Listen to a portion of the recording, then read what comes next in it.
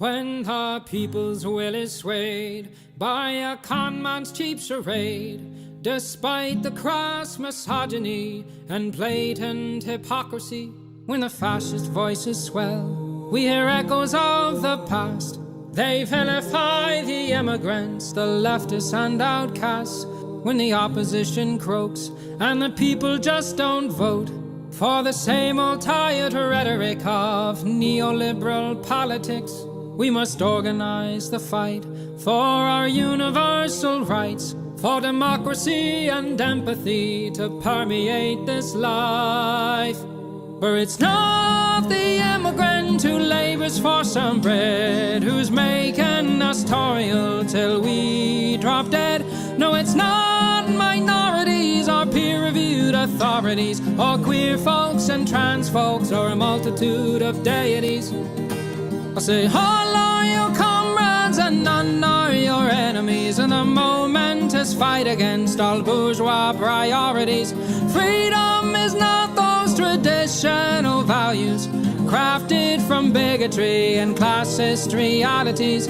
Freedom is freedom to move and disobey, to rely on one another to keep would-be kings at bay. Say none of us can stand alone against their power. We must stand together and make them cower.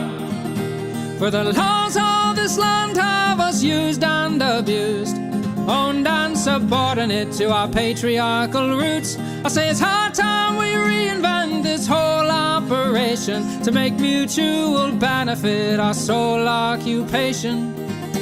Because freedom is freedom to move and disobey, to rely on one another to keep would-be kings at bay. Say none of us can stand alone against their power. We must stand together and make them cower. Here we go. Yes, freedom is freedom to move and disobey, to rely on one another to keep would-be kings at bay. Say none of us can stand alone against their power. Rise, proletariat, and make them cower.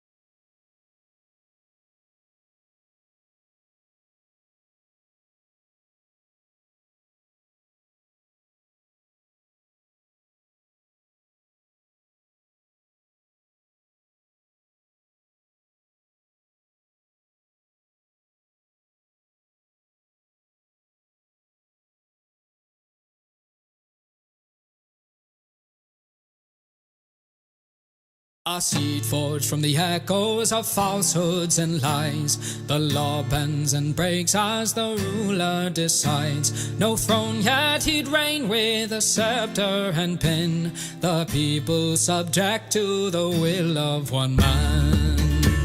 'Cause nowhere is safe in this world of change. Consent is manufactured through bigotry and rage. So billionaires and fascists can rule without a fight, but their will can be broken if the people unite. An empire built on the backs of the poor, centuries of suffering as the profit margin soar. Through violent submission and $1,000,000 bribes, our government sold out to private enterprise. 'Cause nowhere is safe in this world of change. Consent is manufactured through bigotry and rage. So billionaires and fascists can rule without a fight, but their will can be broken if the people unite. Through Christo-fascist fantasies of race and purity, they condition our people to scorn humanity. We abandon Ukraine to the Russian advance, while we arm the Israelis as they burn the Levant. 'Cause nowhere is safe in this world of change. Consent is manufactured through bigotry and rage. So billionaires and fascists can rule without a fight, but their will can be broken if the people unite. We need more than hope, we need people to rise. No more denial or political lies. In the wreckage and ruin, the truth starts to show. Our choices have led us to this world of woe. 'Cause nowhere is safe in this world of change. Consent is manufactured through bigotry and rage. So billionaires and fascists can rule without a fight, but their will can be broken if the people unite. But their will can be broken if the people unite.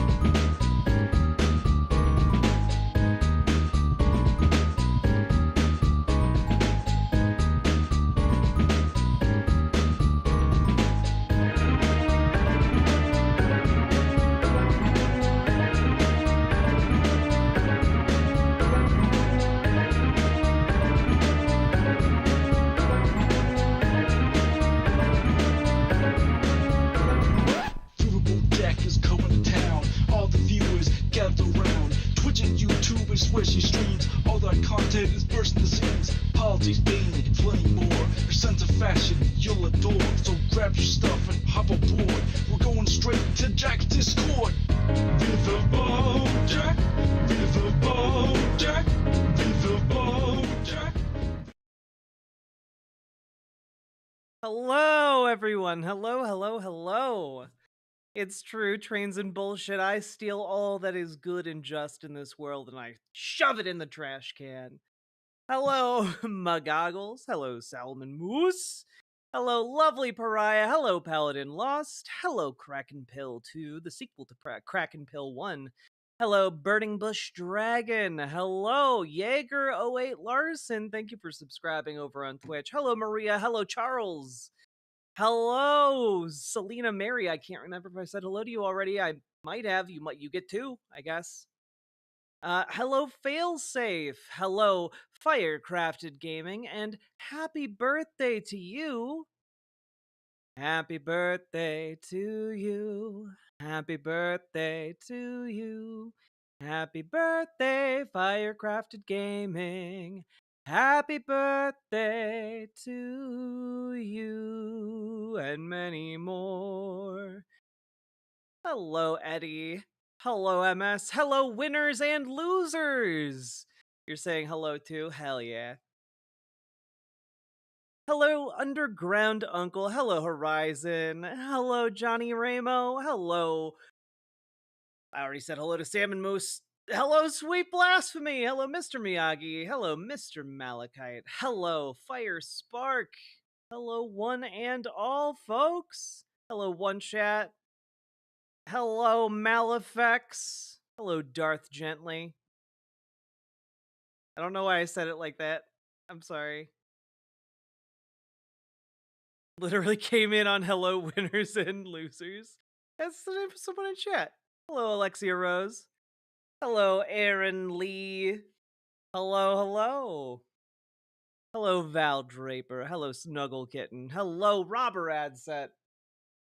How we doing, folks? You can say hello again. Hello, Salmon Moose. Oof.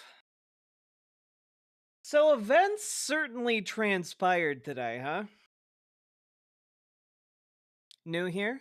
Hello, K. Esmeralda. Welcome, welcome, welcome. Hello, Mas. Mas!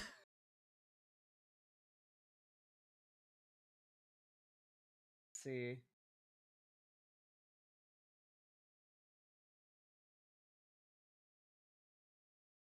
Yeah, so today is just full of just what the fucks when it came to events today. Like, holy moly. And you know, I'm just going to share with you one of my pet peeves. A lot of things happened today, but nothing quite got under my skin. Like this article from the New York Times by Ross Do That. And are you fucking kidding me? You have a name like that? Ross Do That? You're not like some kind of intrepid explorer going around the world doing that? Come on, Ross. Get your act together. Business idea right there. It's branding. It was meant to be. Anyway, this opinion column in the Times titled "What is Severance About?" And I honestly have been watching Severance again because I want to watch season 2 with my partner. No spoilers, please. But I read a bit of this and I tried to avoid spoilers in the article for what happens in season 2, but um the fact that anyone is just like scratching their head about what it's about is insane to me. Severance is such a cool show, Charles. Can't recommend it highly enough. It's essentially exploring the idea of wage slavery taken to a very far along conclusion. You know, achieved via technology. It's what if you could sell yourself into slavery? What if you could commodify your work self? And how would that work self respond to being commodified? It's really fascinating stuff. It's great. The entire show is about engaging with this concept of wage slavery and under capitalism, and it's just wild stuff. It's great, and it's really well done. Honestly, one of the best things Ben Stiller's ever been a part of, and he's not even in the show. He just directs some of the episodes of the show. Sounds hellish and interesting. It's so good, Charles.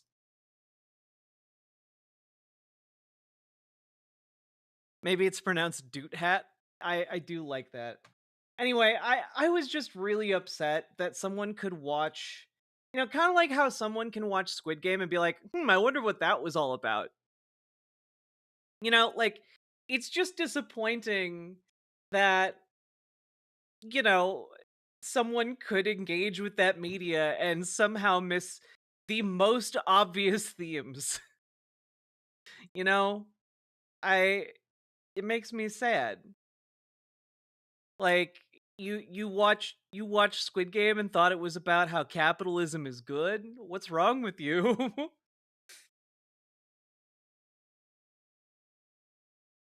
Yeah, exactly. Some people have been talking about how Squid Game is pro-capitalist and it's not at all. How did you watch Squid Game and come away being like, "Ah, yes, it's good that money got concentrated into the hands of that wealthy man." And I guess it's good. You know what? His system where he just systematically tortures poor people must be good. The fuck is wrong with you, Mr. Beast? And also Netflix for doing an actual Squid Game game show? God, it's so dystopian. I'm just remembering some of like there's like a story of someone on their actual game show who like had entire mental breakdown because of the goddamn cookie game that they recreated. It's so awful. When someone misses the point that much, I'm just like, who hurt you? Who hurt you?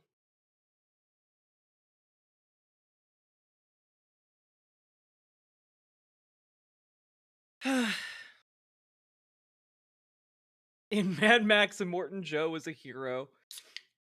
God, yeah, like what's his butt's dad? That one guy. The What If Alt Hist guy. Didn't his dad have like an economic, like, Mad Max Twitter account? God.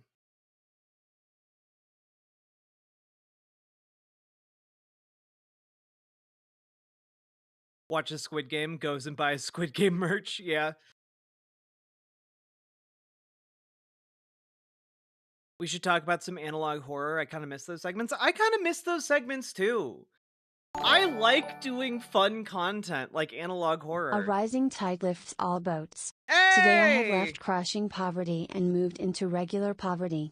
ACAB includes Tone Police. Thank you for the $50 super chat. Congratulations on leaving crushing poverty behind you and moving into regular poverty. That's a step up these days. Congrats.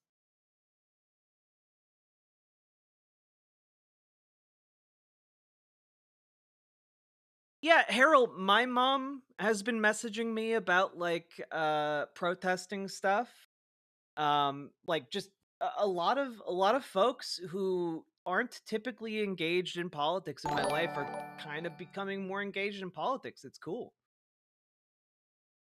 Darth Gently, thank you for becoming a member on YouTube. And again, ACAB includes Tone Please. Thank you for the $50 super chat. Wowie zowie, that's nice. That's very generous.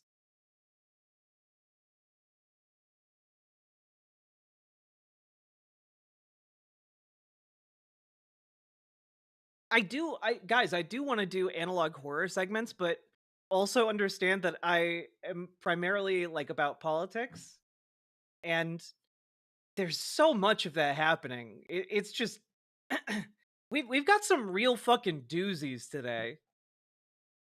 You know? Let's start. Oh man, where do we even start here?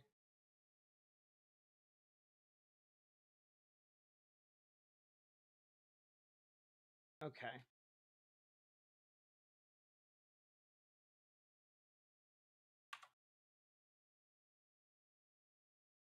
Okay. Doot, doot, doot, doot.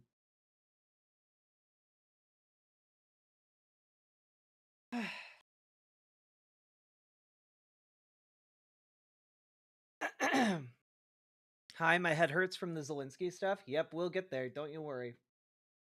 But like, oh god.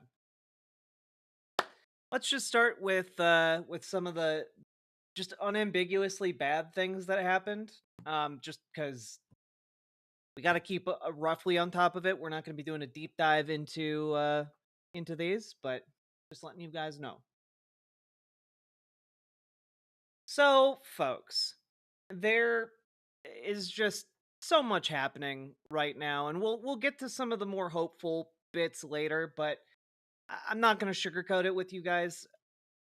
For the first time in American history, a state has voted to remove civil rights protections from a group that previously had civil rights protections, and it's really sad.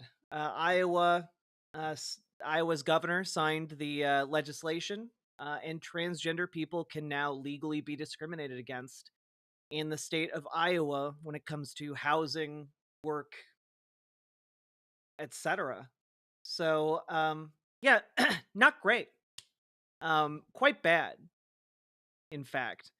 And that doesn't even sound pretend legal. Well, they made it legal by changing the law, you see.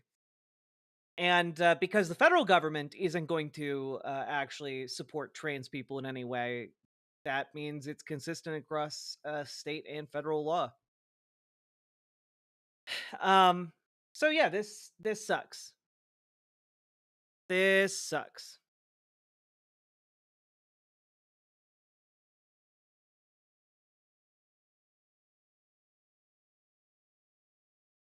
Housing, surely that will go to the state Supreme Court. I mean, I'm sure it will, but I'm not entirely sure that like the state Supreme Court of Iowa is going to uphold transgender protections. We'll see. You know, like I don't really expect that of Iowa. Um yeah, it's really sad. And one of the sadder parts, pull this up.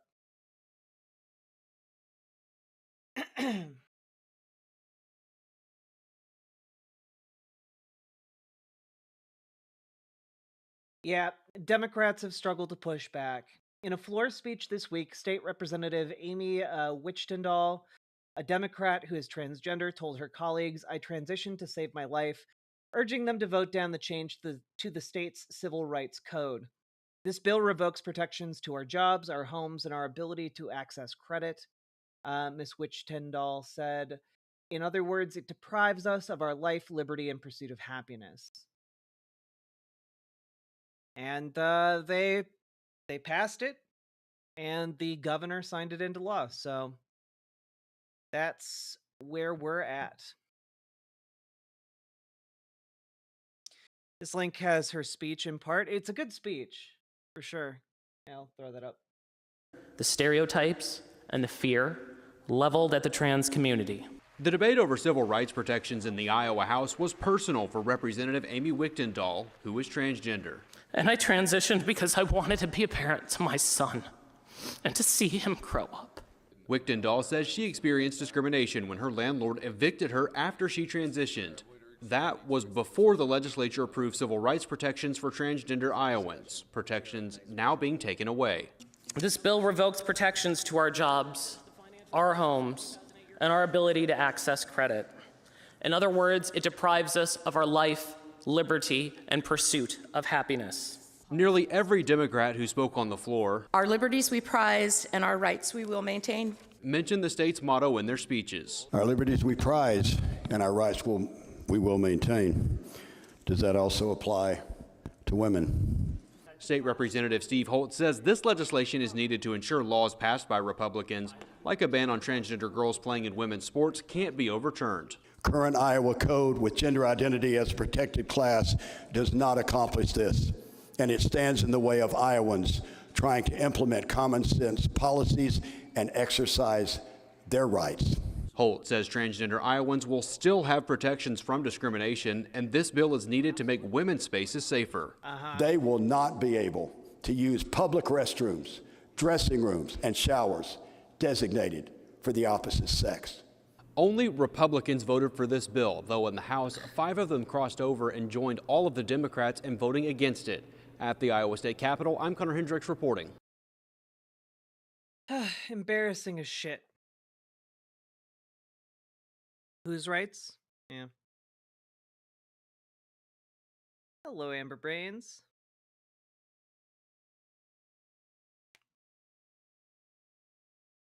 It's really bad today, guys. Like that feels like a huge loss. It's kind of kind of hits personally for me because I live relatively close to Iowa. You know, like it's not that far away from where I live. And yeah, it's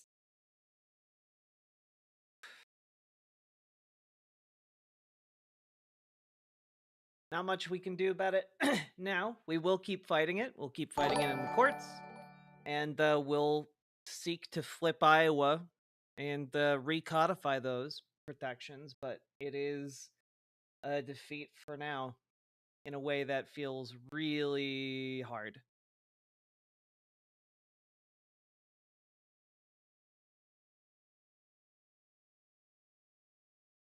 Super Jet Guy, yeah, yes, I know that. That's why we would have to reflip the state and get them recodified. Additionally, folks, and this just can't be good on any level,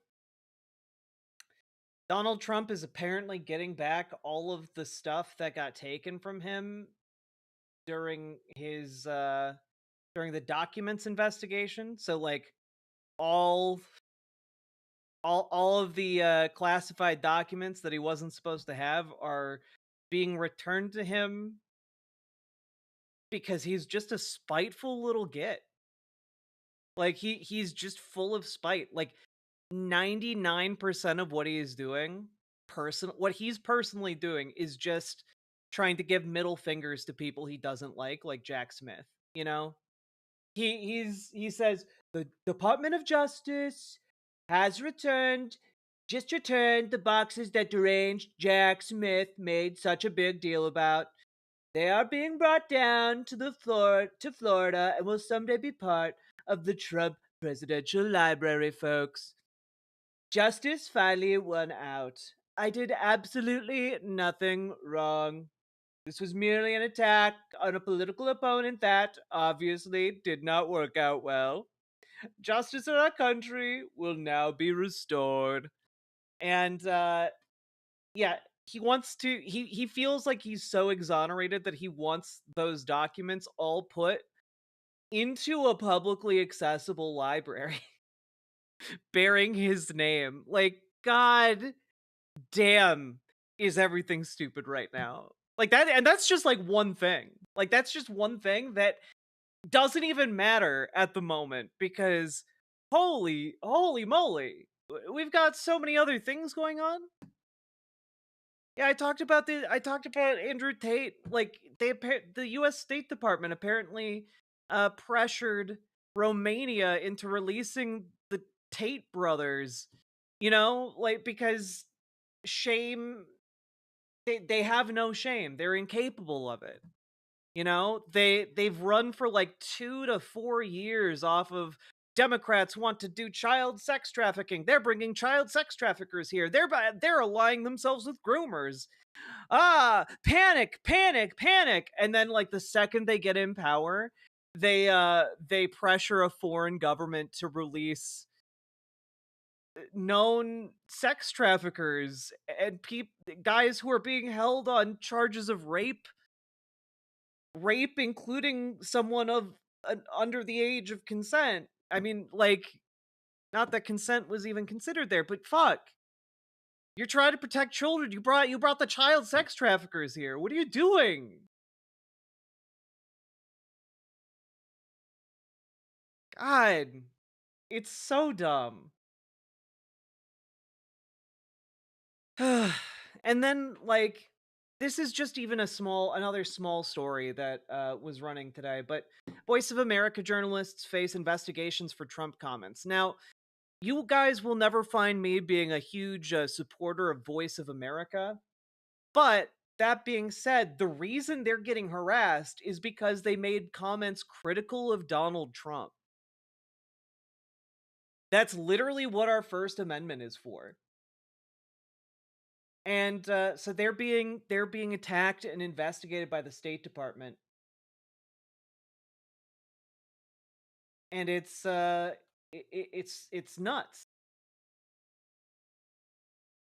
Yeah. Let me see if I can find the exact quote here.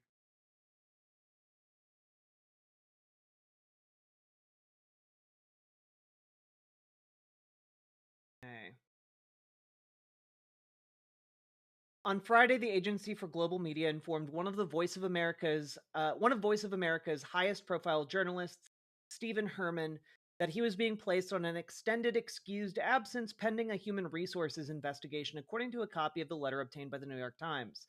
Mr. Herman confirmed receiving the letter, which said the investigation was into whether his social media activity has undermined Voice of America's audience's perceptions of the objectivity and or credibility of Voice of America and its news operations.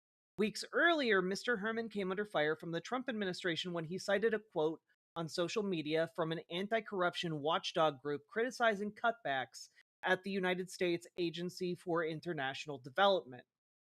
Richard Grenell, Mr. Trump's envoy for special missions, wrote on X that Mr. Herman's comments were treasonous.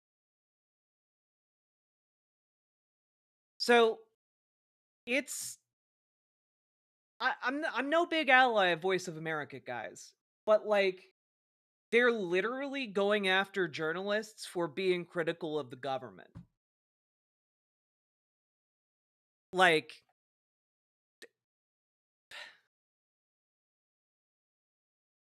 I don't know, guys. I think these folks who keep talking about free speech must be full of shit. Cause you don't go after someone critical of you if you're in favor of free speech.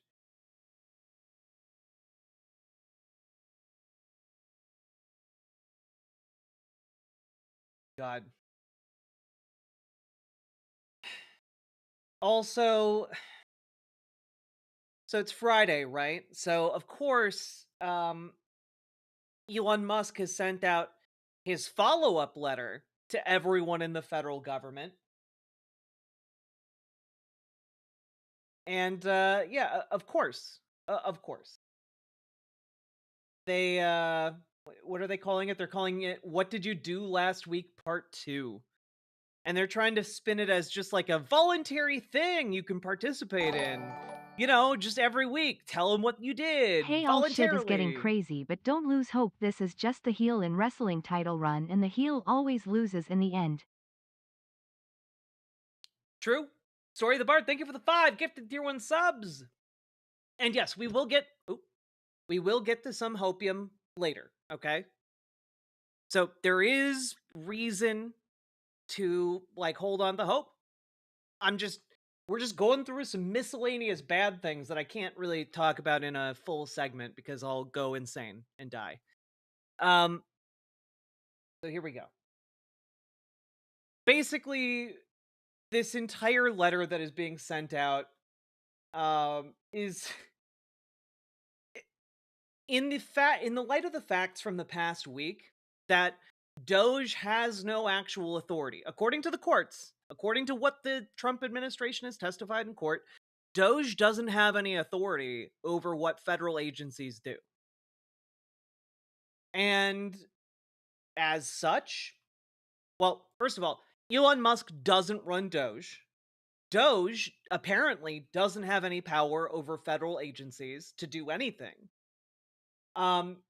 3, Doge cannot actually do anything to OPM, the Office of Personnel Management, and also OPM doesn't have the authority to fire other departments' employees. So, okay, so why is this stuff happening? Well, because they were trying to do a coup. They're trying to consolidate power, right? That's why they're doing it. They're consolidating power within the government, right? And they are somewhat successfully doing that. However, they are also still being deferential to the courts, which may indicate that they just do not have the critical mass of power to actually just openly defy the courts, because I feel like if they did have that, they would do it. So we're kind of seeing like stuff around this. We don't know where the enforcement's going to land quite yet. Second, let me look up one thing here.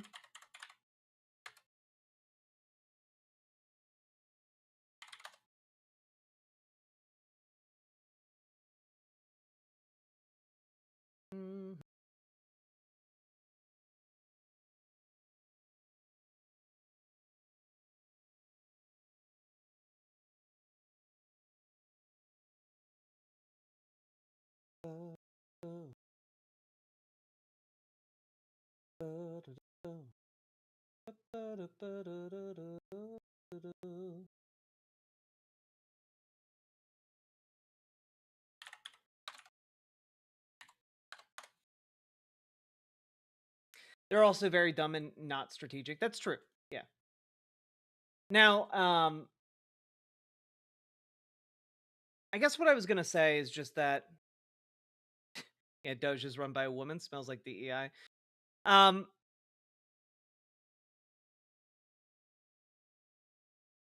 yeah, we're in some trouble for sure. It's just that what's good is that we are getting all of this stuff on the record so that when push does come to shove, I think that the courts will have a solid case. And if that case is solid enough, I think we're going to have a much better resolution to are they going to listen to the courts than we might otherwise. It sucks.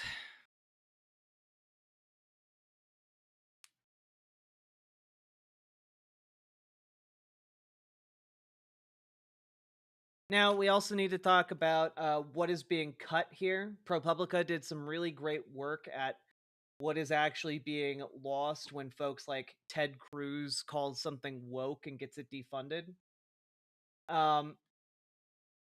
Yeah.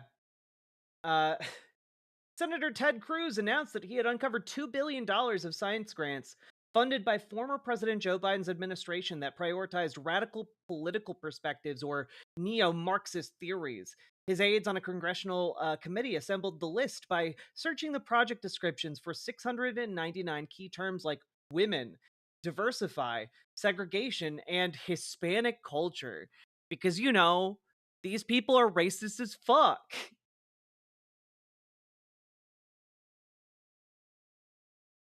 Yeah, we found that Cruz's dragnet had swept up numerous examples of scientific projects funded by the National Science Foundation that simply acknowledged social inequalities or were completely unrelated to the social and economic themes cited by his committee. Among them, for example, was a $470,000 grant to study the evolution of mint plants and how they spread across continents. As best we can tell, the project ran into trouble with Republicans on the Senate Committee on Commerce, Science, and Transportation because two specific words used in its application to the NSF, diversify, referring to the biodiversity of plants, and female, where the application noted how the project would support young female scientists on the research team.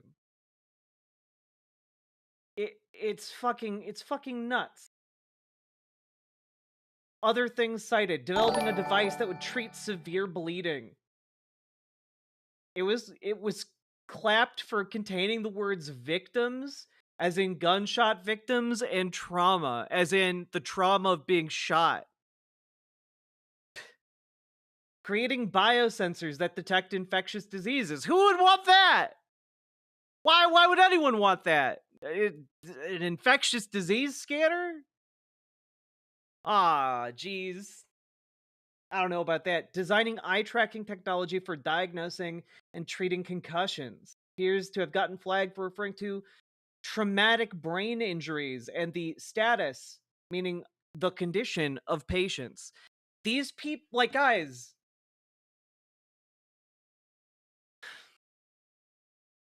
it's insane. ProPublica does amazing work. You guys should go donate to ProPublica, okay? Incredible work that they do over there. But it's so dumb. It's so dumb. And not only is it dumb, it's dangerous. It actively hurts us. It actively is a step backwards from medical sciences and advancements that could, like, save lives.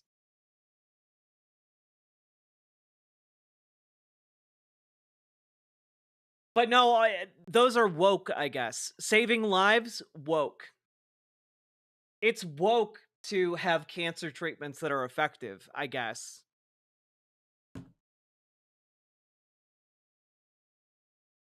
Thanks, Republicans, for alleviating us of the expense of researching how to prevent cancer deaths.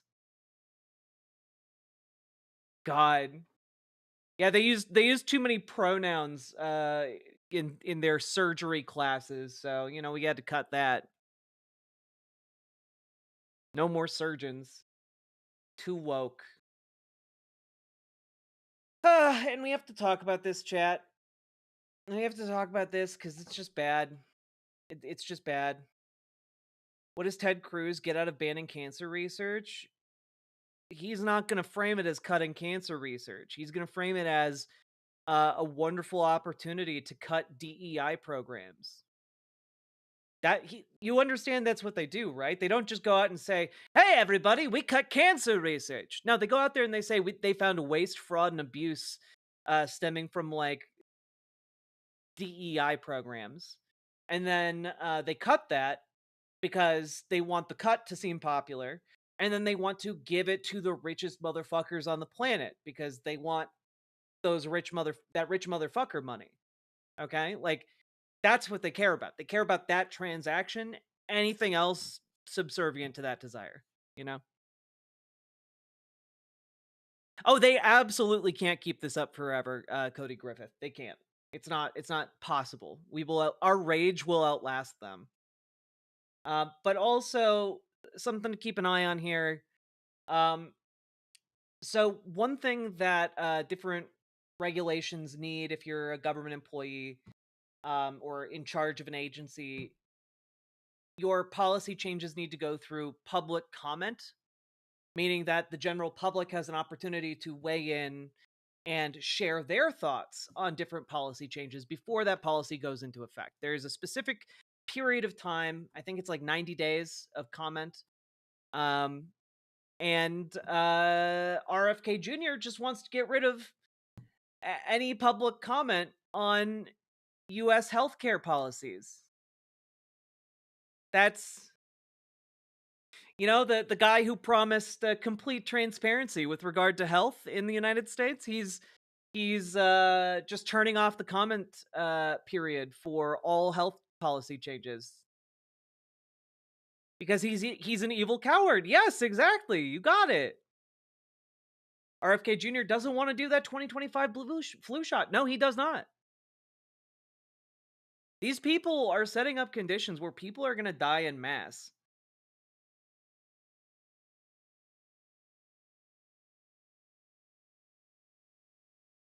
It's really worrisome.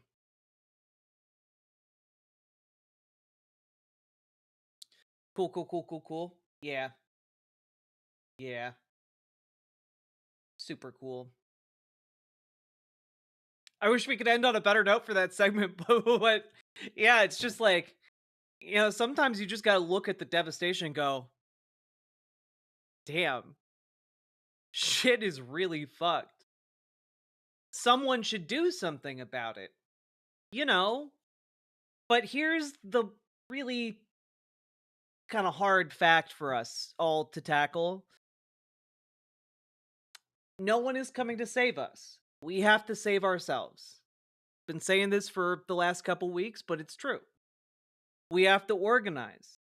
We have to get together. We have to protest. And if your protest starts with something like today, where people are doing a 24-hour economic blackout, more power to you. But we need more than that, too. We need people marching in the streets. We need people showing up to protest Tesla dealerships. We need people to show up protesting state capitals. We need to see people getting engaged with their local Dems or their local DSA. We need to see people actually working together with their groups to make yourself heard, make yourself known. Okay? Like that's what we kind of need. And I do think people are waking up to that, but if you are interested in organizing, use !organize in my chat,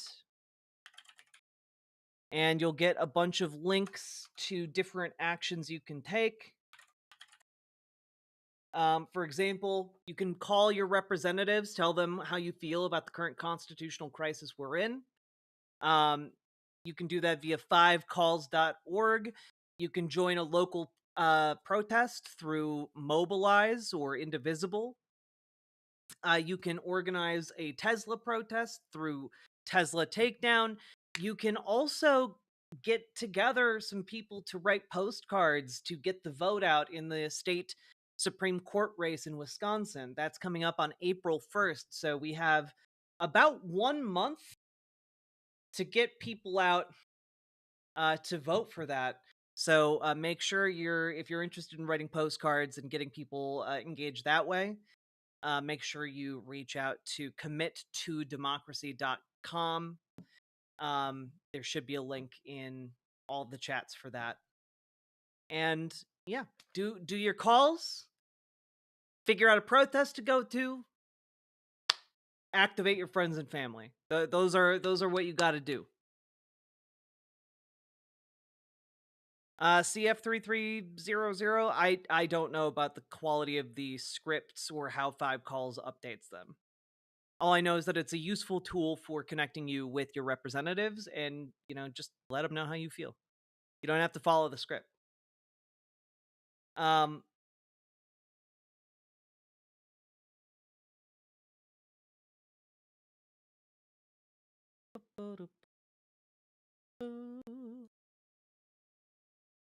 It looks like they've finished up the postcard thing is finished up for Wisconsin. I'm not seeing that here. When I click the link, it says, "We are currently writing to Wisconsin voters regarding all the important state Supreme Court race. We have over 30 community hubs, etc., etc., etc."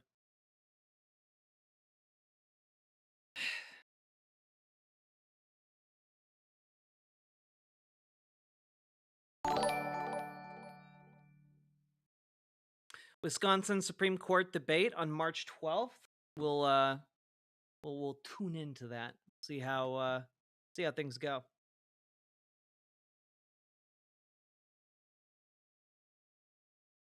The updates at the bottom of the form.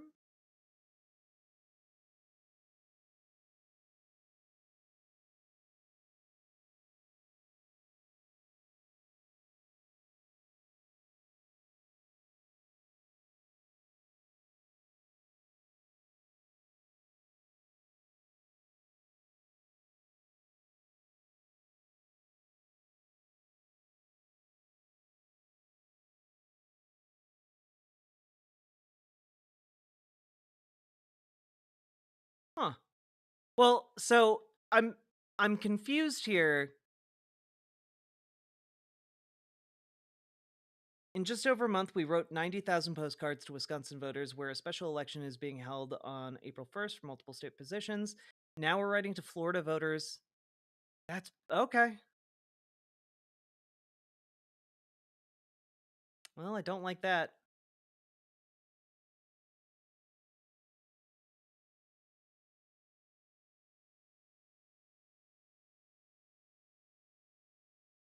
Well, I'm sorry about that, folks.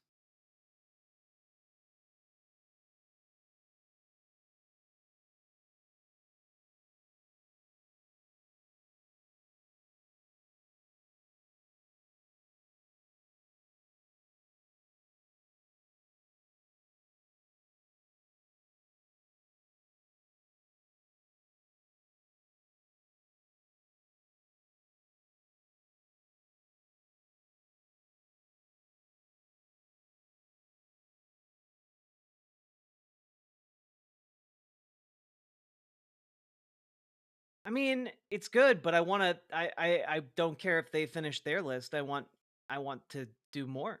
I want you guys to do more than just send out 90,000 postcard. I want 1 million postcards. I want people to turn out for that race.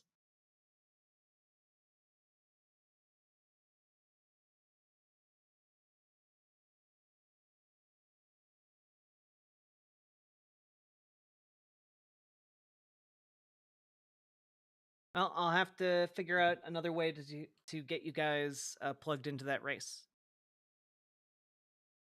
That really, really sucks.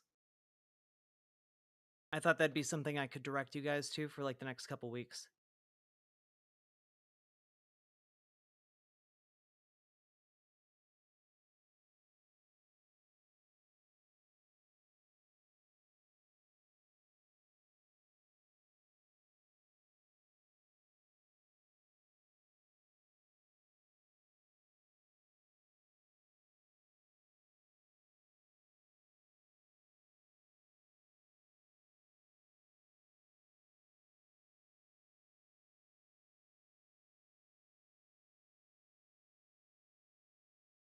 Yeah, Gates seat needs millions, but I'm way more worried about the Wisconsin outcome.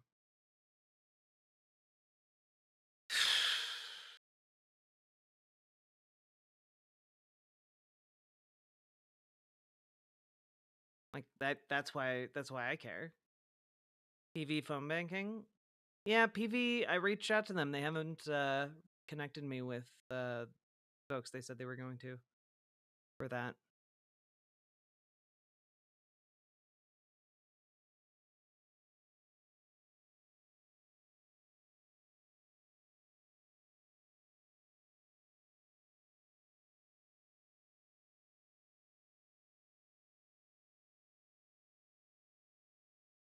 No, I have no problem with the Florida strategy, Superjet guy. It's just that I wanted to plug you guys into a lesser known race where you'd have more impact.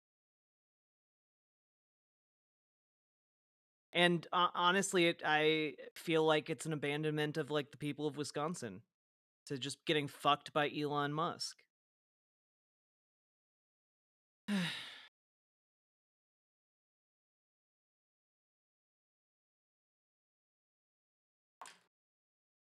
Like I want to make sure like people in Wisconsin still have access to like abortion, you know? And I thought this was going to be a way you guys could do that. You guys could like help pitch in to fight that, but that is not the case. More eyes are going to be on those Florida, New York races.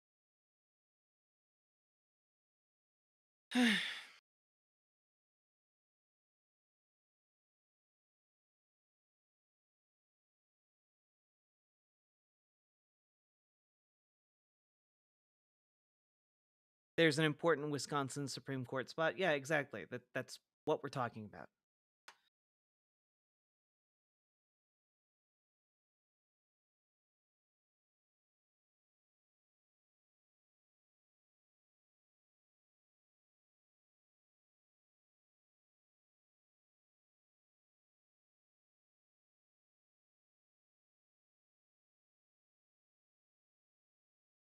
Well, oh,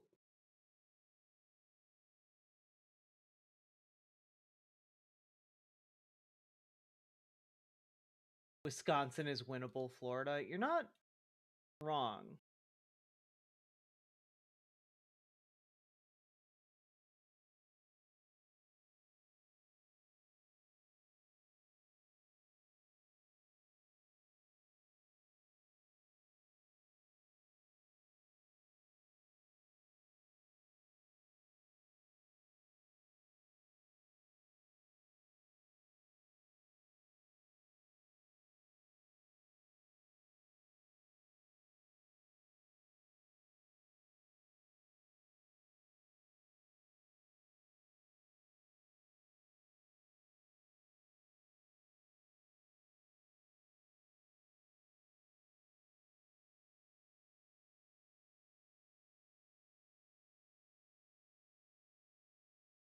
Gamer G, that'd be pretty cool.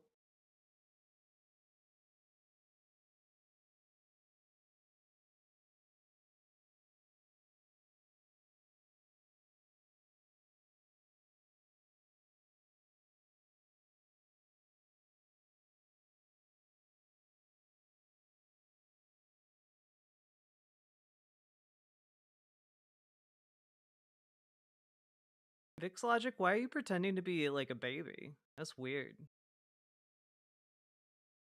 We don't allow that kink in my chat, I'm sorry.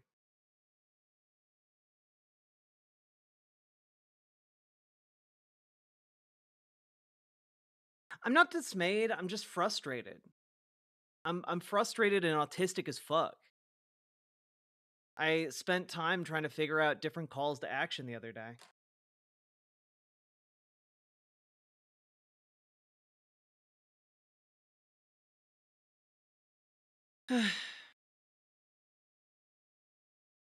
I don't handle plan changes very well, sorry. And I don't handle plan changes very well, especially as they escalate in like importance to me. You want to hear a limerick? No?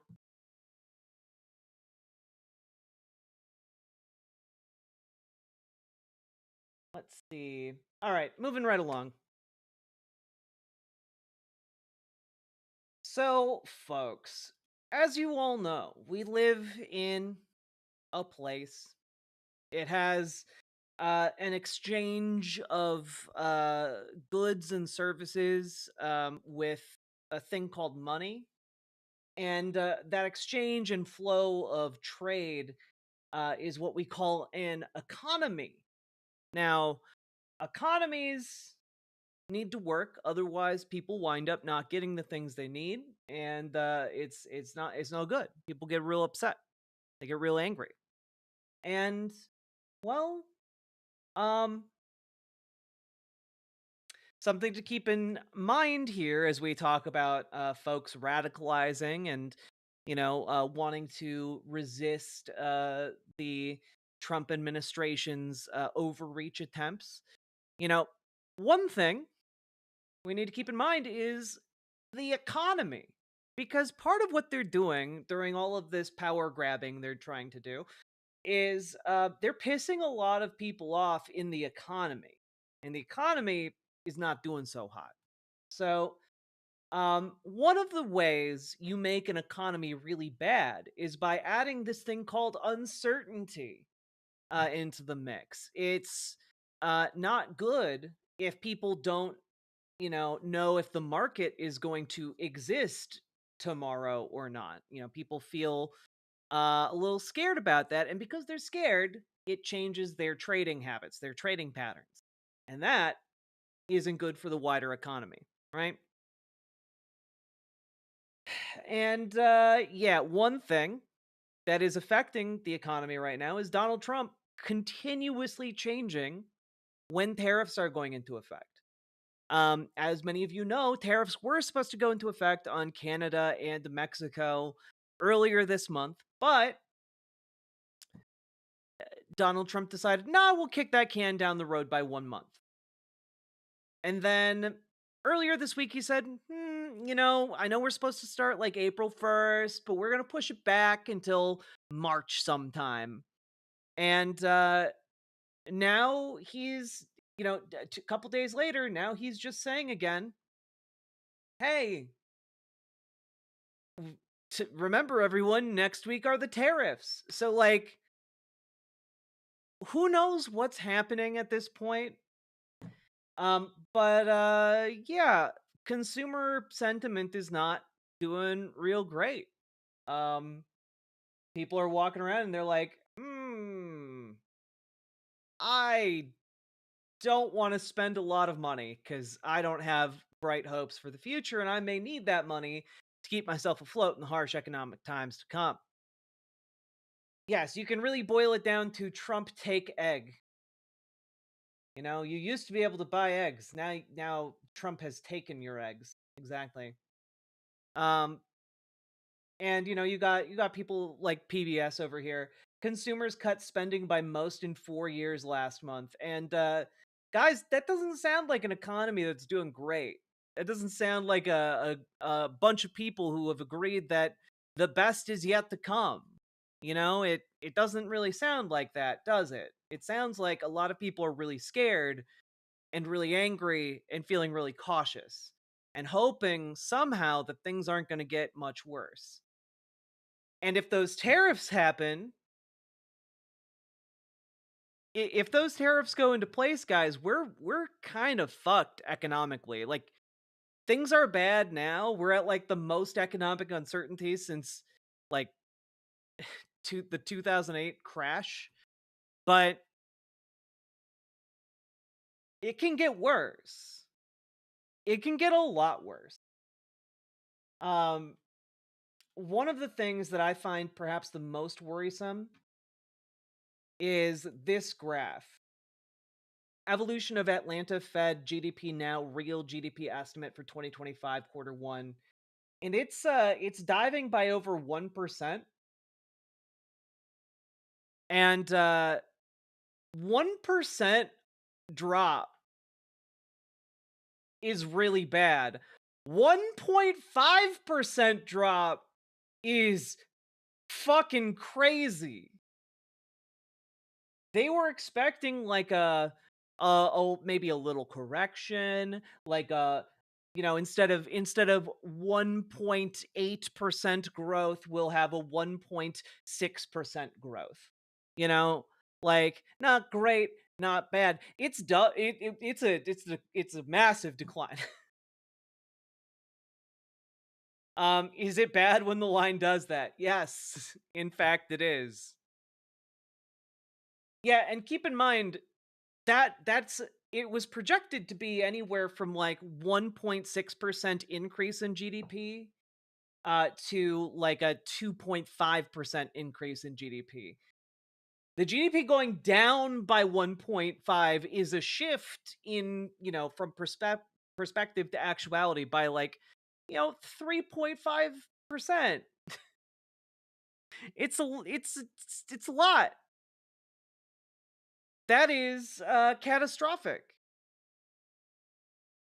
And I don't think that people really realize how bad that is. And I certainly know that Elon has an idea of how bad it is because he's out there trying to spin this as well. We actually need to take out government spending out of GDP because if you take if you take government spending out of GDP, then it looks much better. Haha. Except that you can't that's not how that works at all. The government spending is part of the fucking entire ecosystem of money. It's a huge part of the market. You can't do that. So Elon Musk clearly knows how bad this is because he's out there lying about it. Something he wouldn't bother to do if he didn't have to. Oh god. The issue is, guys, for those of you who are like, yeah, of course they're crashing the economy. This type of crash was supposed to happen after they've passed the tax cuts. This type of market action is supposed to happen after they pass the tax cuts. But because they've injected so much uncertainty in the markets, it's happening too soon. And if this hits before they're able to pass a budget, they're gonna be really fucking screwed because people are gonna know exactly who's continuing to fuck them over. People will have a very clear timeline of events here.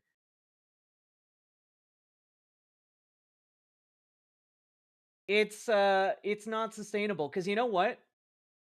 You know how like sometimes people just are slow to understand what's happening in politics? It can take you hear about it right away. It can take them like 2 or 3 weeks to hear about it. I can tell you that everyone in the country is going to hear about this pretty quickly. Especially they're going to start thinking about it when eggs continue to become more expensive. 41% more expensive by the end of the year. Like, and they almost certainly will. But like, genuinely, people are out there being like, Trump is just give him some more time. Trump will fix the egg prices. They're gonna be like legitimately $15 by the end of the year, and they're gonna know that like, oh, that Trump guy fucked us. But if the economy tanks in relatively short order and these prices hit much faster than that, it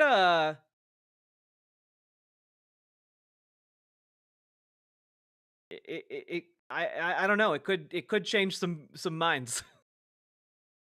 You know?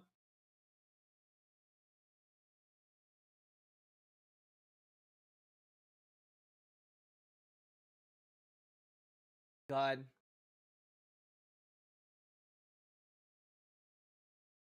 Also, can I just say, today my tip of the hat to journalist goes to Annie Lowry over at the Atlantic.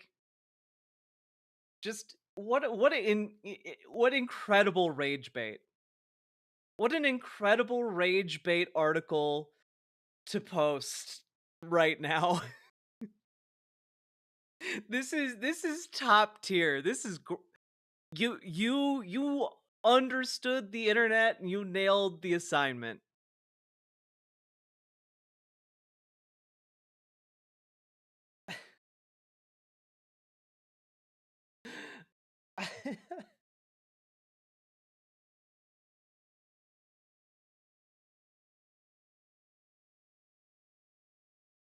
It's so bizarre.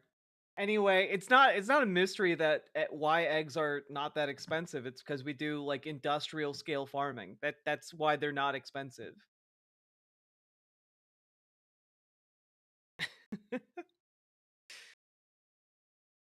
God. So, just what can we take out of all that? Well, things are getting bad more quickly than people anticipated. Typically, you want to like come in as a president, you play it cool, you stump around Congress to get your priorities passed, and then you influence your bills to come to fruition, and like you get your budget passed. And then things can start going wrong, but until then you want it to be like as smooth sailing as possible. And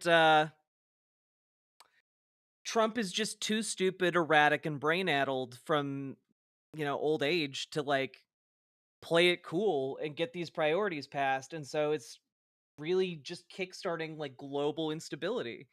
And, that's bad. But a side effect of that is that people are going to realize sooner who is screwing them. And right now, it is that there is no one else capable of screwing the Republicans other than the Republicans. And I think they're going to be able to figure that one out. It's not rocket science.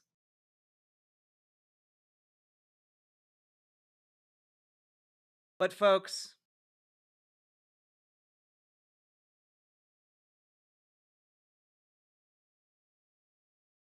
also can we just say real quick, it was really funny that someone came in here and tried to be transphobic to me about like looking like a man in makeup while pretending to be a baby. That was pretty fucked up.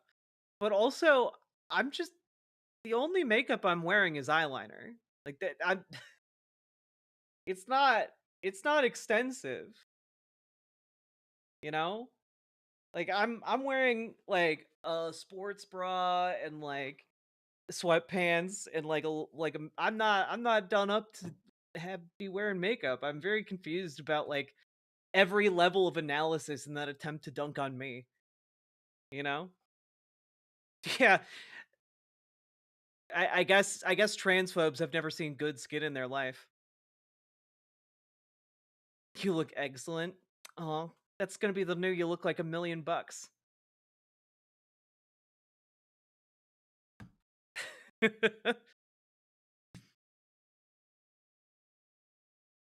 Doesn't the existence of your boobs make it easier to understand you're a woman? You would think so, but not for morons. They seem to be slow on the take.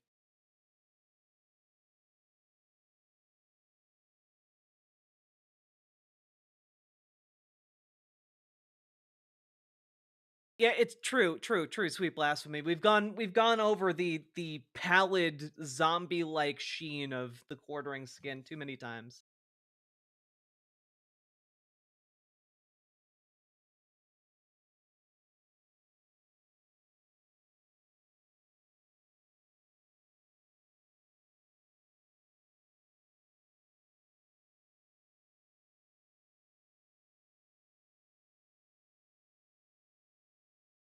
You know who does support that chatter's baby kink? Elon Musk ERPing as his toddler son. True.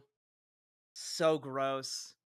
Andrew S., thank you for the $2 super chat money for the fabulous fashionista. Thank you. Thanks, John Doe. Also, we've been going for over an hour. If you've been enjoying the show, hit the follow button on Twitch, hit the subscribe button on YouTube, like the YouTube stream, ya hosers. And I don't know where that came from. I'm so sorry.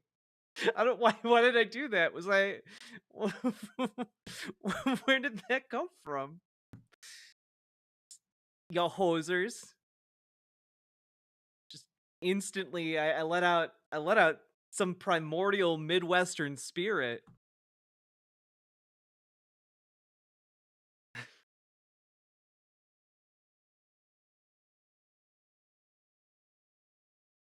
We're not Canada Junior here. I mean, I'm in Minnesota. We kind of are.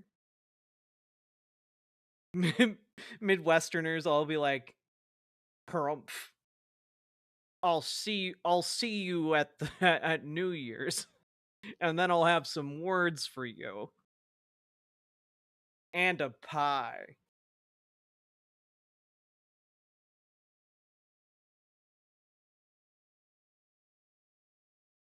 Okay. Let's jump in. Well, first, do we got any oil out there? Any oilers? Oil for the oil machine?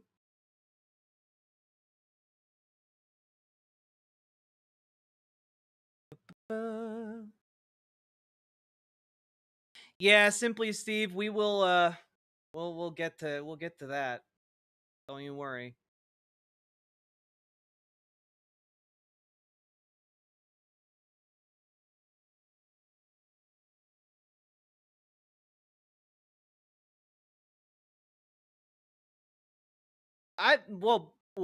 Buffalo guy, I didn't say they would change conservatives' minds. Maybe some will be changed, but I think it will wake some liberals up to the danger of the times we're in.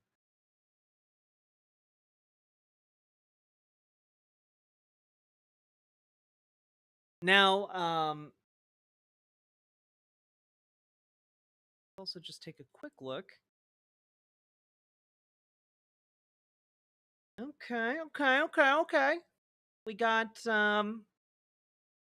about 350 watching over on YouTube, and you know what? I feel like I can safely say we need to hit 200 likes. All right, we're at 112 right now. Do your part, like the stream. No freeloading.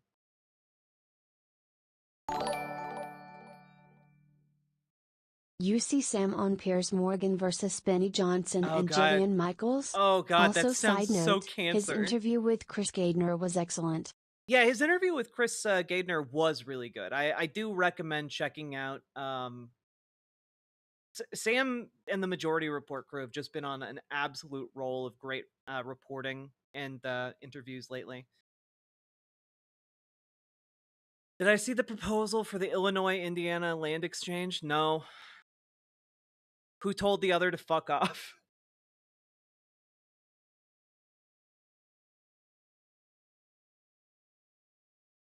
Boop the like? Hell yeah, Dusty Den. This is some legit bad time. It really is. But you know what? We're gonna shift into talking about Motor. resistance. Spirit. Yo, Anna Dexis, thank you for the 5 tier 2 subs. Oof, you're going beyond you're going beyond orange name to red name. My god. Like seeing a Super Saiyan 2, you're not expecting it. Motor spirit indeed. Thank you very much, Anna Dexis. I appreciate it immensely. God, I haven't been able to watch Piers Morgan lately because he's just such a sack of shit. I dislike him so much. All right.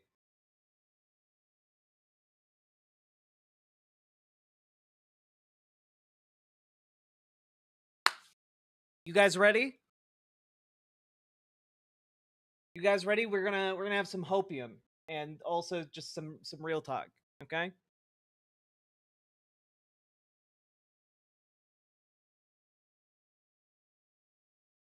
So, folks, we are in the bad timeline, and bad things are happening. But that doesn't mean they're happening without any kind of resistance. It doesn't mean that there aren't a massive number of people trying to improve things at any given time, and you can always add your voice to the chorus calling for improvements and change. And I am just gonna say off the bat here, um, don't don't resort to violence. And I'm gonna say that because our previous segment, it was about the economic destitution and damage that is being done and will shortly manifest in our society. And part of why that is good is because it will radicalize more people towards being aware that there's a problem and being motivated to try and solve that problem. One of the side effects of that is that you are making a bunch of vulnerable people very desperate, and vulnerable people who are desperate sometimes take matters into their own hands and do a violence. And uh there was a relatively underreported story from a couple days ago. Um Shots fired into Lake Oswego, home of Oregon's worker comp insurance CEO. This is from the Oregonian. But yeah, the CEO of Scythe Corporation had someone in like a black ski mask and like outfit go to his house, shoot several rounds through his door, and then drive away. And like more stuff like that is gonna happen as people become radicalized. So far, the guy who did it has not been caught. So far, um, no one got hurt. But like, there are a lot of people out there who are getting increasingly angry. And whether that guy is just a lunatic who did that for no reason, or, someone who's trying to send a message, um, desperation makes both of those underlying causes more common. So it's just something to be aware of, that as things worsen, as these economic cuts become more real, people are going to be doing some wild shit. So please keep yourself safe. And as I said on Twitter, or not Twitter, Blue Sky, um, if you have a member of the government or some kind of government official come to your home asking you about something you said about the president, you need to shut the fuck up about it. You need to shut up and not talk about it. You need to remember that every day is Shut the Fuck Up Friday. Shut up. Don't answer their questions. And as soon as you can, contact a lawyer, because right now, folks, one of the things you need to be aware of as just like a competent internet denizen is that they are looking to crack down on people who use their freedom of speech in ways they don't like. And we've seen that already when it comes to employment via journalists at Voice of America being hounded for comments about Trump. If they can do it to someone like that, they can do it to you. So again, if someone shows up at your house and asks you about something you've posted online, you shut the fuck up. And then you find a lawyer. Okay? Two very important things. So just letting you guys know that you should make sure that you keep that somewhere squirreled away in your mind, all right?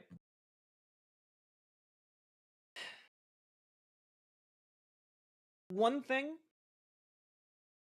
though, is that despite these risks, despite these threats, different factions on all different kinds of levels, both in the United States and without, are taking action to try and rein in the Mad King, well, I guess the Mad Kings of America right now.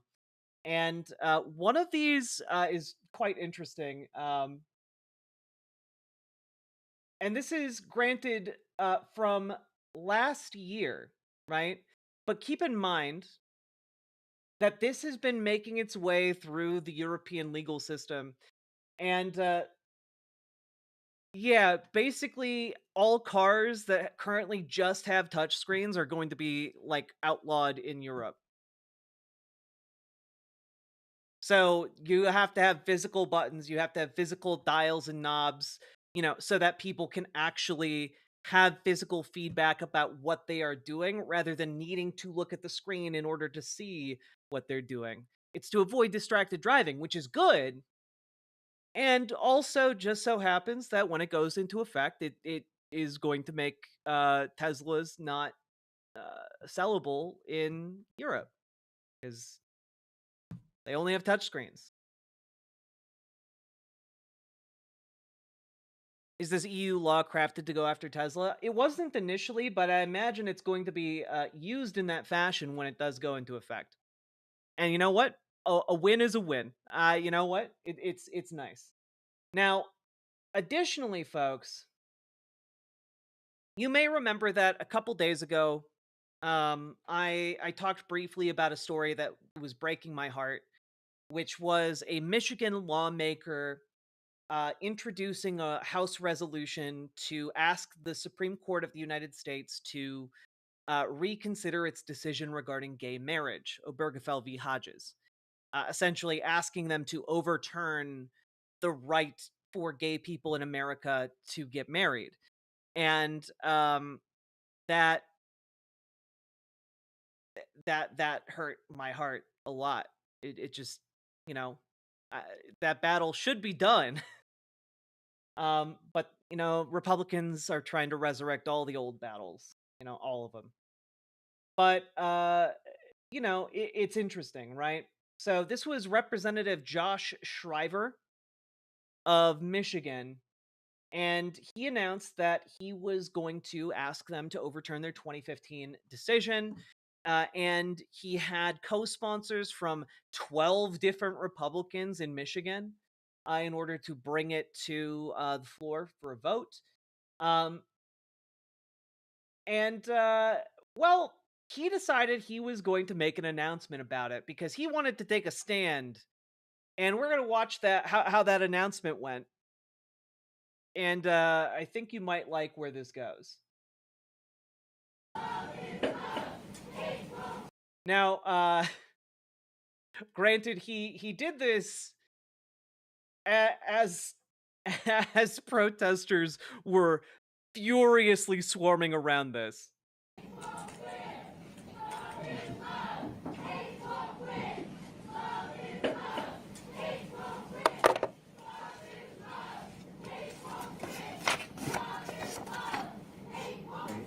God, he looks like a big child.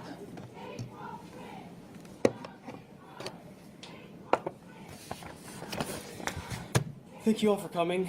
I just want to let you know that I have some remarks prepared. I'm going to be sharing these and I won't be taking any questions afterwards. If you do have any questions, just refer to... Is this like Charlie Kirk's like bastard brother? Like what what is this vibe? My remarks. Today, February 25th, in the 2025th year of our Lord, I hereby call on the U.S. Supreme Court to overturn Obergefell versus Hodges. This decision has... no questions, because, he's also a coward. ...faced the definition of marriage, undermined our God-given rights, increased persecution of Christians, and confused the American family structure. Michigan Christians follow Christ's definition of marriage as a... Can I just say, I'm sorry, but if you're confused about how marriage structure works because gay people can do marriage, then I don't think you understood marriage as a general concept when it applied to straight people either. A covenant between a man and a woman, an institution established to glorify God and produce children. 10 years ago, the United States Supreme Court redefined the sacred institution of marriage. This blunder compromised... Right, like, one of the things to really understand about these people is how fundamentally repulsive and uncool they are. You know, like, oh my god, what a dork. What a nerd. What a fucking loser, dog. Every Nazi's like this, by the way. Every fash clown is like this. Absolute rizless ghouls. The lot of them, you know? Like, they are lame. Lame. They're like the Wojak of the guy in the corner at a party who's like, they don't know how. None of them know how fascist I am. That's just been the story of their life, you know. And they think they have their time to come out now, like you know, termites from a log. But they're gonna find that there is not a willing and receptive public to this. And I think you can hear it in the background. The mother, father, child, family unit. This decision deprived children of a fundamental right to be born and raised by a mother and a father. Article 1. It's your fundamental, what you get a fundamental right to choose like who birthed you. That's okay. I haven't heard that one before. Section 25 of the Michigan Constitution states, what does that mean? It doesn't mean anything. To secure and preserve the benefits of marriage for our society and for future generations of children. It's like the MR Friday into Monday is shut the asterisk up Monday. Exactly. Tuesday is STFU Tuesday. Wednesday is STFU Hump Day. Thursday is STFU Thursday. And Friday is STFU Shabbat. Exactly. You get it. You get it. Pluvius, thank you for the $10 dono. So just screw the establishment clause, then? Guess they're abandoning any pretense of caring about the Constitution. Keep in mind, though, this is a state-level politician. He's a much smaller fry. But, yeah, a lot of them are pretending, you know, that the establishment clause doesn't exist as well. You know, like, it's just not gone quite as far as official policy. But we are going to talk about this. Don't get it too twisted. We will get to the establishment clause. He looks like again. that one guy who keep asking the popular girl out but keeps being rejected and will tell his friends that she is into him.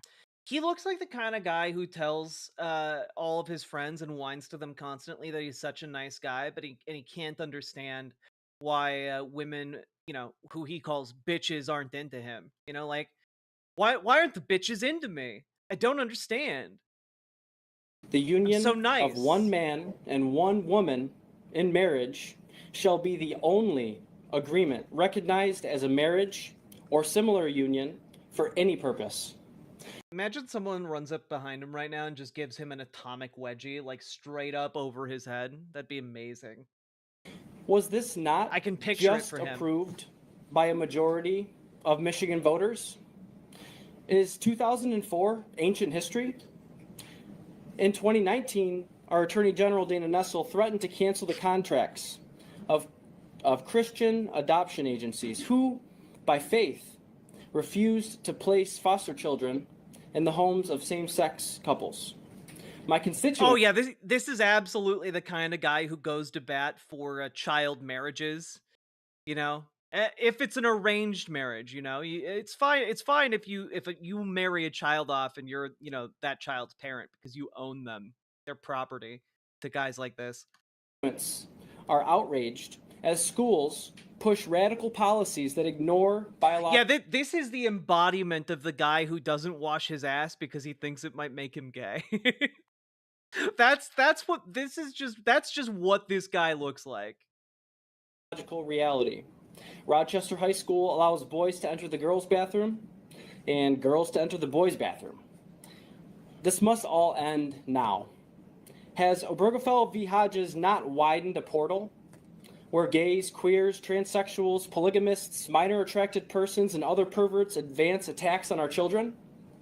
In Grand Rapids, Broadway Avenue, a wedding venue, it was fined $500 for declining to host same-sex ceremonies in accordance with the owner's belief in Christ. Oh no, not $500 whole dollars. They were fined only $500 to be bigoted? What? honestly, I'm inclined that they should go back and get fined even more. Like so much more?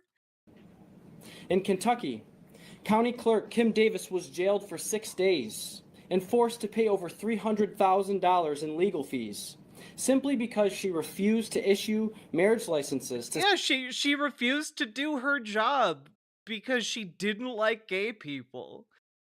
Similarly to how we should revile people who don't do their jobs because they hate black people, similar concept. same-sex couples. Why? Because she decided to be obedient to Christ instead of the state. The Constitution does not grant the judiciary power to redefine fundamental institutions such as marriage.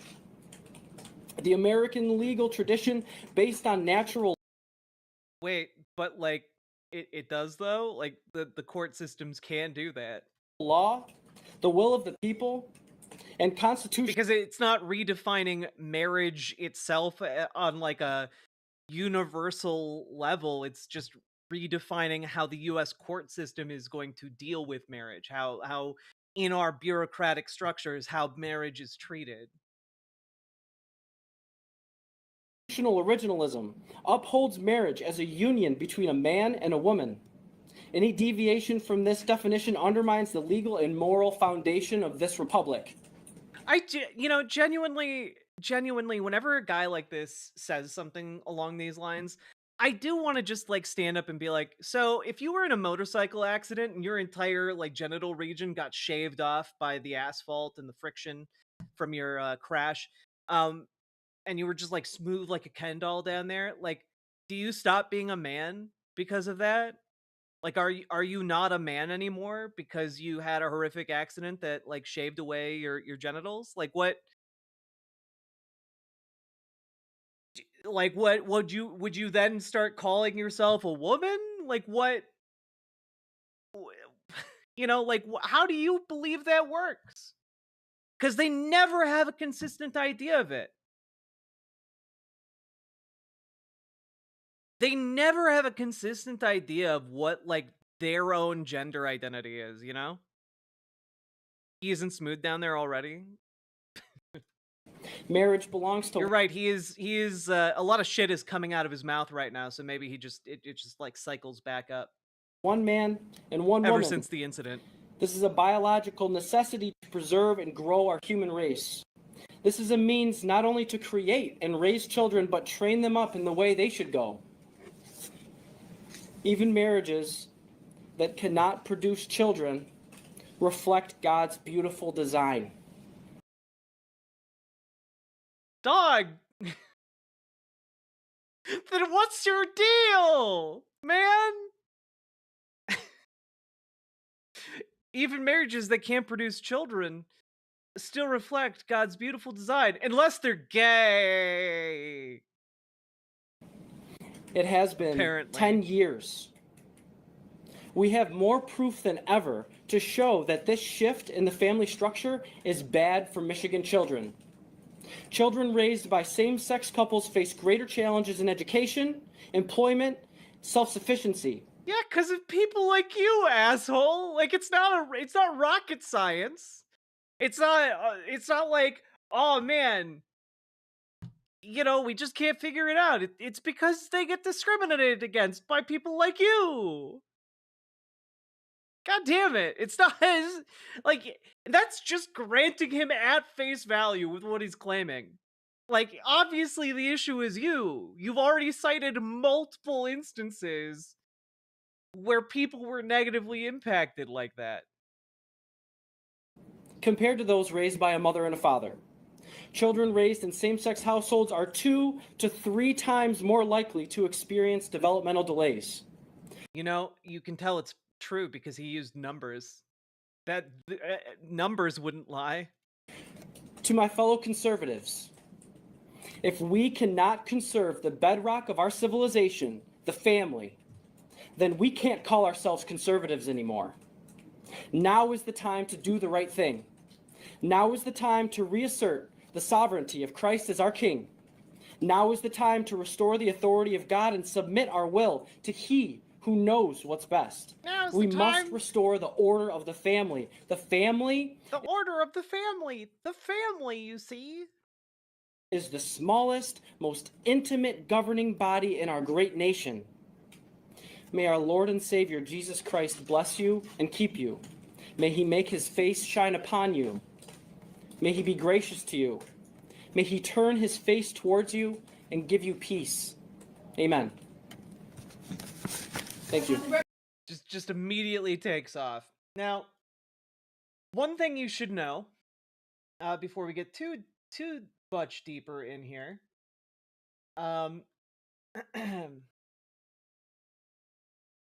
so sitting across from him during this was let me get the name right here. Jeremy Moss. Now, Jeremy Moss is the state's first openly gay senator. And just right front and center there, staring down this guy as he tries to argue that folks like Jeremy shouldn't be able to get married. And I need you all to know that he was there the entire time, because immediately after this guy leaves, watch what happens. Sponsors not respect the separation of no church and questions? state. Oh, what happened to 12? What a cuck, man. Do you know what happened with the other 12 or 5 sponsors? Could tell you. Yeah, I think this was just as buffoonish as I expected it to be. Dog, he literally just hijacked the entire press event. What a Chad move, my God. I think that this has fallen flat with people in the state of Michigan. I think that people respect their LGBTQ neighbors, their LGBTQ family members. These marriages have been the law of the land for 10 years. They contribute to family security. They contribute to economic security for people here in the state of Michigan. And, you know, we have real problems facing Michiganders. I don't think there's a lot of people sitting at their kitchen table thinking about, you know, their neighbor's marriage. And that poses a problem to the well-beings of their futures and their families.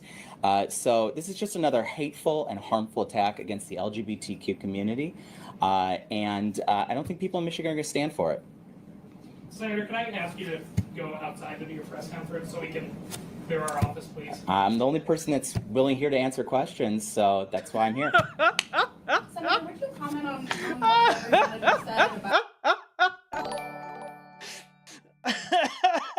Between come to Jesus, feel his salvation, and see his face shine upon you. There's a lot of fellatio going on in Christianity. Oh, so much, Sake Tanuki.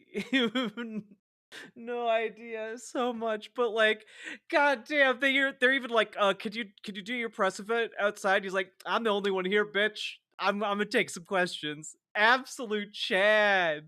about children who are raised in same-sex families performing more poorly academically? I don't know the statistics that he was citing, but I will tell you that LGBTQ parents are more likely to take in vulnerable children, people who are kind of lost in the system and are looking for a loving family. So I commend and applaud LGBTQ parents who are willing to adopt vulnerable children in our state and provide them with a loving home.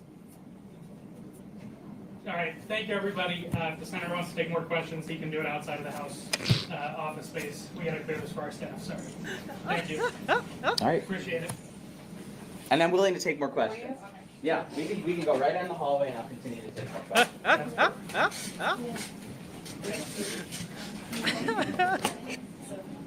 Yes. Yep. I'm here. It's so fucking funny.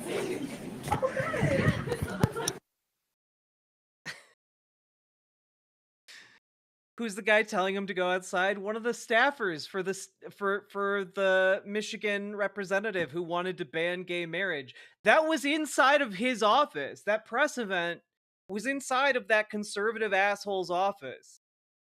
And so after he left, the senator openly gay senator, got up, started answering questions, and then the guy's staffers just impotently kept asking him to stop. He just kept taking questions. What a legend! What a legend! 10 out of 10. I saw this and it made my day. It made my day because I was so upset. And I also need you all to hear this reporting from MichiganAdvance.com that talked about this, because it's what initially tipped me off to like track down that footage, because you might have noticed there were only like 2 or 3 cameras in there. Very difficult to find, but I need you all to listen to this here.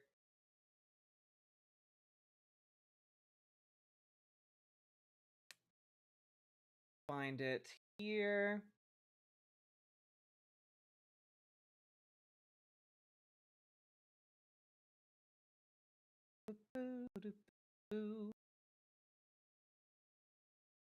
Here somewhere.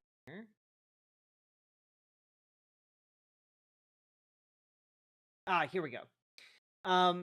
Representative Josh Shriver had announced the day before on X that he planned to introduce a resolution urging the U.S. Supreme Court to overturn its 2015 decision legalizing same-sex marriage, alongside 12 GOP co-sponsors. But by Tuesday afternoon, Shriver said that number had dwindled to 6 backers, and Michigan's Speaker of the House, a fellow Republican, said the resolution would not be making it out of committee. Legislative speak for dead on arrival.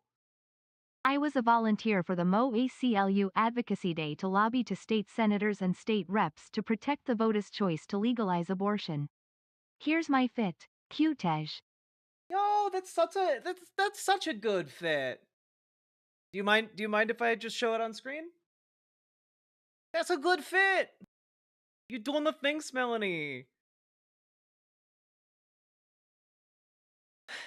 Yeah, Michigan and Michiganders, the fury that was around that resolution made it absolute poison for them to back. And you know, that's the power of mobilizing. That's why we get angry now, because we can stop our different states from doing this shit. You know, not in every case, but in some of them. And look at that cute fit. Melanie looking all professional. Hell yeah. The power suit, yes!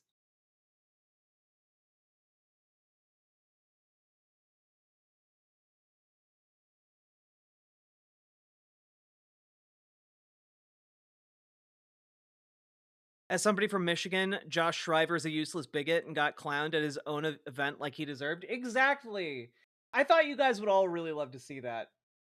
It's just good stuff. Additionally, folks, indivisible mobilizing events are happening across the country every day. I encourage you, again, check out the indivisible link that I put in the organizing command. Again, !organize if you want to check that out. But these events are starting to pop off. This is from the other day at the first Indivisible Chicago Northwest event. And they had over 200 people attend the first event. And let's just take a look at what happened. So yeah, hi, my name's Kevin, and I like democracy. Yeah! How about that? And who knew that would be a crazy thing to say? Yeah. I like democracy. Well, yeah, who knows? But thank you guys all for coming here tonight. This turnout is incredible. This is our very first event that we've done on the Republican side. It's also the very first time I've ever been an organizer, so...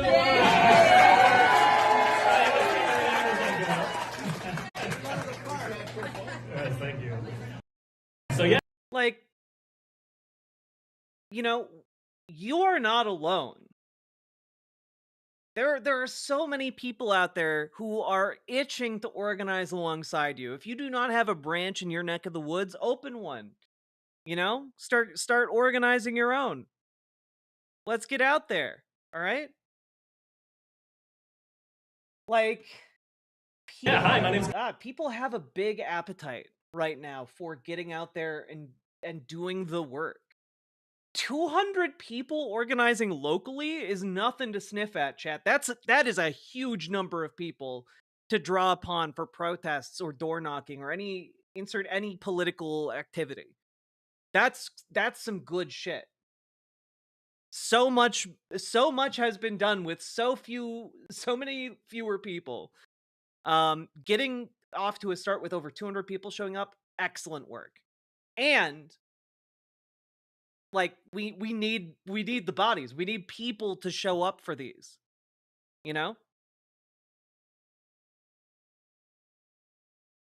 Yeah, there is some kind of shift happening right now in America, and I'm finding it very heartening to see.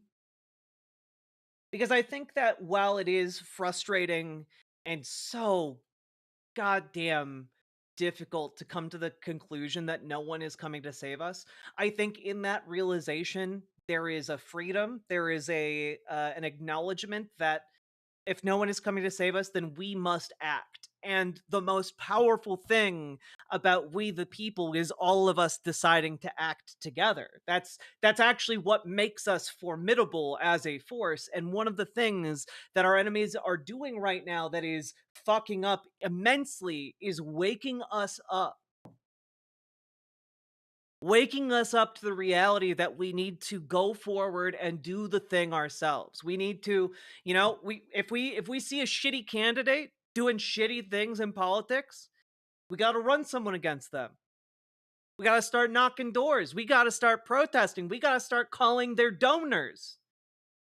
So that if they're not going to respond to pressure from us, they're going to respond to pressure from their donors, asking, "Hey, why did 500 people call our customer service line last week to talk about this particular thing? Why did 100,000 call?" There was a record number of volunteers on Wednesday with multiple advocacy groups, including the ACLU and the Missouri UAW. Yep. All of the federal unions have seen massive membership spikes. These conservatives are driving folks into more and more organizing groups, and that is only going to be bad for them accomplishing what they want to accomplish, because these people just want to take all of the money, and they can't do that if people are actively opposing them, Yeah, one of the most poisonous, as Sabcat says, one of the most poisonous things is the "someone else will fix it surely" mindset. And I think a lot of libs typically fall into that mindset. And I think increasingly it is impossible to embody that mindset because of how clear it is many of us have been abandoned by this system.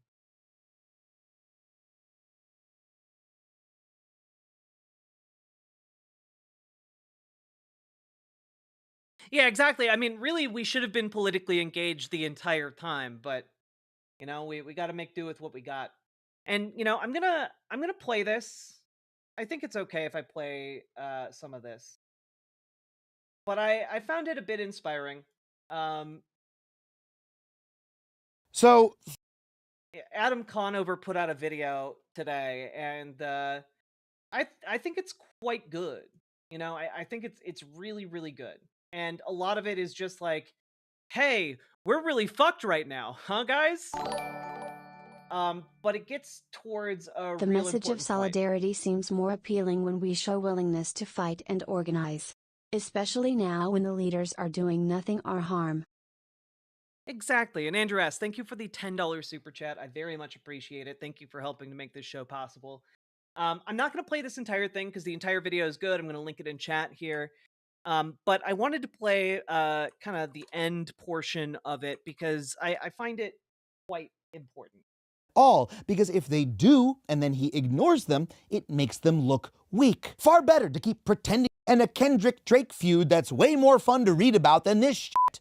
And because honestly, it seems overwhelming, doesn't it? I mean, the government is so fucking big. They're persecuting their enemies and they could squash you like a bug if they wanted, couldn't they? It's easy to let yourself get small when facing a threat like that, especially a threat that so many of your fellow citizens loudly and angrily support. But I want to speak directly to that feeling. If you are feeling small and sad and dejected, like America is over and all you can do is huddle up and keep safe, I'm here to tell you, buck the fuck up. It's so good. Like, it's such a quality pep talk. Oh, subtitles? My bad. I got them on now. Yeah, like we need to like get over ourselves. You know, wallowing is a luxury. We don't have the time to wallow in the woe is me, we're all fucked kind of mindset. We don't have time for that. You know, maybe a little bit as a treat, like maybe you can like take one day to like do that every so often. But yeah, it was always going to be hard, and it's, you know, we'll do the hard thing, I guess. And it's just nice to hear other people realizing it. You know, like, I know that I'm on that kind of front line of people who like encountered this. I'm like, oh shit, we are in some really big trouble. But like, it's nice to see other content creators, much larger content creators, like coming out and finally just saying, we got to do this ourselves, guys. That's a big step. That's a big step.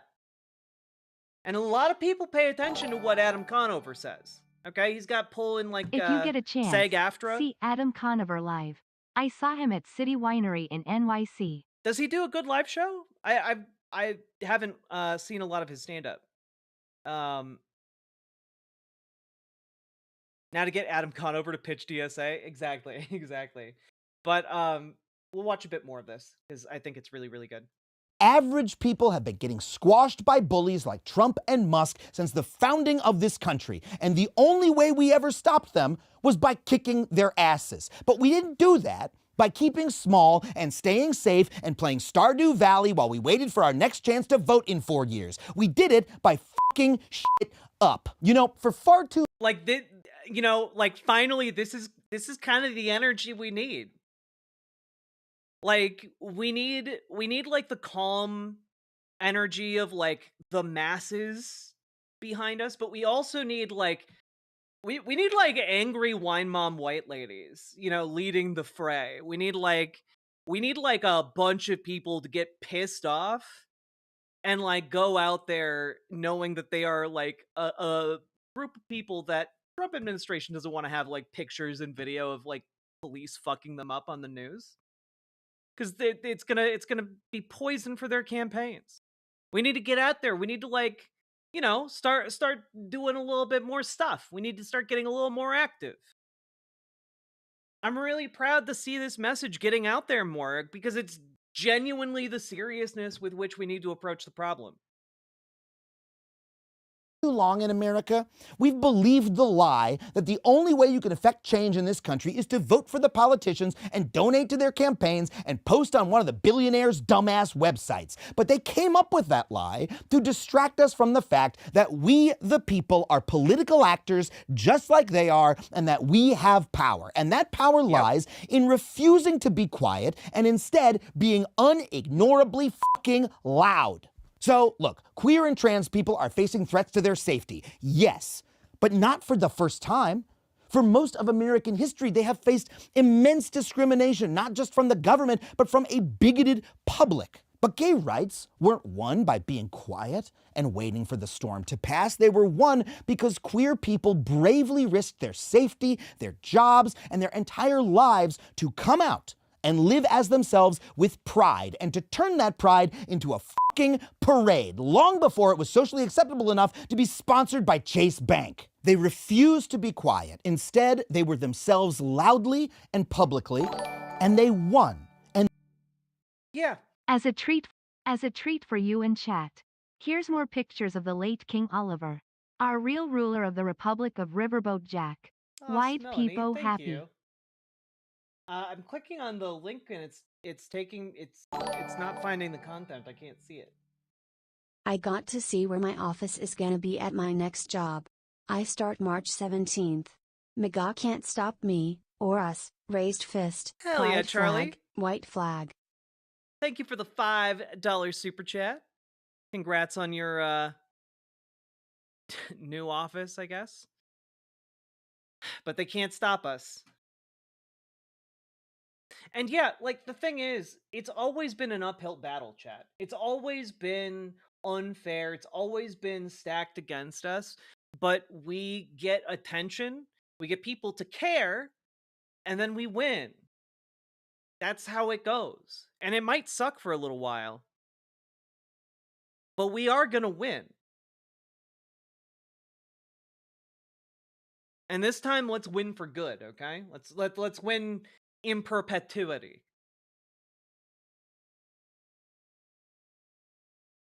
Aw, thank you for sharing Oliver with us. Rest in peace, King. What a little sweetie pie. Look at him go.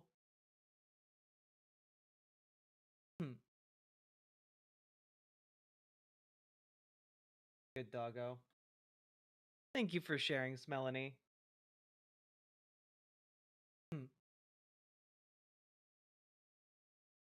But yeah, we win by being loud. It's why people, take up space on the road and block highways. It's why people march around capitals. It's to get the attention. It's to be loud. To have attention is to be loud in a variety of ways. And you need to be as loud as you possibly can make yourself in order for people to start paying more attention to the wider issues. We've won before, we will win again. And, I think people need to reckon with the fundamental fact that, it is not popular to hate gay people. It's popular, of course, in a certain subset of society, but broadly, people don't like it. Even people in, evangelical, Christian circles don't like people who are openly bigoted towards LGBTQ people. And I know that source because I used to be in those circles, And those same tactics can win again, because those are the tactics that always win in this country. As I covered in a past video on unions, working class people used to be worked to death in this country by the millionaires and billionaires who ran the economy. And they were literally shot in the street by their own government when they fought back. But they did not let that stop them. They fought together collectively, they found their power, and after decades of struggle, they put in place the 40-hour work week and worker protections that all of us enjoy today. This is the same story time and time again for the women's rights movement, the African American civil rights movement, people with less power banding together, being unignorable, and forcing those with more power to bend to their will. Let me tell you just one more of these stories that I think should be told a lot more. They want them to be subtle about their queer phobia in the evangelical churches. Yeah, people who are openly bigoted about that shit are looked down upon. They're not received well. Obviously, that can vary from church to church. I'm not making a blanket statement, but I'm just saying even let me put it this way. Even a lot of evangelical churches look down on the Westboro Baptist Church for their homophobia, More often. One of the greatest civil rights victories in American history was won by disabled activists who brought business to a grinding halt with a 25-day sit-in to force the Carter administration to sign Section 504, a law that protects disabled people's rights to public education. Now imagine. And also, disabled folks have had it rough for such a long time. And I think he actually goes into a tangent here. I should just let him finish here. If you were one of those people, do you think it wasn't fucking scary to roll a wheelchair into a government building, one without a goddamn ramp, and demand to be heard? No. These are people who were told by our entire society that they're weak, that they're powerless, that they had to hide themselves away. And they said, no, that, here we fucking are, we demand you give us what we want, and they won. Winning comes from taking risks, from being loud, from being yourself, and by doing it together. And in fact, that is how the right wing has won all of their victories. And just to mention, He didn't even talk about some of the more iconic moments in like in like the history of like disability advocacy, which is the 1990 Capitol crawl. Many of you may have heard of this already, but let's just take a quick look. So we have footage. What do we want? Where do we want it?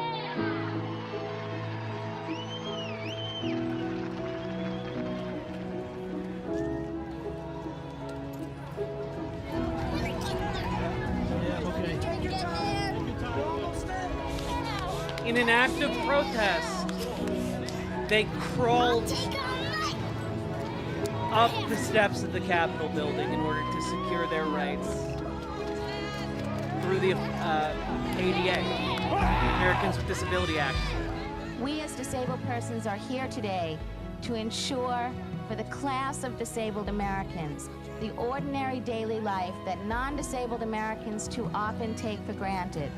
The right to ride a bus or a train, the right to any job for which we are qualified, the right to enter any theater, restaurant, or public accommodation. The passage of this monumental legislation will make it clear that our government will no longer allow the largest minority group in the United States to be denied equal opportunity. To do any less is immoral. This morning, Yeah. So it has always been hard to fight for what is right, but we will continue to do it nonetheless.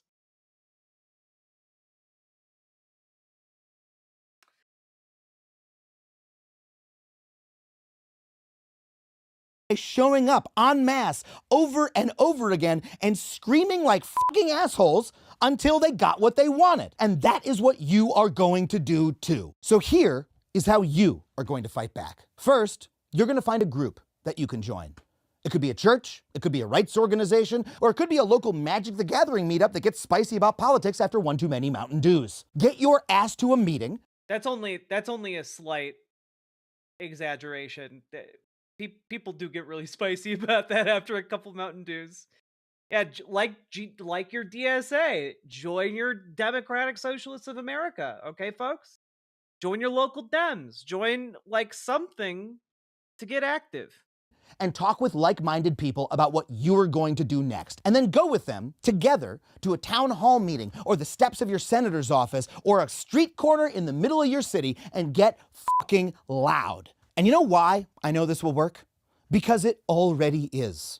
Republicans across the country are confronting angry mobs at their own town halls. Republican Congressman Rich McCormick was recently confronted with this from average Georgians.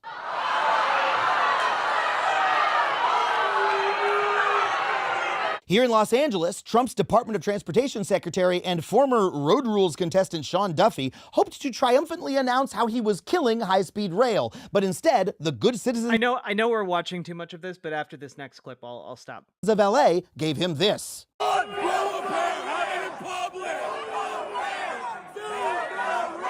Oh, you do not want to get between a train fan and their transit access. You don't. You don't. People don't love things like they love trains. People do not love things like they love trains. It's a different, higher love. What's the name of that this video? It's called "No One Is Coming to Save Us," and I'll just drop it again in chat. It's a very good video. It's much longer, but I wanted to play that part from the end about just it's time for us to mobilize. No one's coming to save us. We got to do it ourselves. We have to be the ones pressuring our politicians. We have to be the ones motivating the action. We have to be the ones going out and protesting. And also, just in case you're looking for additional ideas of what you could do, if you are someone who is, chatty, consider doing what Media Matters has noticed folks doing. People are calling into right-wing radio shows to voice frustrations with the Trump administration. And honestly, this might be one of the ways we can affect some change, I didn't really think about this too much until I saw this headline and read through and you know, I think that voicing our complaints through this Steal all Z content. Sake Tanuki, thank you for the 5 tier 1 subs. I tried to minimize it. Call into these conservative shows. Gum up their works with complaints about elected Republicans. You know?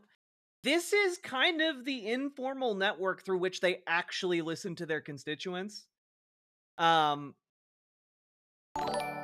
Honestly, I think it could be a really good vehicle. If anything, knowing what it cost others to get the rights that the right is trying to strip from us should make us angrier that they're trying to take them. Exactly. At least I feel angry about it. Flexed biceps. Exactly, Charlie Jinmir. Thank you for the $10 super chat. And like, I think one of the ways we can channel that anger is by calling into these shows. And you know what? Pretend to be a Republican. Call into these shows, pretend to be a Republican, but direct your issues directly towards the cause. Towards Elon Musk, towards Donald Trump.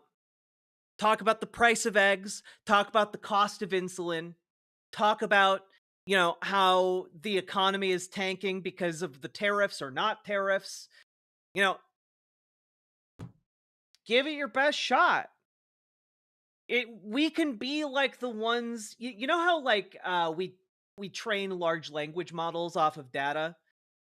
In a sense, we can be feeding better data into this machine to try and like radicalize the talking points that are coming out of these Republican mouthpieces. I don't know. I think it might be worth a shot. For a lot of folks, they don't get out of that Republican ecosystem to hear talking points like that. It can be a way we can maybe pop through that bubble, reach some folks.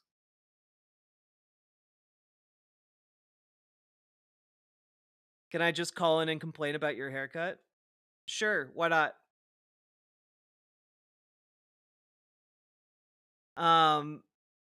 Listen here. I didn't vote for Elon. I don't know anyone who voted for Elon. Exactly.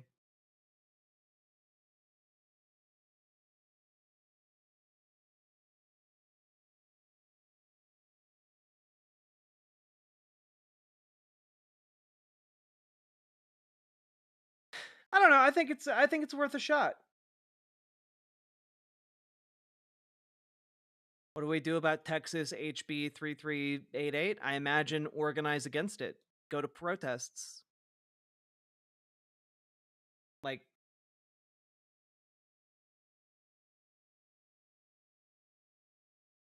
I don't know.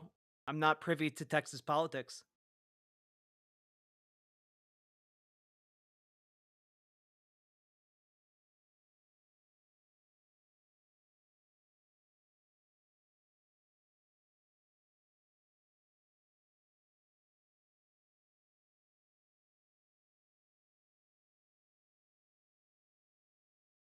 Like, I mean, if you're asking me about specific state bills, you have to organize and protest it at every juncture of it going through the entire system. I don't know exactly what that one does, but like it's the same thing. In order to oppose it, it's the same thing you do for every other one. You find a group, you convince them to collectively take action with you, and then you go do that thing. You know?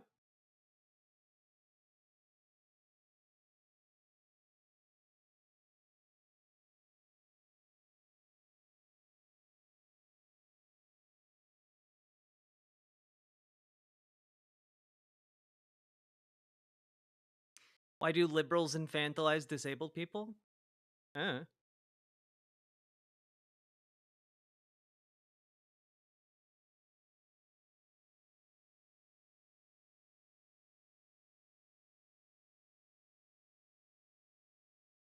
know how you can learn about and stop bad bills? By joining DSA! True.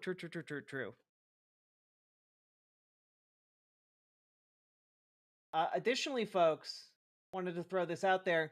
Another way that people are fighting back beyond just organizing is that they are putting pressure on how their the institutions they're invested in invest their money on their behalf. So one of the things that caught my eye yesterday was the teacher union head fighting to Elon Musk through Tesla stock.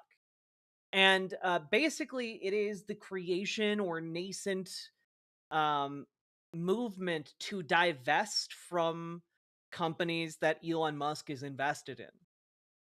And that's cool. I hadn't really thought of like a coordinated divestment movement, but I think that that's actually worthwhile. You know, some of these retirement funds that these unions and organizations compile over time, like, are to the tune of billions of dollars, right? And that's interesting, isn't it? And just gonna throw this out there with regard to the teachers union. Weingarten, who represents 1.8 million education, healthcare, and public sector workers, says her members have an estimated of $4 trillion in retirement security assets. And she went on to say, every worker deserves a safe, secure retirement. Just this week, we saw Tesla stock continue to sink faster than a Cybertruck in quicksand. So we're asking asset managers to honestly look at their investments in Tesla. And like, yeah, we should divest from his companies, because when he loses this thing, inevitably, anything he's associated with is going to tank to a massive degree. So I don't know. I'm interested. I'm interested to see where this goes. It's just nice to see that as we move towards organizing ourselves politically, like, some groups, powerful groups, are in our corner too.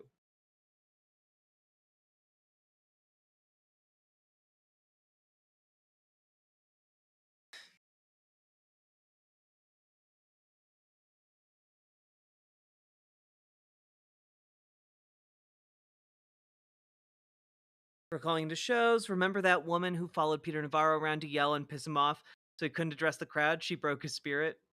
Yeah, I've long been an advocate of like paying a guy to follow around Elon Musk with a tuba, just going boom boom boom boom boom boom boom boom boom boom boom boom boom as he takes steps, and then like stop when he stops moving. I think he would break in a matter of hours.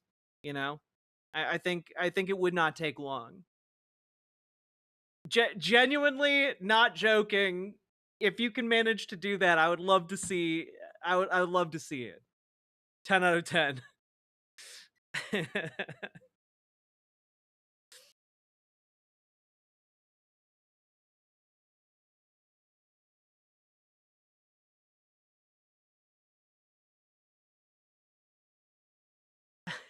Hours is being generous. Yeah, give it 5 minutes tops. Now, one thing I will say is that I've been a bit obsessed lately with Molly Zhang Fast's interview series that she's been doing. And one of the things that she did is maybe a couple days ago, she had on Tim Walz to talk about just what's happening. And honestly, Tim Walz and JB Pritzker right now giving me a bit of life, giving me a little bit of hope that beyond just, us people, there are also these powerful union groups, these powerful worker groups. And also, we've got a lot of these governors. A lot of these governors are much more in tune with what they need to do to politically survive this time period and possibly, further their ambitions if they want to run for president. And they seem to be doing, they're acting accordingly, and anyway, I thought it was interesting what he was talking about on his show, and also kind of the vision of what Tim Walz is spinning for. What happens after this? What do we look like as a country? Because that's one of the things that I've personally found very difficult to wrap my head around. Like, what are we going to look like and do after this wrecking ball has come through our democracy? Like, what does putting the pieces back together look like? And I don't know. It was just nice hearing Governor Walz address that, address that weakness in myself at least. And let's take a look, huh?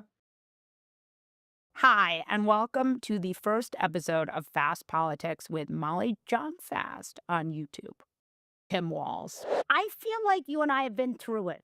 Not together, but through the 2024 cycle. Serendipitous in a very strange way. Like I met you, I was, like 48th out of 50 governors that people knew or something, and you had me out. We went to correspondence dinner. Yes, that was a big deal for me. That was really fun.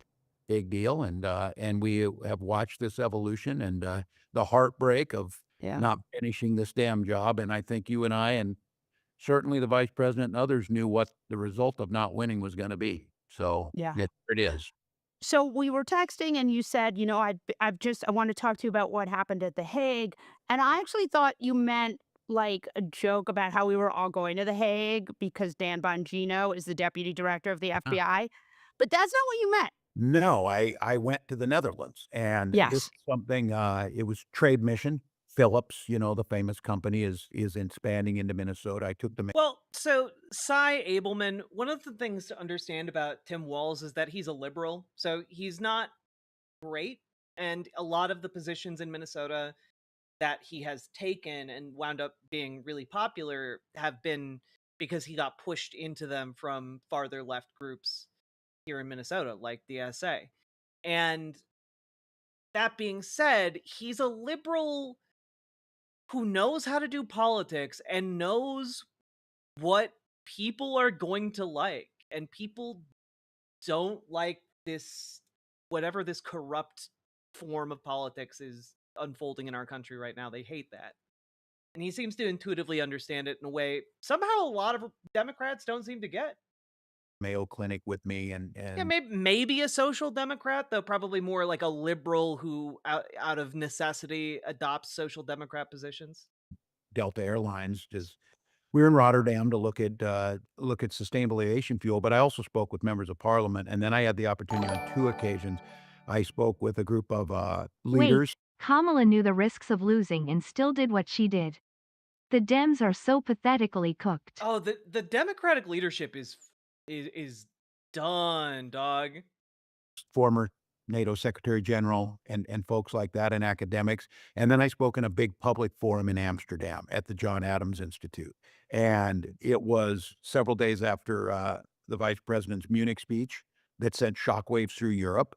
And I said, look, the official position of the United States government was articulated in Munich. It's not the majority of opinion. So I was there on stage and answered questions both domestically, and our international relationships. It was fascinating. The hunger of Europe. Where are the Dems? Well, a lot of them are out there, and they're trying to figure out what to do next, what kind of coordinated action they can take outside of like the democratic system, because like, for example, Bernie is barnstorming different Republican districts and putting pressure on them to try and avoid, losing a gigantic cut to Medicaid. And Alexandria Ocasio-Cortez is also holding events more locally. And a lot of other Dems are putting effort in to do different protests and such, but like a lot of what they need, I think, is that the Democratic leadership needs to get on the same page in order to coordinate activities. And just you've got 2 different factions fighting right now, and it's the do nothing faction, the do nothing Dems led by Hakeem Jeffries and Chuck Schumer. And then you've got like people who are like, oh no, we need to actually do stuff. And that's pretty much everyone outside of the immediate orbit of Schumer and Jeffries. A lot of the Democrats kind of in the middle are just kind of cowed into silence because they don't know which way they should go yet. They don't know which is the safest direction politically. And a lot of them are fearing Republican money entering their races via Elon Musk. And so there's a sizable amount of fear and uncertainty that has led to like a decision-making paralysis. And then you have people who are actually doing something, but it's they need to be doing more. Like obviously, there needs to be more. Like we should have, each of our reps should be doing like fireside chat equivalents to explain to the public what's happening. Like that's kind of what we need. We need people to be clearly communicating what this issue is, especially in the face of like the obfuscation being played by the media right now. A lot of the mainstream media is just hopelessly contorting different stories into like weirdly positive terms. Just to give you guys an example of one that I was going to talk about later, I think it was. Also, why is Walls running cover for Kamala? She fucked up big time, and ripping any connection to her off like a band-aid is his only hope. It's his only hope. Yeah, here it is. It's his only hope, but also like it would alienate him from the party, and he's trying to walk a tightrope where he doesn't alienate the mainstream party while also is able to claim some of those Bernie bona fides. And that's, it remains to be seen if he can walk that that rope. I don't know if he can, but that's what he's trying to do. But yeah, like a lot of the media right now is just woefully complicit with what's happening. And this is just one small example. Pentagon relaxes rules on airstrikes, raids against adversaries. And like, and the Washington Post posts that along with the Trump administration has relaxed restrictions on how U.S. commanders approve airstrikes and raids, U.S. officials said Friday, paving the way for the U.S. military to respond more rapidly to perceived threats. And one thing that is not at all reflected in this blurb or headline is that, well, what happens when you relax those rules and regulations? What happens when like you're framing it like it's a good thing, but what actually happens when you relax those regulations is that our airstrikes kill more innocent people. Our airstrikes inadvertently kill more elderly and children and non-combatants. Like that's what happens when you relax those regulations. And instead of focusing on the actual human cost of that, the headline is just like, ah, yes, we'll be able to respond more rapidly, haha, and like just completely ignores that like the reason these regulations are there are to reduce like civilian casualties and friendly fire incidents. Like it's crazy, dog. So yeah, media is kind of obfuscating a lot of what's happening right now. To find that America has not lost its mind collectively. Mhm. The hunger of Europeans to realize that we keep our word and we can be counted on, both for security, economic, cultural ties. I think it was a hunger to make sure we were speaking very clearly that Russia was the aggressor in the Ukrainian situation. So it was fascinating. I did, and asked point blank some of these members of parliament. They're looking for, and there was a woman there, Representative Hirsch, speaking about the global feminist movement and how where is the women's march? Where are they at? And I said, look, there's a fatigue amongst resistance, if you will, but it's expressing itself differently. And what I'm encouraged by, Molly, is that they felt the same way, that these policies are going to have real repercussions in Europe and in the United States, and there will be a political cost that someone will pay, that Trump will pay, is their hope. I want you to first talk to me about what it's like to be a governor right now. Yeah, it feels very similar to COVID without the direct threat, hospitals overflowing, but it feels like the uncertainty that the COVID pandemic brought is there. It feels strange to not see the federal, I never saw the Trump administration as, real good partners during COVID, but I will tell you this, and I don't know if this has been talked a lot. Yeah, like Hero, exactly. What I want is for libs to just like inform people what the situation is clearly and concisely, and to emphasize the actual danger, and then to like, I don't know, make some appearances at like actual protests people are doing, because we've got like small cafes in the middle of nowhere in like Georgia and Alabama, like filling up with people who are fucking pissed off about what's happening right now to the federal government, and meanwhile liberals in Washington D.C. are just sitting around twiddling their thumbs. It's insane. It's insane. We need more. Mike Pence did about all he could. He called me Yeah. probably every other week. Mike Pence found masks for us, things like that. Like he was trying to make it work, but he kind of was like on the sly. He couldn't do it from. And it feels like right now Oh, I bet he's on the sly. I bet Mike Pence is on the sly all the time. there's no one to turn to. There is Yeah. no and it's just so frustrating. Just for example, the pettiness of them. One of the first things that they defunded was Lutheran Social Services. And it's based in Minnesota from my church, the ELCA. And they're a great social service organizations. And one of the things they No, he's not pro Mike Pence. He's just pointing out that when Trump was in office last time, Mike Pence, the vice president, at least tried to help out during COVID, which, was a big deal. do is they legally resettle refugees Saved lives. who are legally here, and we get them settled. They cut off funding and threw them into disarray, and they had to lay off people. So as a governor, I'm trying to figure out, can I backfill that? How do I do it? And then last week, he went after the American Association of Geographers, which of course we know is where all the spending in the government is happening, and it's where all the cabal to overthrow democracy is happening amongst geographers. He went Right. after it because it's an organization that I associate with. So as a governor, personally on this is just the pettiness of this, but the everyday fight, like what happens to Medicaid, what happens to our road funding, what happens, Minnesota is ahead of schedule. XL Energy is 5 years ahead of our 2040 goal on 100% clean energy. We are there. We're on the precipice of this. Now a lot of those investments are under attack. So I guess as a governor, you're trying to triage the situation as it stands.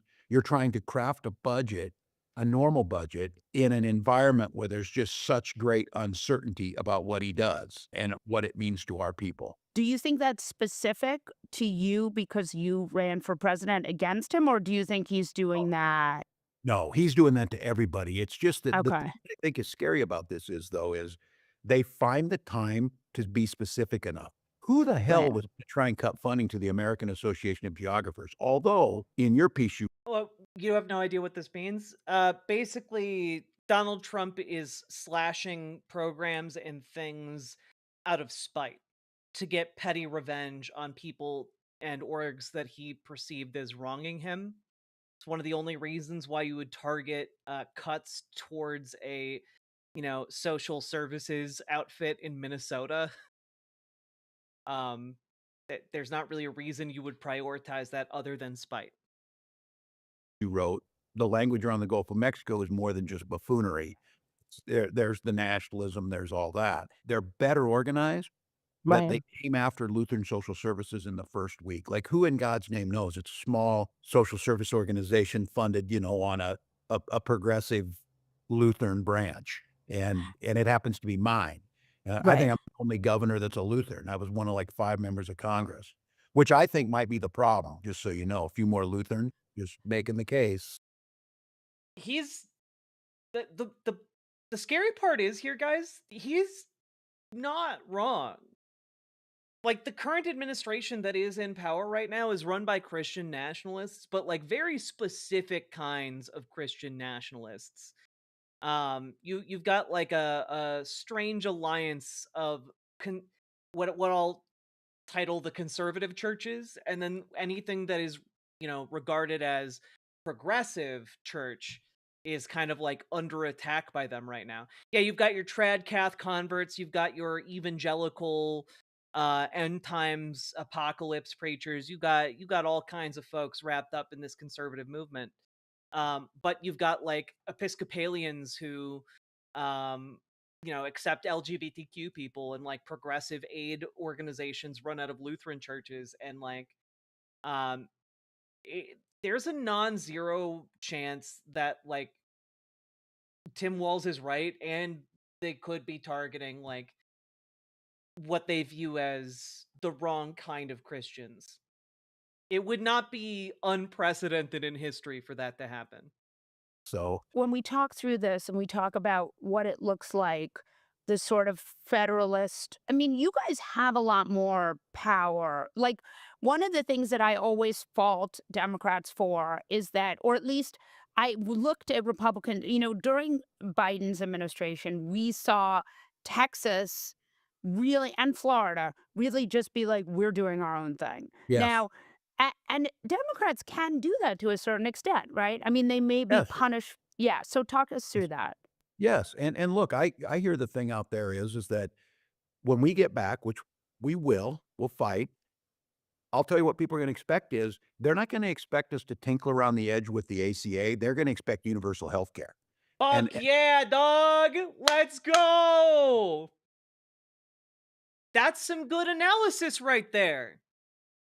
That's some good analysis right there. Because if we're going to go through this time of turmoil and shit and have to slog through it for miles on our death march to the hopefully better world, we need to be rewarded at the end of that. We need to make a win at the end of that. If we have to like slog through this battle and make it to the end, we deserve a little recompense for that effort. Like Medicare for all, like housing for all. Like we're going to need to fundamentally restructure some things at the end of this. Like we need to like get an amendment through to bar money from politics. Have publicly funded elections. That's genuinely what we need to be doing now.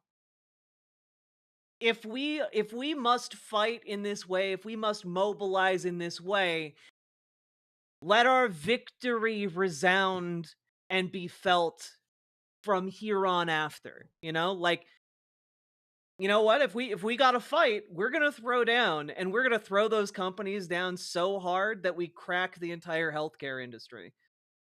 We're going to throw them down so hard that their monopolies will never be able to rise again.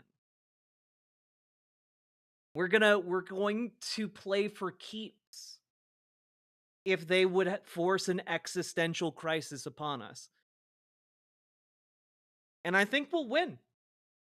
I think we'll win because our enemies are stupid and have allowed us to begin mobilizing too soon. But that relies on each and every one of us doing our part.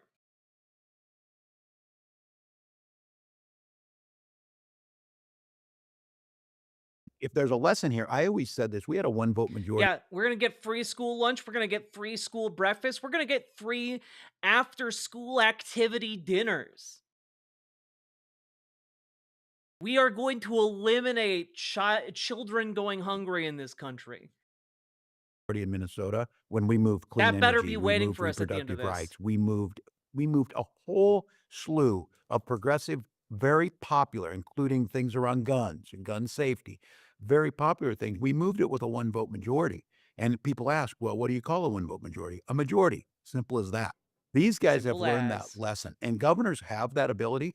I'm in Europe trying to foster what I can on the trade. Now, look, if they cut our funding, it's $2 billion. Right. Out of a roughly $30 billion state budget. So it is Right. a massive hole that we can't fill alone, but Right. there are things that we can do. There are things that we can push back on. There are things that we can separate. Now, the irony of this is Republicans being all about states' rights until they're not about states' rights. Right, of course. You're still Well, established because they're only about states' rights to discriminate against black and gay people and, not non-white people. ourselves. We're sub-federal level of government, but we have a lot of autonomy. Like I can be invited to the Netherlands to speak. And I said this, Molly, that I'm a rule follower that used to be politics ends at water's edge, means Right. we're with a unified voice to that. I recognize that the position right now, official position of the federal government is that we're not going to support Ukraine. That's not the Right. majority position of Americans. And you can walk that line. And I Right. think that's what we need to do more of. We need to push back. And again, I hope everybody, and I hope Republicans know this, you are teaching us a lot of what happens when we get back and control these. Yep. That we need to deliver for people and that's their downfall in this. Where are they delivering for people other than just angst and anger and taking it out on immigrants or whatever? That's the thing. You have to give your base. It's not enough to just give them anger and like outrage bait and like cultural victories that cost you nothing. People need material benefit, and they're not going to get a single drop of that from the Trump administration because that's all going directly to billionaires. No egg prices down. Now you Right. got folks that lost their jobs. Now you've got confusion with our neighbors. So I have to tell you, a saying I always say, You know, he's so much better at messaging, Hero, but also like, you know, maybe that's why they shut him up. They didn't want him to upstage Kamala Harris. Like he couldn't be going around on the campaign trail like promising Medicare for all if they won because like they didn't want to allow that promise to stand. Ugh. I feel like they did him dirty. said was is you lead with good policy and good politics will follow that. And the inverse of that is true. Bad policy will lead to bad politics. And I think Democrats got caught in the wilderness that our policies are popular, but for whatever reason, we didn't articulate it in a way that turned to good politics. So I have a theory of the case that I have shared with Biden World, and they're very mad at me, that the thing they did wrong was this cautiousness, this fearfulness about interfacing with media, social media, mainstream media. You know, if it's scary, shut it down. If it's too popular, like calling someone weird, shut it down. Talk to me. Yeah, and look, it far be it from me to critique because I own, I own this. That it was my responsibility to help get this thing won, and so I'll take my shortcomings on this. But I do think there is a cautiousness around that. Yeah. I think that we should be more willing to speak to people where they're at. I don't think we should be so worried about are we putting ourselves out there and going to be asked hard questions. We should be asked hard questions. Right. And then we should lead and talk about the things that make a difference in people's lives. And I think people did not know how much better our economy was because they weren't Right. feeling it. I think Well, they weren't feeling it, right? But also, if they're not feeling it, then like the economy's not better, right? Like if you're just saying the economy's better in some abstract way, like that doesn't help people feel that it's better. The point of it being better would be that they feel it, right? Um and also like a lot of policies that the Democrats have done that are popular, like, yeah, they are popular, but like they're the watered down version of things that people actually wanted, you know? Like get a minimum wage increase, then we'll start talking, you know? Like they backed off on so many of the things they promised.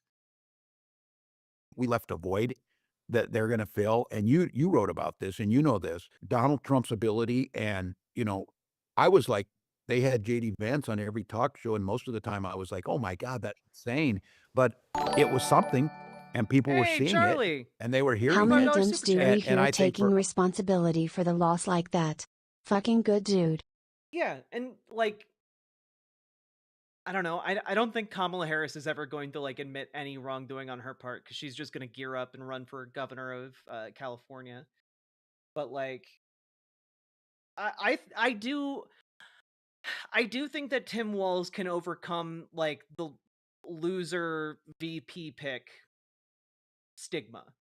I think he has an opportunity here in the next year or two to be like the straight shooter governor who like people have enough name recognition around to be able to have another shot to run as an actual president if he wanted to. I think a lot of people really appreciate it, and his manner of speech and speaking and relatability. I keep going back to like the week prior to the election when he went and talked to like a bunch of Iowa like working class folk. I don't know if you guys remember, or maybe it was Ohio. Um, dude resonated with those workers. It was truly impressive to watch him interact with them, and I think that if he channeled that along with a general call to support unions and push back corporate power, I think he could be an FDR. I think he could be an FDR figure. You know, someone who's willing to drop a new deal on us. It was Pennsylvania. Thank you, Harold. I think he has that potential. I personally, I think that there are a couple others I would put before him, but he's definitely like in my top 5 of people who could run for president in 2025 or 2028. My bad. Yeah, he was really impressive. He like asked about a specific crop one of the farmers was growing. It was incredible. But anyway, Us to get out there. Now, here's my theory on this too. And by the way, every single show, all the time. Like you have to flood the zone because people don't. It's That's a not line I 9 vote interviews. It's 900. Listen, it's not linear, and you don't have to get a 10 out of 10 on every interview you do to be out Right. there making points, especially if you believe in it. Now, the thing that I'm hopeful Yeah. about is to tell you in this is because I'm hearing it. Where are the Democrats? Where's the leadership? Where's the resistance? Where's all of this? President Obama made Right. me in 2009 when he took office.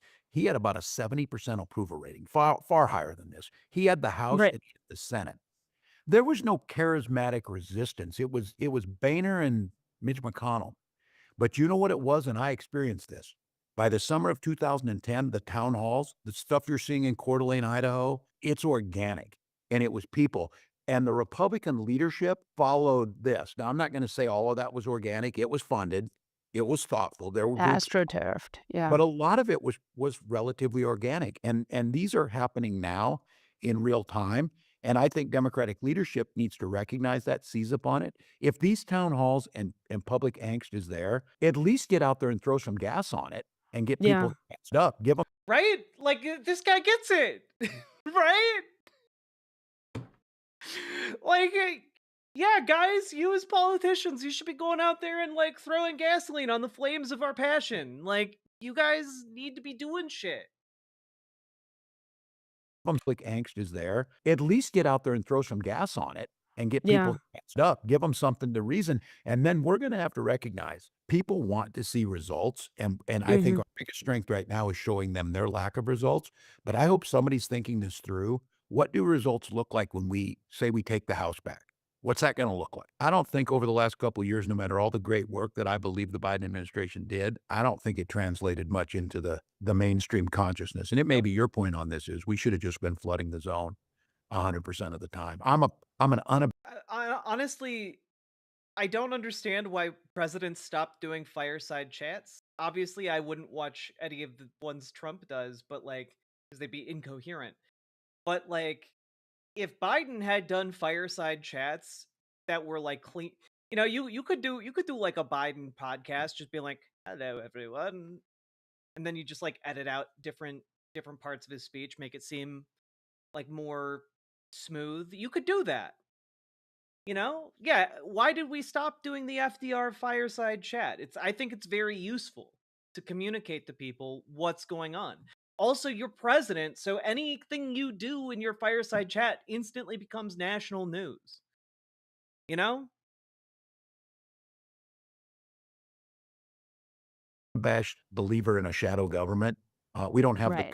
the here to do it, but I think we should be doing that. Well, and I also think that if people are not seeing like what the Biden administration did, and God love them, you know, they were not, you know, they came in during a pandemic, but what they did was they didn't do many interviews the first 2 years. They were really Charlie, thank you for the quiet, God may and be they in were his like throne, but aggressive Waltz against. is in his taxi.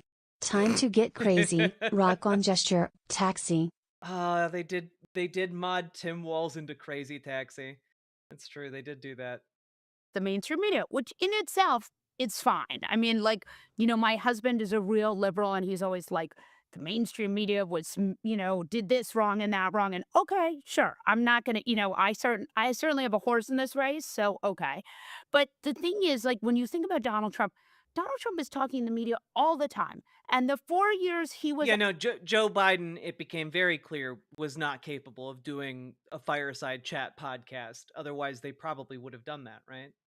out of office, he had every journalist in the world down to Mar-a-Lago. I mean, people who hated him, people who he I think sued. it's a model. I think there is a model there, Molly. And look, I know my shortcomings. I own what I own. I don't know if the media, the legacy media did all that they could have, but the lesson here is again, so not engaging them or criticizing them, that old adage, don't fight people who buy their ink in 50-gallon drums.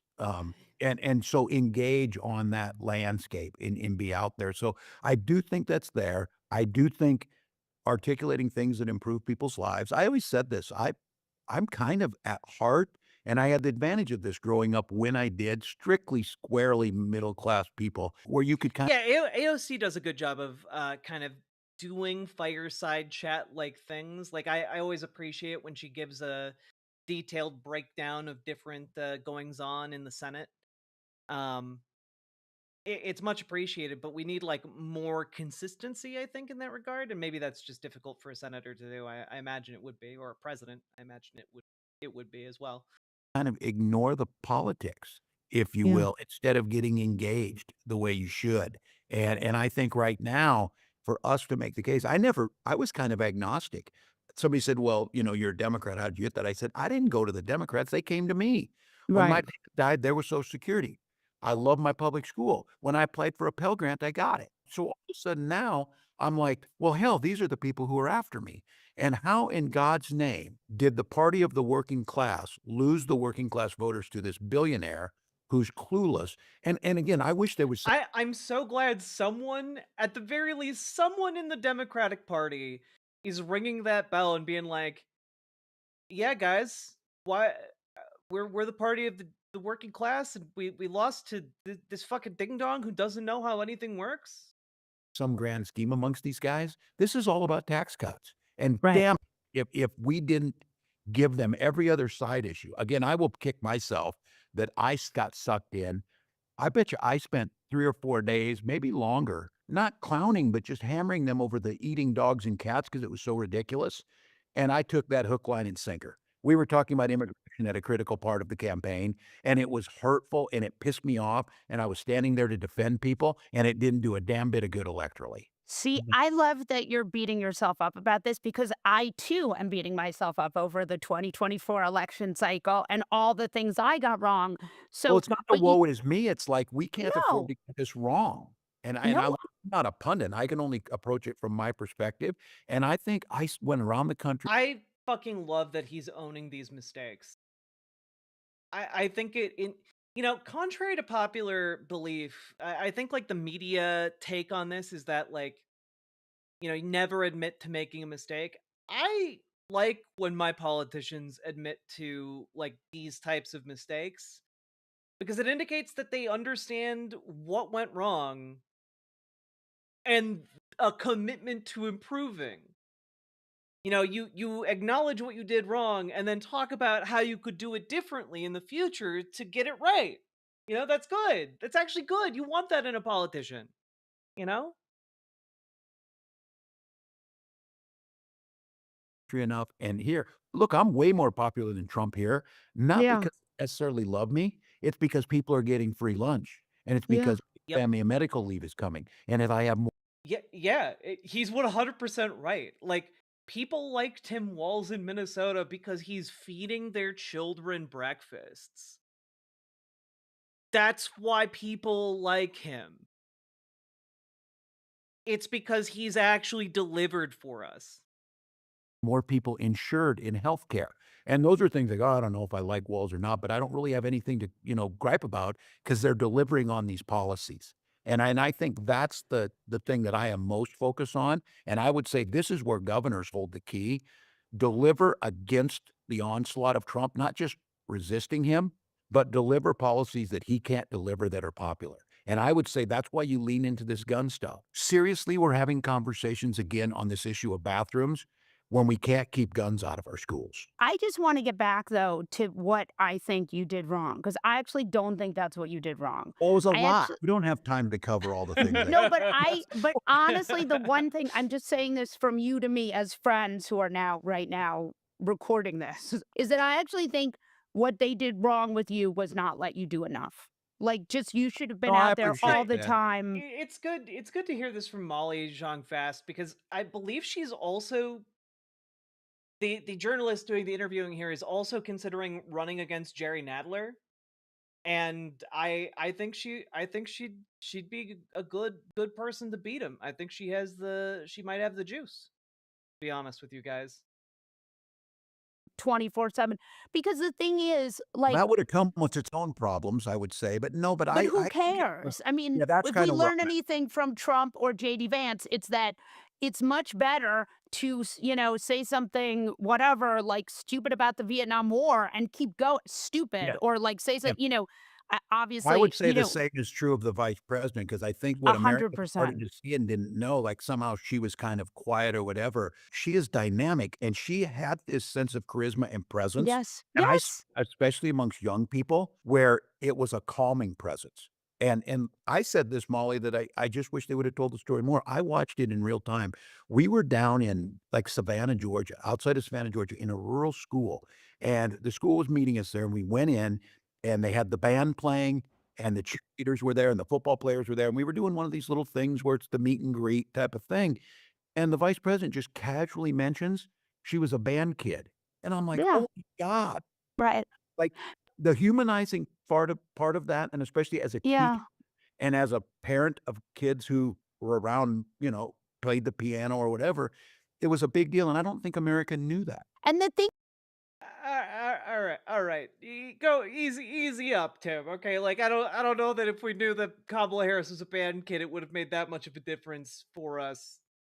Frankly, um, you were cooking before. Now we're kind of getting some bumpy territory here.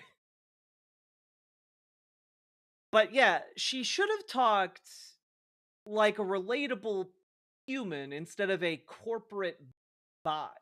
Like.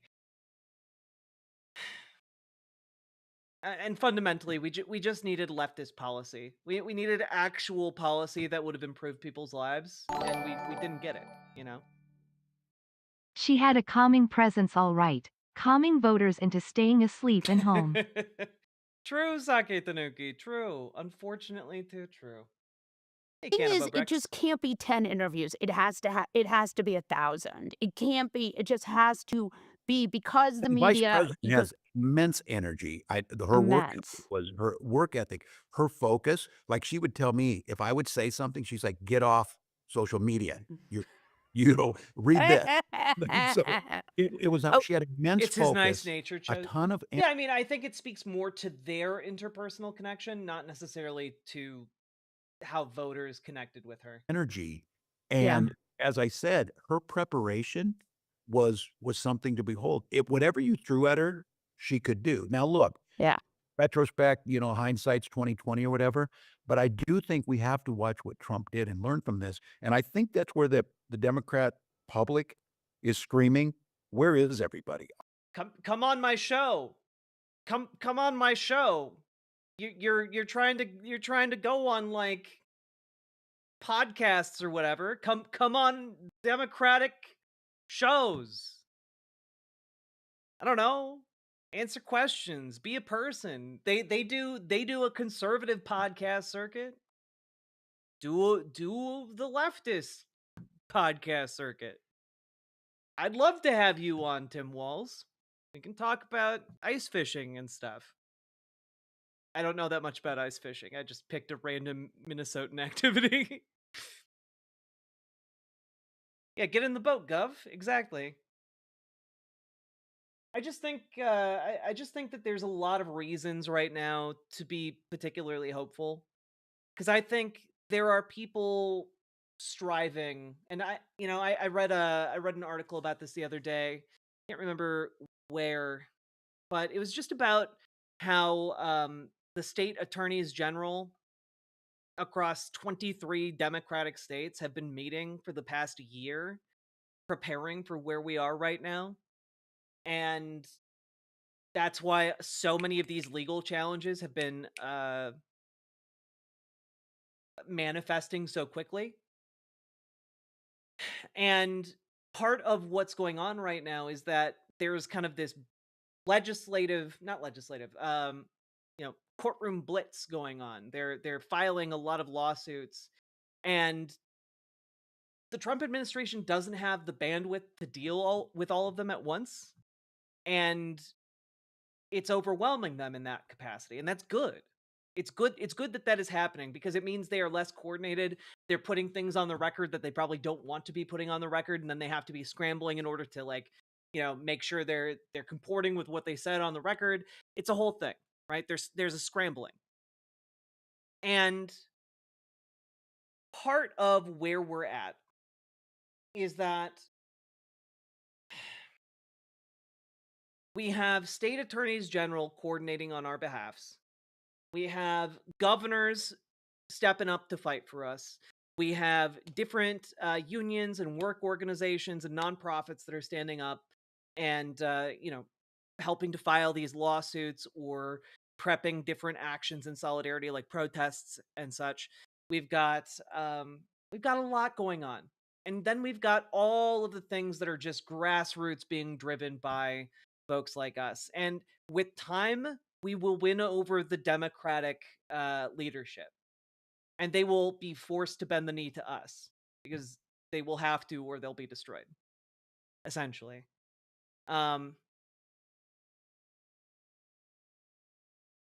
Is it possible that they focused in what to do if Trump won? They didn't focus enough on winning / doing anything. Well, the state attorneys general are, they're not in charge of, like, how the campaigns run. They're just in charge of coming up with contingencies, and it's a good goddamn thing that they did. Because last time Donald Trump came into office, they all got caught with their pants down. They did not let that happen this time. Kingsport Cal, I have not. I got this at thrift store, like, years ago. Also just, like, kind of an olive drab jacket. It's not really a military jacket.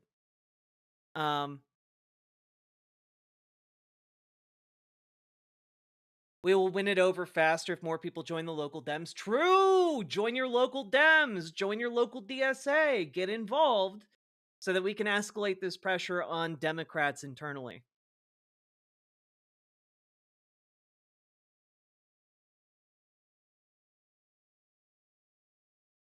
Do the things. Use !organize in chat to figure out how you can get involved. We got protests happening with Tesla Takedown. We've got protests happening with Indivisible all across the country. If you can't find one close to you, you can make your own in either of those two categories. And we've also got your 5calls.org duties. Every day, make one call to each of your elected representatives so that they know what you want them to be doing. It adds up, and it does matter. Keep making those calls. They are terrified right now of being held responsible for, doing things. So keep doing it until they do the things. And also, please join your DSA. Find your local DSA chapter, join it, get involved, start making decisions, start showing up at protests, etc. Because we need people who are actively going to do stuff if we want to win. And that relies on each of us doing our part. Each of us doing our part. You too can do a socialism instead of being mad at your phone, doom scrolling. Exactly. Exactly. You got it. And if you need help navigating DSA, please get in contact with Gamergy over on our Discord. And if you need help joining your local Dems, contact Dragonfly on the Discord. Dragonfly would love to help you find your local Dems and get involved. Let's get to work. We got so much to do.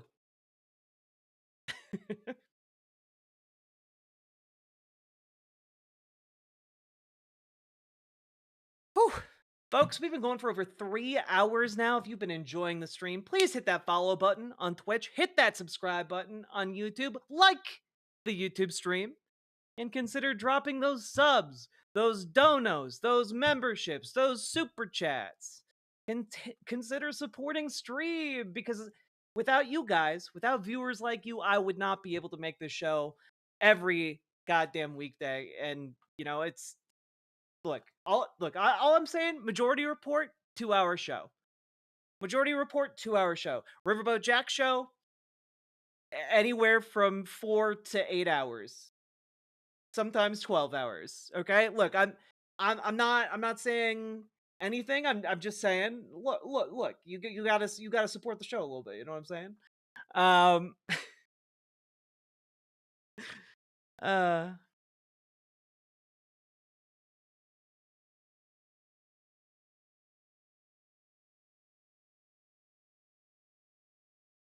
Let's see. Oh, lovely Pariah. Thank you for the gifted membership. I appreciate it. Thank you very, very much.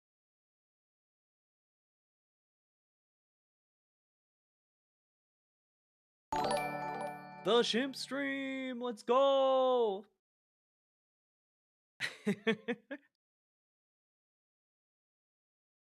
Thank you very much. I appreciate the gifted membership. I don't want to offend you, and I don't know if you are even concerned, but there are things you can do to make your face look more feminine. I think people find my face to be feminine just fine. I encourage you to get your eyes checked, though. Oh, and lovely Pride, thank you for the $2 super chat. I appreciate that. Live from the Riverboat Jack studio. Live from the Polymarket studio in LA. Oh god, I made a political TikTok, but related a bunch of political stuff to Miku as a joke because I saw my video about Miku got a lot of attention. Political muckism works? What is political muckism? Or are you say political Mikuism? Thanks, sweet blasphemy. I appreciate it. Sacrificing some cash in an unholy summoning ritual to summon the Dono ghost. Oh!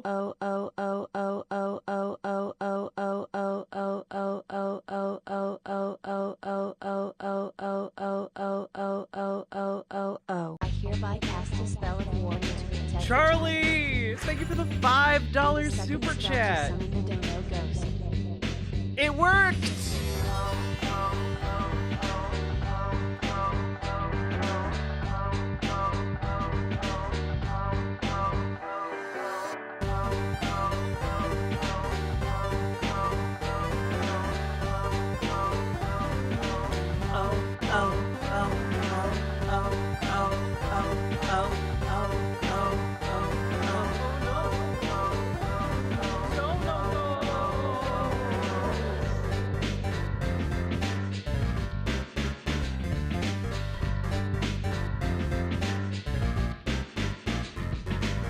It's all good, Johnny Ramo. I hope you stop being broke soon.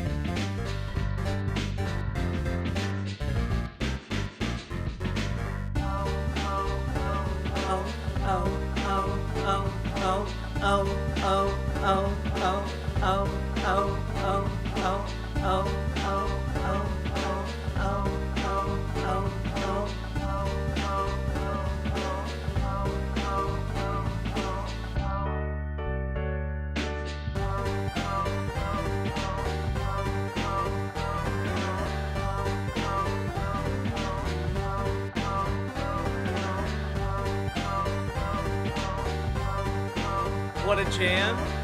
It's the Dono Ghost song.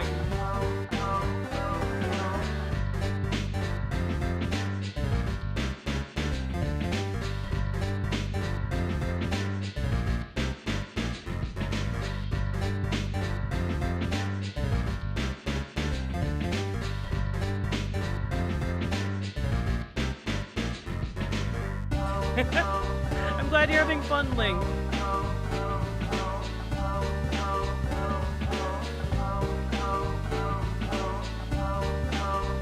I want you to know this song gets stuck in my head all the time.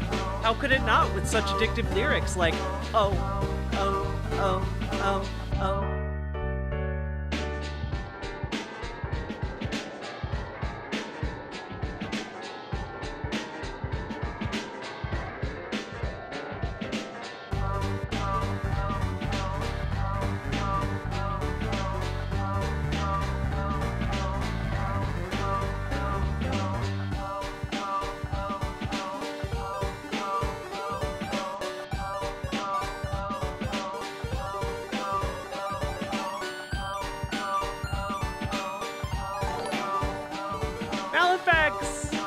you. The dono ghost possessed me. Your streams have given me so much fire to keep up the fight against fascism in this country. We outnumber them. We do!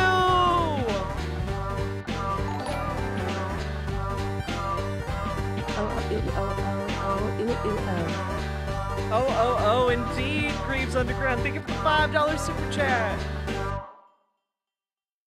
That was so much fun.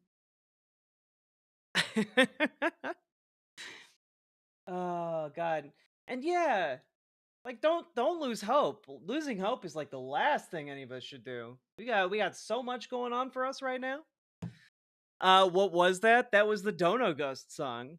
Because sometimes, you know, like if I don't get enough donos, the Dono Ghost comes and haunts me, and that's very scary. So sometimes when someone donates, we have to dance in honor of the Dono Ghost so that he may spare me for another day. You know, lives in the closet back there.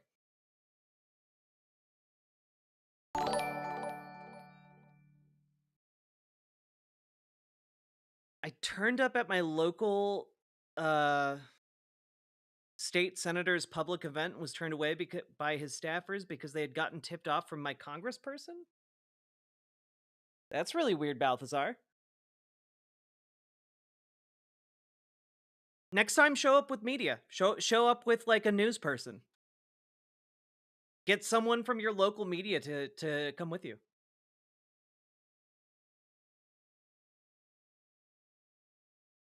Do it. I just gained like 10 ghost speak. Hell yeah.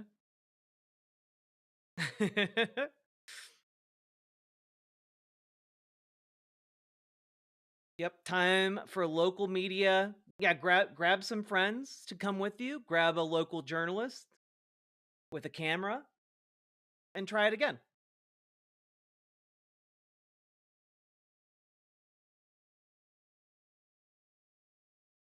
Oh.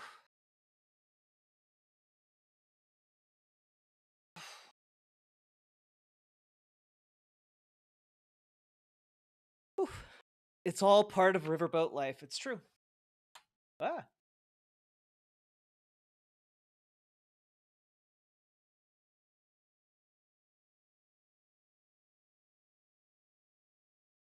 Let's see. Oof. I am going to go use the bathroom briefly while we gear up for the next segment. We're going to be talking a little bit about Social Security.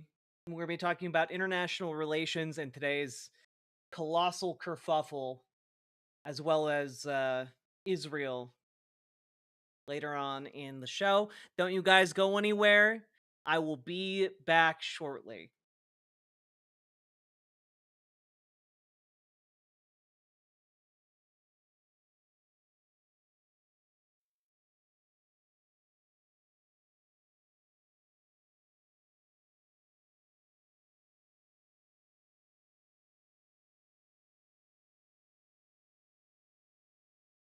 When the people's will is swayed by a con man's cheap charade, despite the crass misogyny and blatant hypocrisy, when the fascist voices swell, we hear echoes of the past. They vilify the immigrants, the leftists and outcasts, when the opposition croaks and the people just don't vote for the same old tired rhetoric of neoliberal politics. We must organize the fight for our universal rights, for democracy and empathy to permeate this life. For it's not the immigrant who labors for some bread, who's making us toil till we drop dead. No, it's not minorities or peer-reviewed authorities, or queer folks and trans folks, or a multitude of deities. I say, all are your comrades and none are your enemies in the momentous fight against all bourgeois priorities. Freedom is not those traditional values crafted from bigotry and classist realities. Freedom is freedom to move and disobey, to rely on one another to keep would-be kings at bay. Say none of us can stand alone against their power. We must stand together and make them cower. For the laws of this land have us used and abused, owned and subordinate to our patriarchal roots. I say it's high time we reinvent this whole operation to make mutual benefit our sole occupation. Because freedom is freedom to move and disobey, to rely on one another to keep would-be kings at bay. Say none of us can stand alone against their power. We must stand together and make them cower. Here we go. Yes, freedom is freedom to move and disobey, to rely on one another to keep would-be kings at bay. Say none of us can stand alone against their power. Rise, proletariat, and make them cower.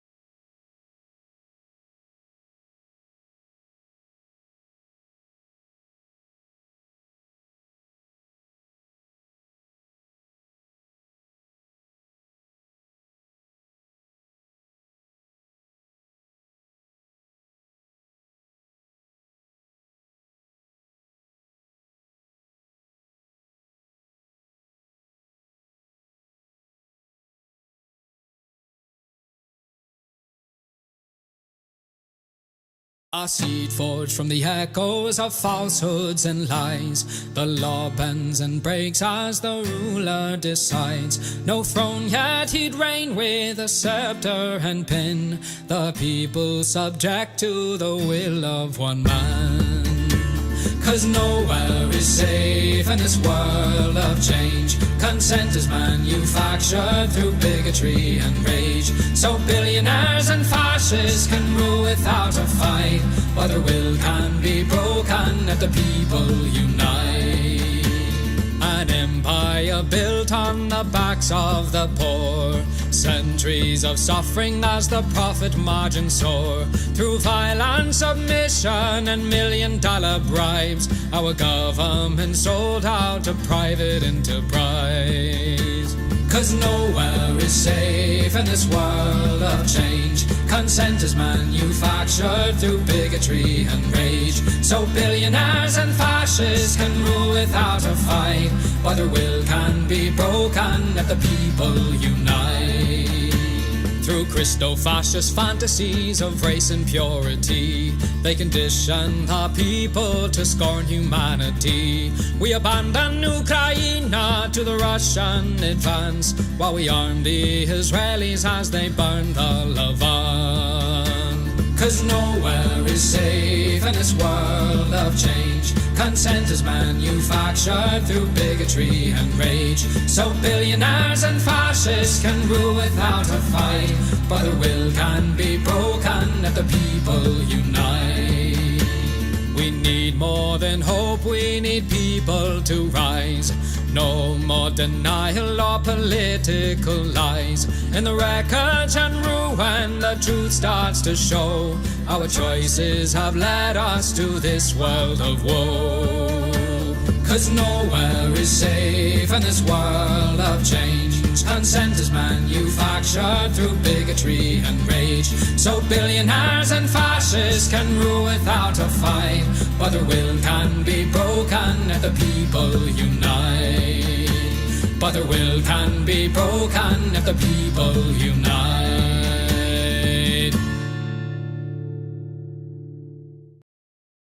Hello, everyone. Hello, hello. Welcome, Dead Domain Raiders. Welcome, welcome. Hello. How are we all doing? Hello, the Danatone. Hello, Draxis Stormscale. Defender of the Veiled Shadow. Hello, Danger Days. Hello, Blueberry Bumblebee. Hello, hello, hello, everyone.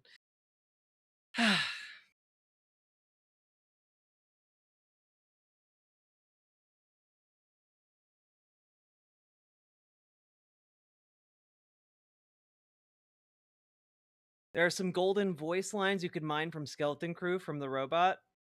I haven't watched that. I should check it out. Welcome, welcome, welcome, folks. How we doing? I love it when they raid into where I was going anyways. Isn't it satisfying? It's like the round block going into the round hole. It just satisfying, you know? Some of my favorite music is from the most revolutionary times, and these solidarity songs are amazing. I agree. I'm glad that I can like refocus a bit on some of the, organizing music of our past. I think it still has a place, even when people describe it as old timey. I think sometimes old timey is good, you know?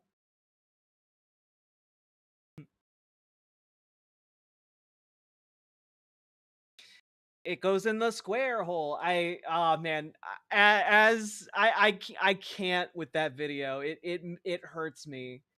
I react the same way that lady reacts, and I don't like it.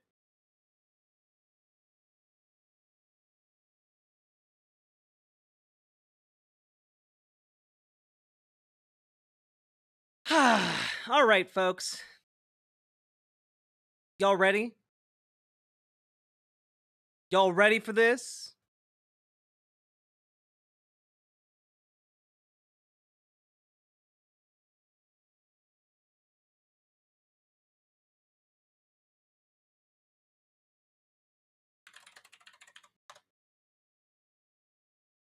Cool. I'll check that out. Someone suggested the song The Guillotine by The Coup. I'll check it out. Zetetic.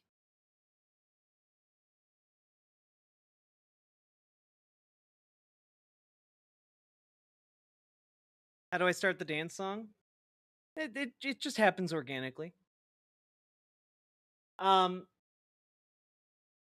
see here, folks. This is why I wanted to talk about this. All right.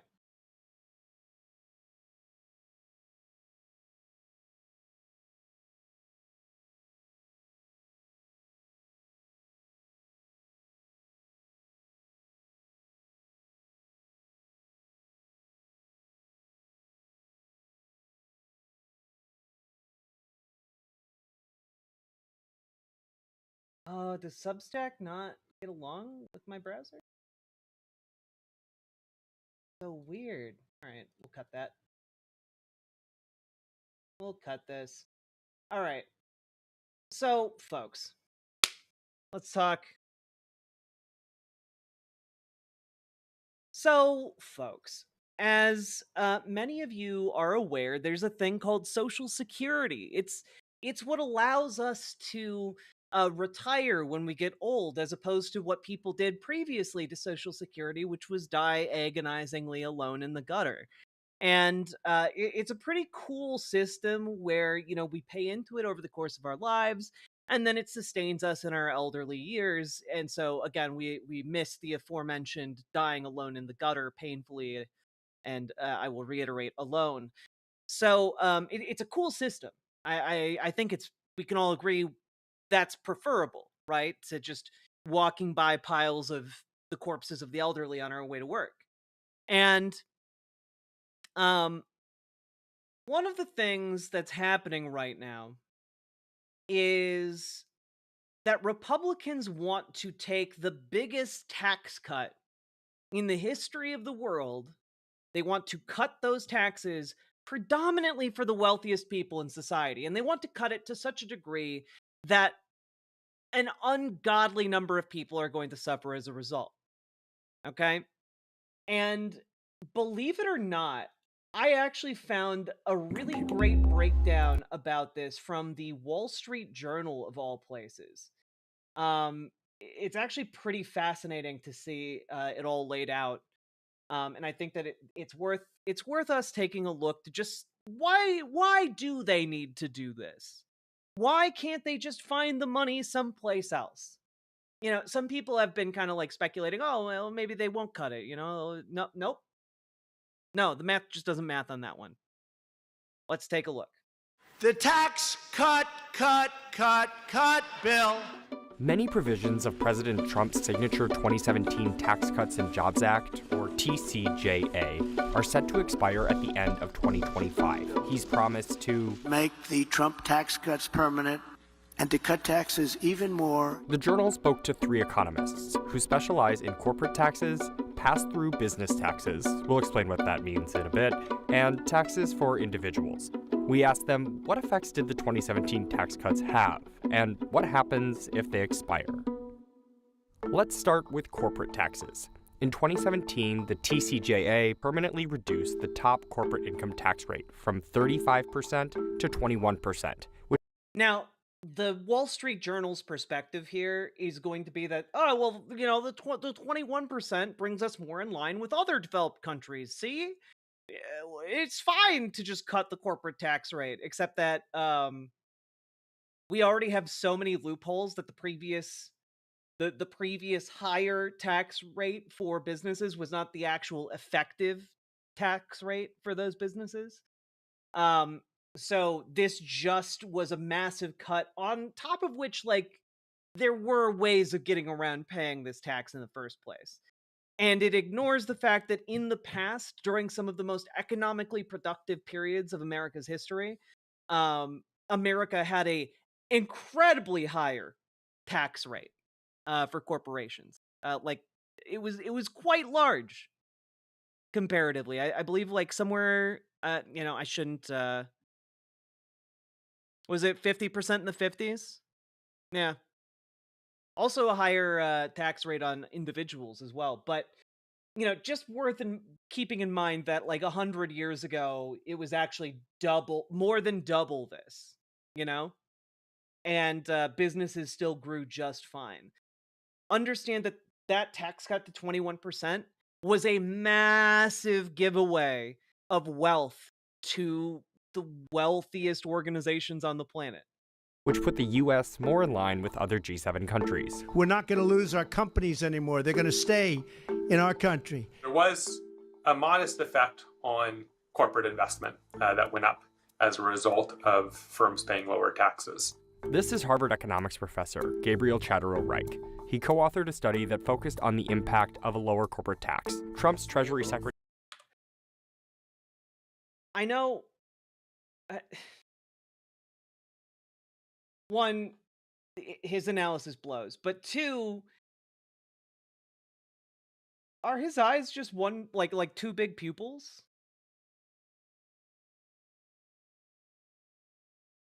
He looks like he's tripping balls. He co-authored a study that focused on the impact of a lower corporate tax. Trump's Treasury Secretary at the time, Steven Mnuchin, said the tax cuts would generate more than enough economic growth to help pay for the lost revenue. Not only will this tax plan pay for itself, but it will pay down debt. Shadow Reich's study found that didn't quite happen, at least not when it comes to corporate tax revenue. In 2018 and 2019, tax revenues went down substantially, bringing less money to the government, while investments by corporations ticked up. The higher... All right, but let's also take a look at this and note that it was already on an upward trajectory. This is not that much of an increase. While investments by corporations ticked up. The higher corporate tax investment didn't generate enough economic growth to make up for the drop in corporate revenue from the lower tax rate. It remains to be seen whether other parts of the 2017 tax bill, like the reshoring of corporate profits, could have offset the decline. Spoiler alert, it did not. Spoiler alert, it didn't, because the entire premise of giving tax cuts to the wealthiest organizations and people to ever exist, and then it would just trickle down to the rest of society, has always and will always be complete and utter horseshit. The corporations.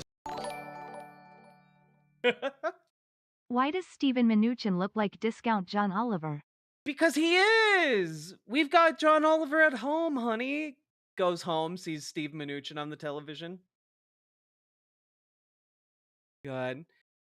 Hello, Ms. Milena. That are giving billions and billions. What are we watching? We're going over what the 2017 tax cuts were, what their effect was, and what why Republicans are doing what they're doing, essentially. Or at least I'm going to connect it to what they're doing. Billions of dollars away to their workers, and many more are coming. I think that's really what's selling this, maybe better than anybody could, including myself. In 2017, White House economic advisors estimated that corporate tax cuts would give households an average income boost between $4,000 and $9,000. Reich and the study's co-authors used modeling based on data from 2018 and 2019 to come up with a much lower individual wage boost of about $750 per.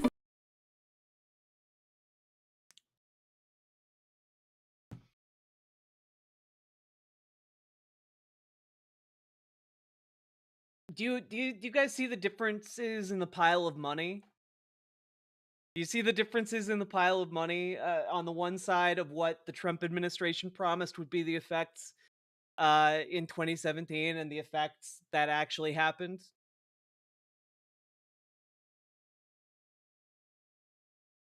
All of that additional money that they promised just goes straight into the pockets of billionaires. Full-time employee. $750 per person is nothing. So that's a glass half full version. Glass half $750, that's enough to get you a Cece's pizza, and that's not nothing, okay? Like, you get into Cece's, you can eat as much pizza as you want. Unless you're that one guy from Mabimbam. half empty version is we also need to collect tax revenue in order to have a functioning society and government. I love that he's like, the glass half full is that people got $750. That's great. The glass half empty version is that we need taxes to run society. And we can't do that with these tax cuts. They're not sustainable. They are not like it's economic suicide. Getting that additional income cost us a lot of tax revenue. Yeah, because when you give massive tax cuts, those cuts have to come from services. So what we wound up doing was we cut services in order to give the money that would have been spent on those services to billionaires. And that's not actually good or useful for anyone except for the billionaires, I guess.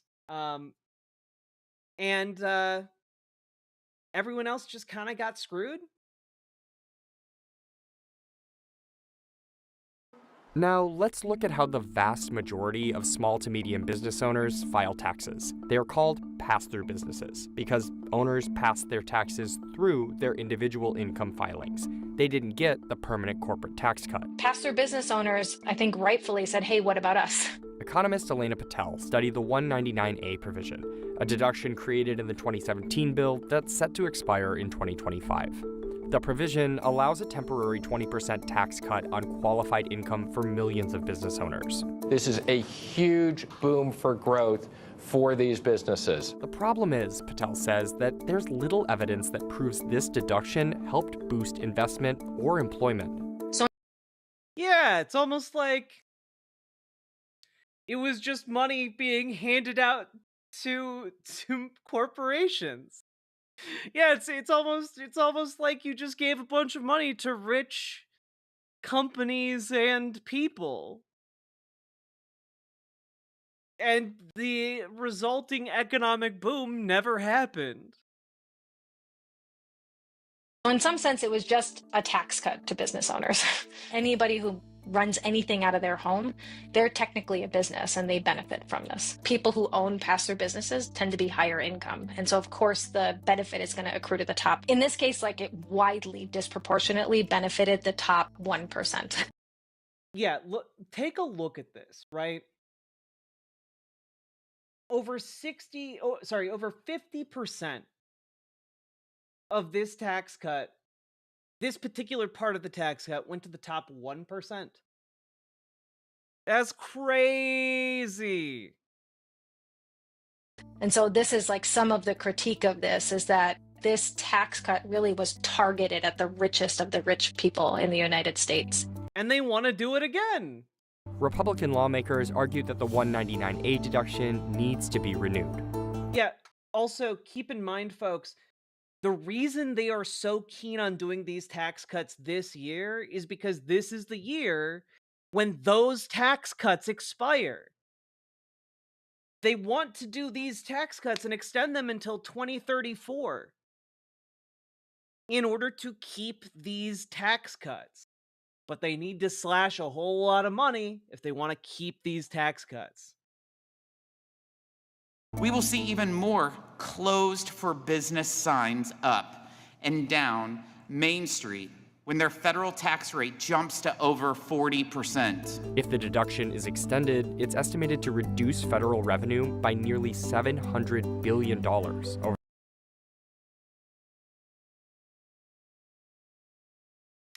That's why they're cutting Medicaid, guys.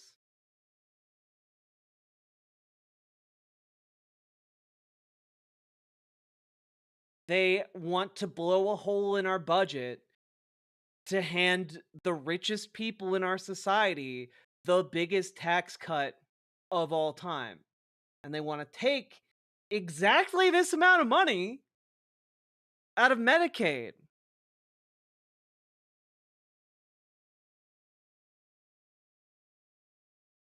Over the next 10 years. When it comes to tax cuts for individuals, Democrats largely criticized the 2017 tax bill for benefiting only the rich. The president is part of the top 1%, and the bill is aimed to help the top 1%. Williams College economics professor John Bacchia says the reality is more complicated. People in the top 1% of the income distribution get a tax cut that's equal to about 2% of their income. Whereas we've all paid into all of those social services. That's why they're called entitlements. We're entitled to them. For the middle class and lower income people, the tax cut was smaller as a percentage of their income.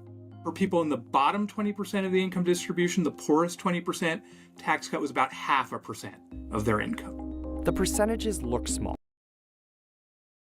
You got, I don't know how any of this makes sense, right? Like, if anything, if you're... But in dollars... Just real quick, if you're going to cut, if you're going to give people tax cuts, wouldn't it make sense to give the biggest tax cut to the people on the bottom so that they can, do better? Why are you fucking them over more? Dollar amounts, the difference between the cut for the top 1% and the bottom quintile is, on average, more than $60,000. And one thing I wanted to point out here is that that's just the average for the top 1%. When we start looking at the average for the top 0.1%, that number gets astronomical, chat. That number gets huge. The Congressional Budget Office estimates the cost of extending the individual income tax cuts as more than $3.25 trillion over the next 10 years, and more than $400 billion in increased interest. And then the question will be, how much will they offset with spending cuts? But those spending cuts might very much impact low and moderate income people. Do you guys know? Do you guys have any idea what it takes for like an economist that like talks regularly with the Wall Street Journal to respond like that? Do you guys have any idea what it takes for a guy like that to like speak like that? Fellow members of the Roman Senate, hear me. Shall we continue to build palace after palace for the rich, or shall we aspire to a more noble purpose and build decent housing for the poor? How does the Senate vote? Fuck the poor! Good. It really do be like that, huh? It really do be like that. Well, let's just like, and Saki Tanuki, thank you for the 5 tier 1 subs. I certainly appreciate that. But like, listen to how he says this. And like, he knows how devastating this is. Those spending cuts might very much impact low and moderate income people. But those spending cuts might... When an economist is making this face about their economic point fucking over the poor and working class, that's maybe advice you don't want to do that thing. That's the face of a guy who's like, who's having like the conscious thought of like, man, if we translate this type of economic downturn for the poorest people, we might be talking about like, French Revolution 2 electric boogaloo over here. Like dude kind of recognizes how bad that is. Very much impact. Unlike his tie, he didn't recognize his tie. Impact low and moderate income people. Democrats warned that extending the 2017 tax cuts will come at the expense of programs that help Americans. The safety net is under assault. This whole thing feels a bit like a scam. It is really tax cuts for billionaires. Republicans have made clear they will not hesitate to bleed healthcare programs dry. We're working right now to get everybody on board. I think everybody wants to be on this train and not in front of it. Did House Speaker Mike Johnson just threaten to run people over with the train? Did he just threaten Democrats in Congress with running a train on them? Jesus Christ. In February, House Republicans passed a budget blueprint that calls for at least $1.5 trillion in spending cuts and no more than $4.5 trillion in tax cuts over the next decade. $4.5 trillion in tax cuts. Oh, God. The Committee for a Responsible Federal Budget, a nonprofit group that favors lower deficits, estimates that Trump's tax priorities would reduce government revenues between $5 to $11 trillion over Jesus Christ. the next 10 years. Elon Musk's Department of Government Efficiency has signaled that the work he's doing could help lower taxes. As we're finding savings, that's going to translate directly to reductions And they aren't finding savings, by the way. It's all been bullshit. in tax. So. Yeah. It's still an open question how Trump and Republicans will bridge that gap. I got news for everyone. We know how they're going to close that gap. they're going to close that gap by cutting Medicaid, Medicare, and Social Security. That's the entire point of this. You know, the entire point is to cut Medicaid, Medicare, and Social Security. That's the only way the maths. If you're looking for that kind of money to cut, you got to cut it from those programs. Mike Johnson clearly wants to be in the middle of the train run, if I understand that correctly. Playful face. Thank you for the $5 super chat, Charlie. And there are only two places you can get that kind of money, chat. One are entitlement programs like Social Security, Medicaid, and Medicare, right?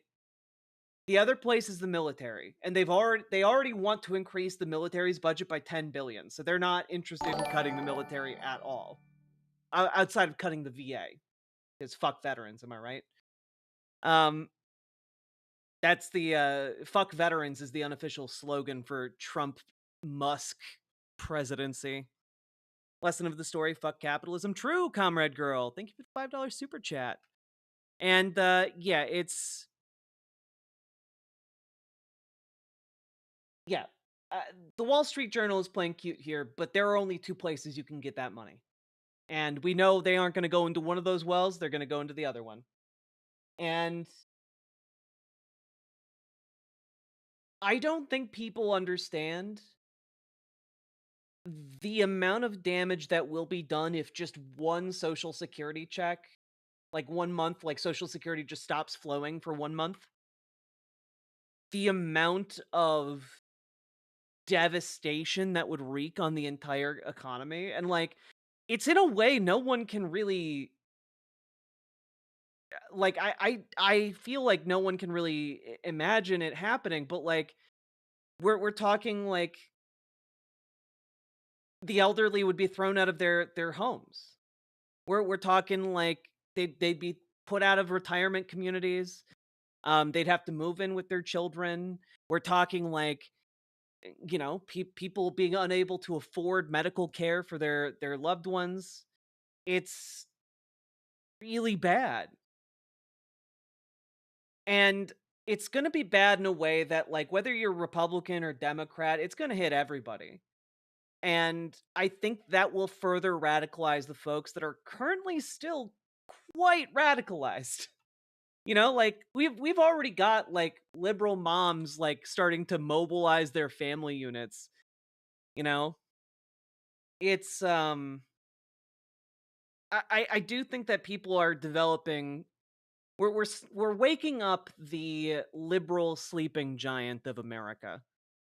The people who just generally check out and don't really have a hard grasp on politics, but who have trans friends or who have, you know, like families that rely on Medicaid or Medicare, you know, parents who are on Social Security, and like they won't be able to afford being uninvolved.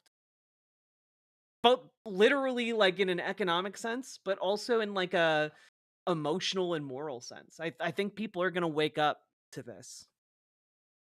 And people are going to be in a position where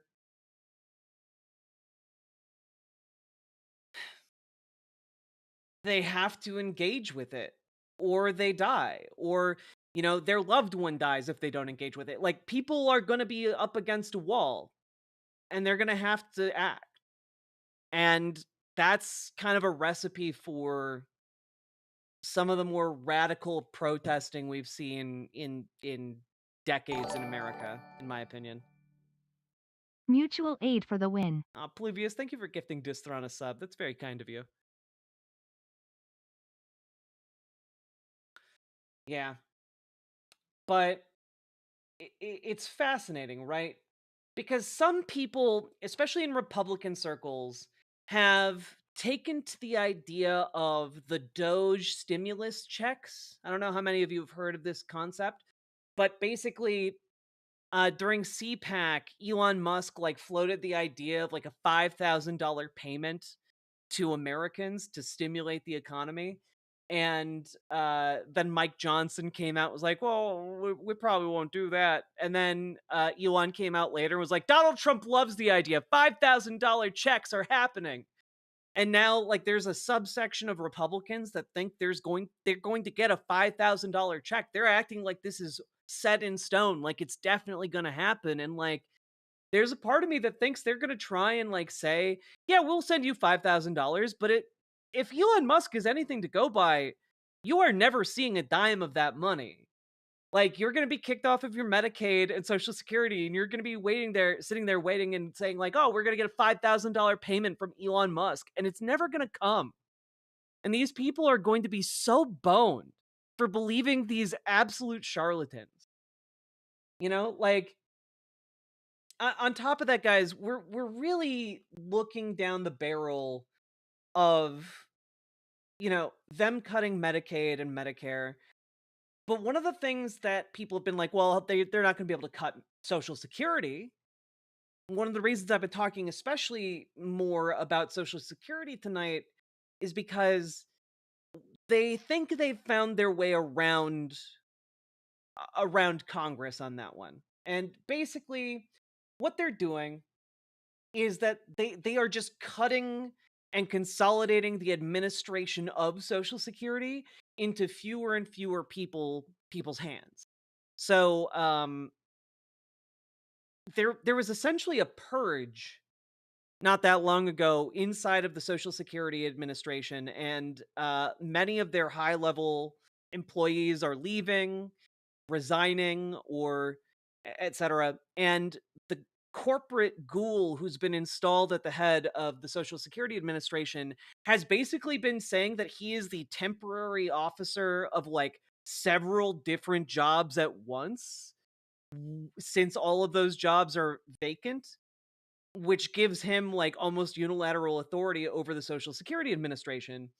And one of the things they're doing is cutting the number of locations that Social Security is active in. And this is going to intentionally cripple the Social Security Administration. The SSA is one of the like most efficient orgs in the government. It processes hundreds of thousands of issues, complaints, calls, onboarding, offboard, etc. every day. Hundreds of thousands. And that all flows through all kinds of different offices across the country. But basically, they are using administrative cuts as a way to stop those checks from flowing, to stop Social Security from functioning, so that either they can claim they're just sending people in to fix the problem, or so that they can effectively cut it without, running to Congress. And if they do stop the flow of those checks, I think people are going to get violently angry quite quickly. Because people are going to know that like they can't last that long without those checks. And if they're made to wait, it could be a disastrous outcome for everyone involved. So just letting you guys know, this is looming above all of our heads. And this is, by the way, sorry, I showed this chart on screen. Social Security Administration faces increased workload with fewer resources. From 2010 to 2023, there was a 17% cut to the Social Security Administration customer service budget, a 16% reduction in Social Security Administration staff, but an increase in 22% of people needing help. So they did 22% more with 16% less. And the changes that are currently being imposed upon them in 2025 exacerbate that immensely. Okay?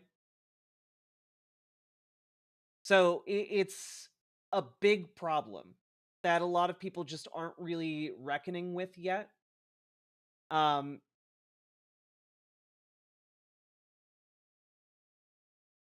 Yeah. Here he is, Chris Geidner.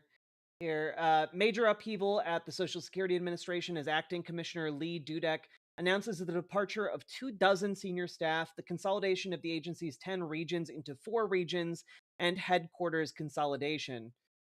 One of the biggest changes at HQ is a consolidation of power, re the general counsel. Mark Stephenson, former senior executive VP and general counsel for HSBC North American Holdings Inc., joined the Social Security Administration on Monday, became acting general counsel on Thursday, and became acting deputy commissioner today. So Mark Stephenson is also like running like 5 different jobs right now to consolidate power in there. It's they're fucking with it on purpose. They're cutting locations more than in half in order to cripple the org so that it can't function and those checks can't get out. That's my opinion.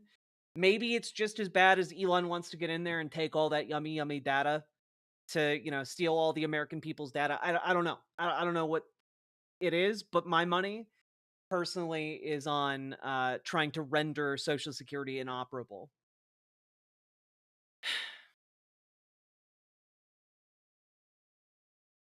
CF, stop asking questions that are silly like that. That doesn't deserve a response.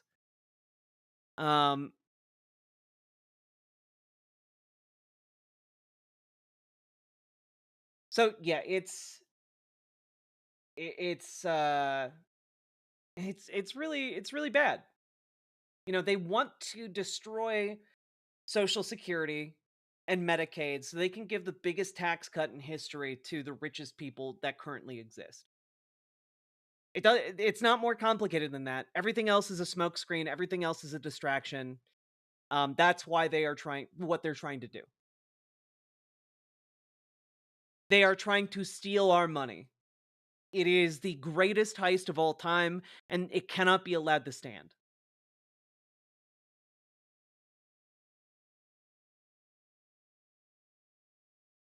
And honestly, anyone who's trying to tell you that like Social Security is insolvent or is going to be insolvent and you need to run it like a company, they're full of shit.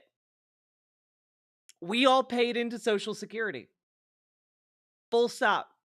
We already paid for it.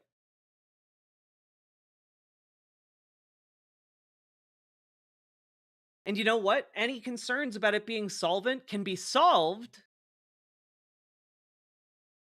by taxing the rich. There's a limit on what the rich pay into Social Security. Remove that limit so that they are paying the same rate as all of us. And guess what? The solvency issue is solved.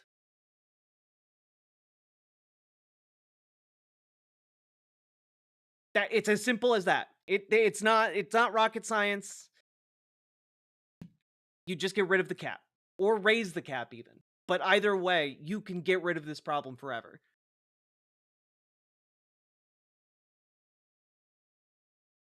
Hello, LB.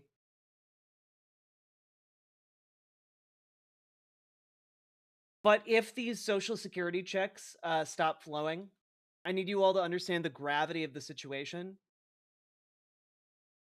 We're in like an existential danger if that happens. That will be kind of your red flag to like get loud and also to make sure you and yours are hunkered down and safe.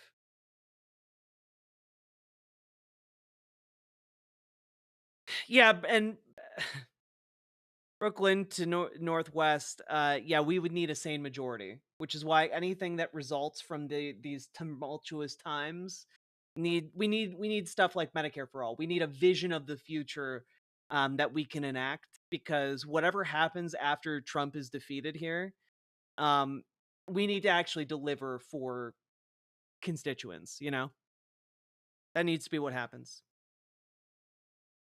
The Republican Party, as we know it, needs to be destroyed, and Democrats need to reform our current systems.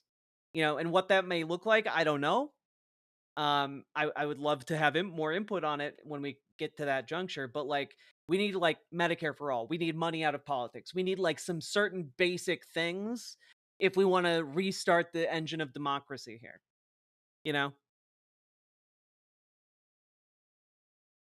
We need to encourage workers to unionize and have democratically run workplaces.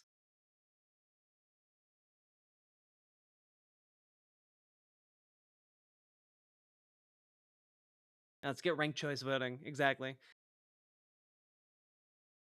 The point being, beware what they are doing. They're coming for Social Security. They're coming for your ability to live. We all deserve that Social Security. We all pay into it, and they're coming to steal it from us. Don't let them.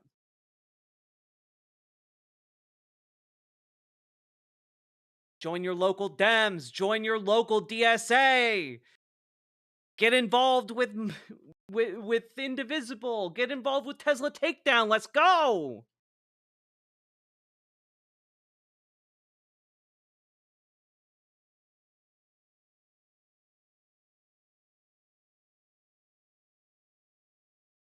You can use !organize to get those links, babies.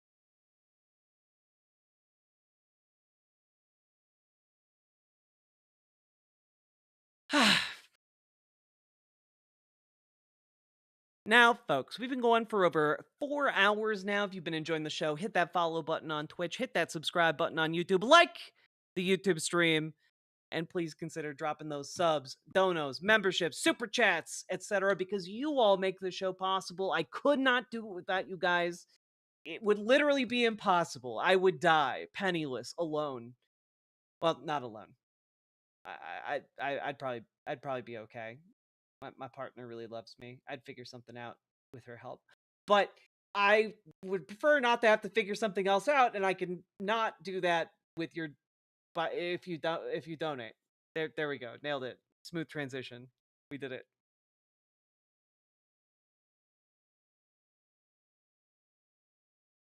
Yeah, exactly, Brooklyn. Exactly. We already got like dudes showing up at like CEOs' homes with weaponry. Like it's not Molotov cocktail escalation is not off the board when we talk about the cool zone. Let's see here.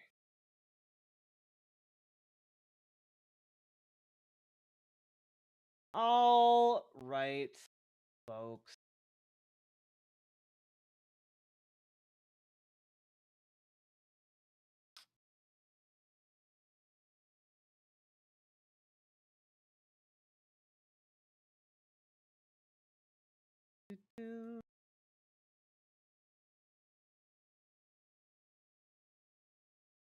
Rid of that. Here. All right.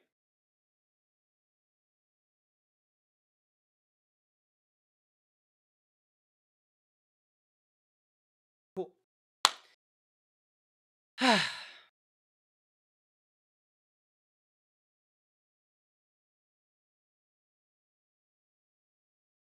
They're planning a second constitutional convention. I mean, you have to get a majority of states. I don't know what to say, so plurality I'll of summon the states. Dawn Ghost to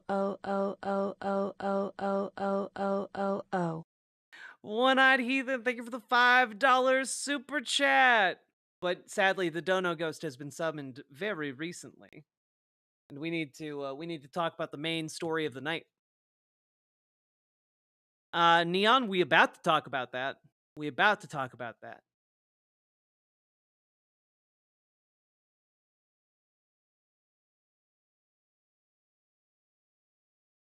I've learned a lot watching your streams. I'm too broke to give money right now, but I hope my praise and ideological support is worth something. It absolutely is. I appreciate it, but yeah, don't put yourself in a bad spot to donate to my show. Always make sure you are taken care of first. Let's see here. All right, folks. Shall we dive in?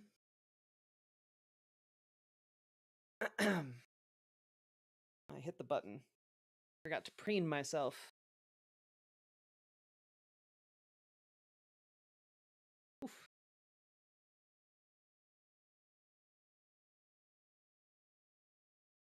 So, folks, there is a guy called Vladimir Zelensky, And he is the leader of a country called Ukraine. And Ukraine, multiple years ago, was invaded by a much larger country called Russia, a country that is also a nuclear superpower. And Ukraine has been valiantly fighting off the Russian invasion ever since, largely with the help of arms and ammunition from other European countries, as well as the United States. And today, well, as a little bit of a preamble to this, when Donald Trump came into office as president of the United States, I don't know. Yeah, exactly. Crazy, right? But Donald Trump is in fact a president, I guess. And he doesn't like Vladimir Zelensky. He's pretty not a big fan, to say the least. And he's BFFs with Putin, the president of Russia, or leader of Russia. I don't know that, because Dmitry Medvedev is the president. I don't know what formal title Putin has. But regardless, moving past that, Putin runs the country. And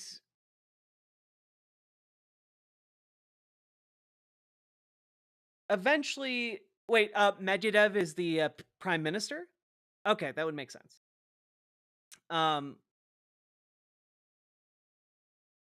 Cool. So what Donald Trump did was essentially tell all of Europe, you can go fuck yourselves.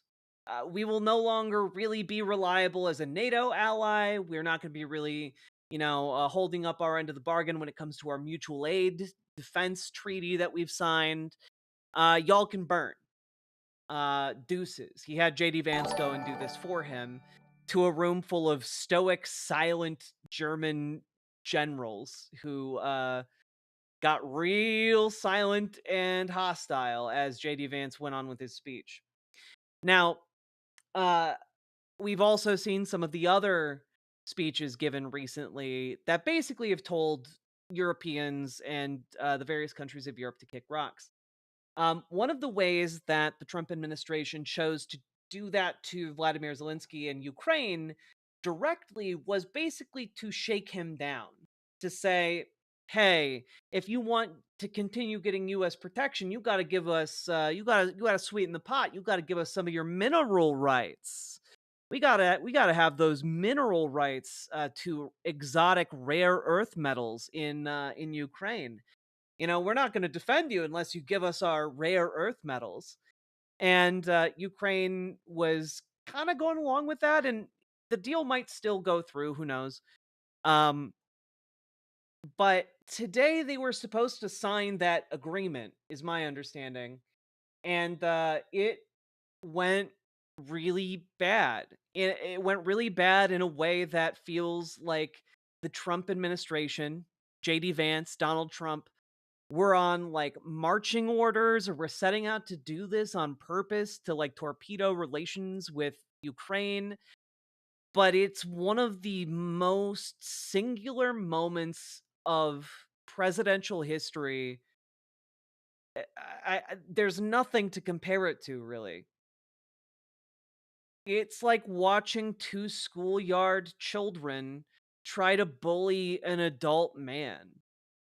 It's very weird for the president of the United States and the vice president of the United States to simultaneously stoop to this level.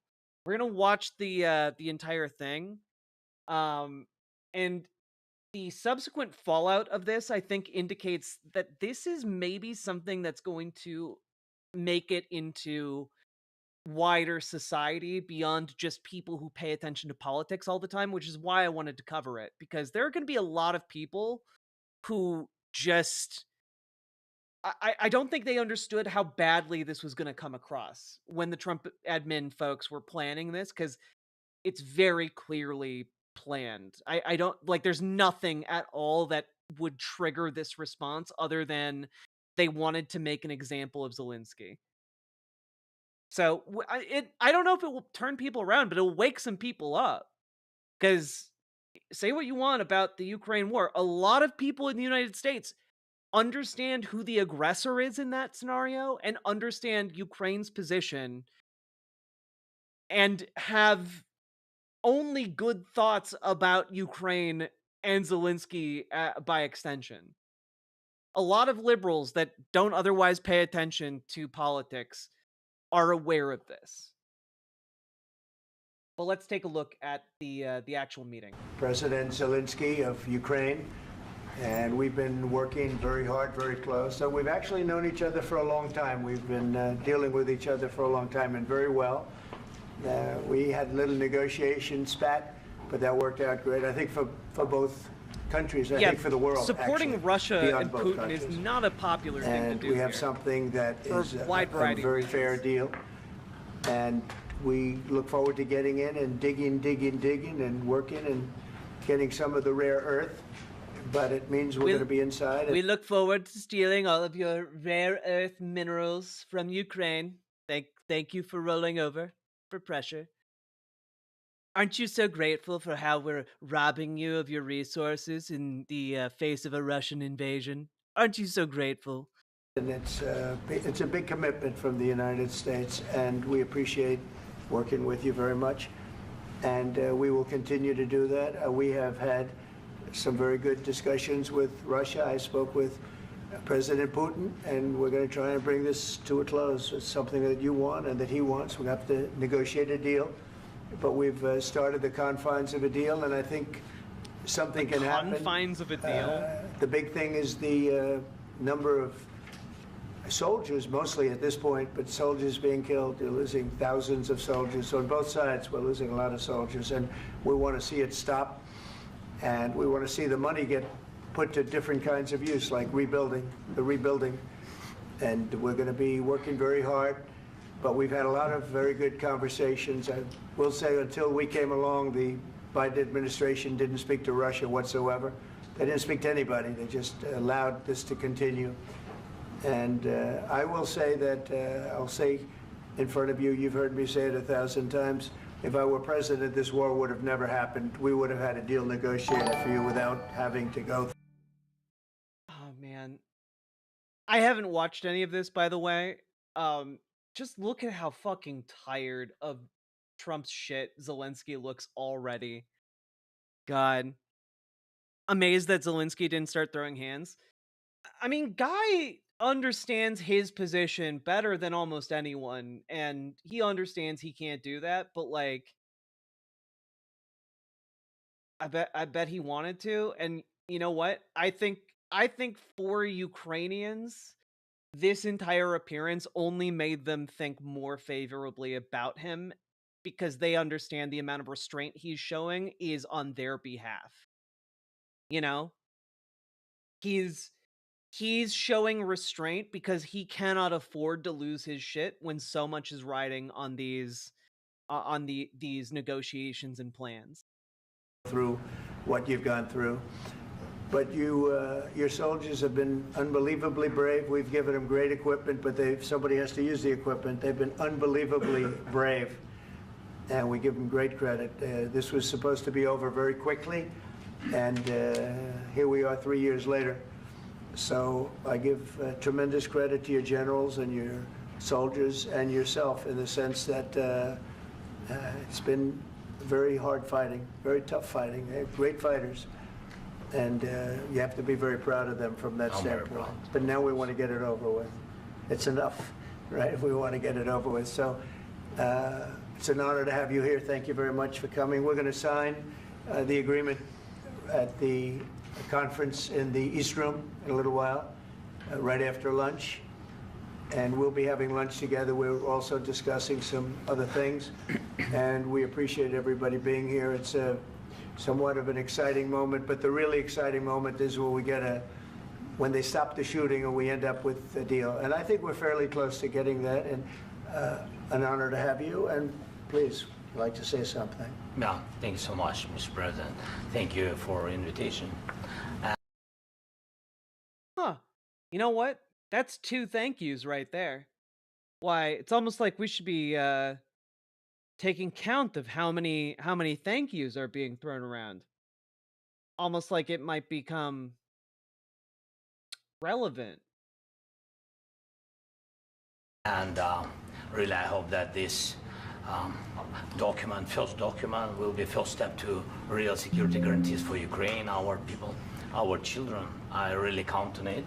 And of course, we count that America will not stop support. Really, for us, it's very important to support and to continue it. I want to discuss it with details further during our conversation, and of course, the You're in for a infrastructure treat or with this security one. guarantees. Zelensky First, for does a today, fantastic I job. understand what Europe is ready to do. And of course, I want to discuss with you what United States will be ready to do. And I really count on your strong position to stop Putin. And you said that enough with the war. Punk I Monk, think thank you that for the it's very $5 important, dono. I appreciate Lynn, it. to say these words to Putin at the very beginning of war, because he is a killer and terrorist. But I hope that together we can stop him. But for us, it's very important to, to save our country, our values, our freedom and democracy.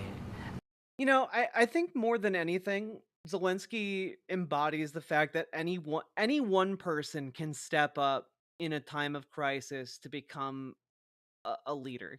And any one of us during these tumultuous times ahead, we can all step up, do our part, and where we see the opportunity to do more, take that opportunity. We're in a time of increased responsibility, and that means stepping up and maybe being a leader too. And of course, no compromises with the killer about our territories, but it will be later. And of course, what I wanted, we spoke about it by phone with you about the drones production. We have very good drones production. I think the best one in the world for today because of the war. Yes, and of course, we need very much the air defense. You have the best air defense in the world, and really you helped us under attacks of Russians. And I want to speak how we can exchange the licenses. We're open to share the licenses of all our drones with you, of course, with the United States. And we need licenses for quick production of air defense. Even after the war, we need our nation to be calm, that we are secure. So that's why we need this air shield. And of course, about this, I want to speak about the contingents. I think that France and UK already spoke to you, and we know that Europe is ready, but without the United States, they will not be ready to be as strong as we need. And the last point, last not least, about exchange, about our people and children. And you know that these crazy Russians, that they stolen 20,000 of children, Ukrainian children. They changed their names, they changed their families, relatives, and now they're in Russia. We want to bring them back, and really. Yeah, this is maybe one of the more under talked about things. But any families caught in like the regions of Ukraine taken over by the Russians, those families have been split apart. And children have just been abducted and adopted by Russian families with Russian names. It's yeah. It's a big dream, task, and goal for me, and our warriors. By the way, Mr. President, we exchanged, released more than 4,000 warriors from Russian prison, but there are thousands more in the prison. I wanted to share with you some images. How it's, can I now? Yeah, please. Some minutes, 1 minute, 1 minute. Just you to understand in what circumstances, in what situation they are, and what the attitude of Russia to our prisoners. That guys, just you before and after. Can I just say, like, this is such a strange venue for a conversation like this. Just two chairs facing the camera as they talk to each other ostensibly, but it's also combined with like a performance for the camera. It's very strange. And you see before and after, just you to understand. Now thousands of such guys, ladies and men. Like, look at how well he's managing to walk the tightrope of seeming like he's talking to Trump enough to engage Donald Trump's interest, but also using the opportunity to show these pictures to the public in order to simultaneously like educate on the topic. And so they don't eat, they beat them, and they, so they do a lot of, bad things. So out of, even during the war, there are rules. Everybody knows there are rules during the war. So these guys, they don't have any rules. Yeah, so far it's pretty normal, Salmon Moose. It gets a lot weirder than this, though, in a noticeable way. That 50, 60 kilograms left, and a lot of such things. And I didn't want to show you what the changes with images of children, because I will just share with you. And I mean, it's looking tragic. Yep, that's tough stuff. Yeah, I wanted very much to give you, and you see it. Yeah. This is pastor, by the way. They stolen pastors because it's not Russian church. They stolen pastors and moved pastors to the prison. At the end of last year, we brought 3 pastors, and we could exchange them. And this is pastor, you see. Yeah, that's tough. Yeah, so I mean, this I wanted to show you, and good yes, so stuff. Thank you very much. We want to get that in, right? Yeah, of course. Oh my God, he's so bad at this. And I think we will. And we have to, of course. Do you have any questions, please? Mr. President.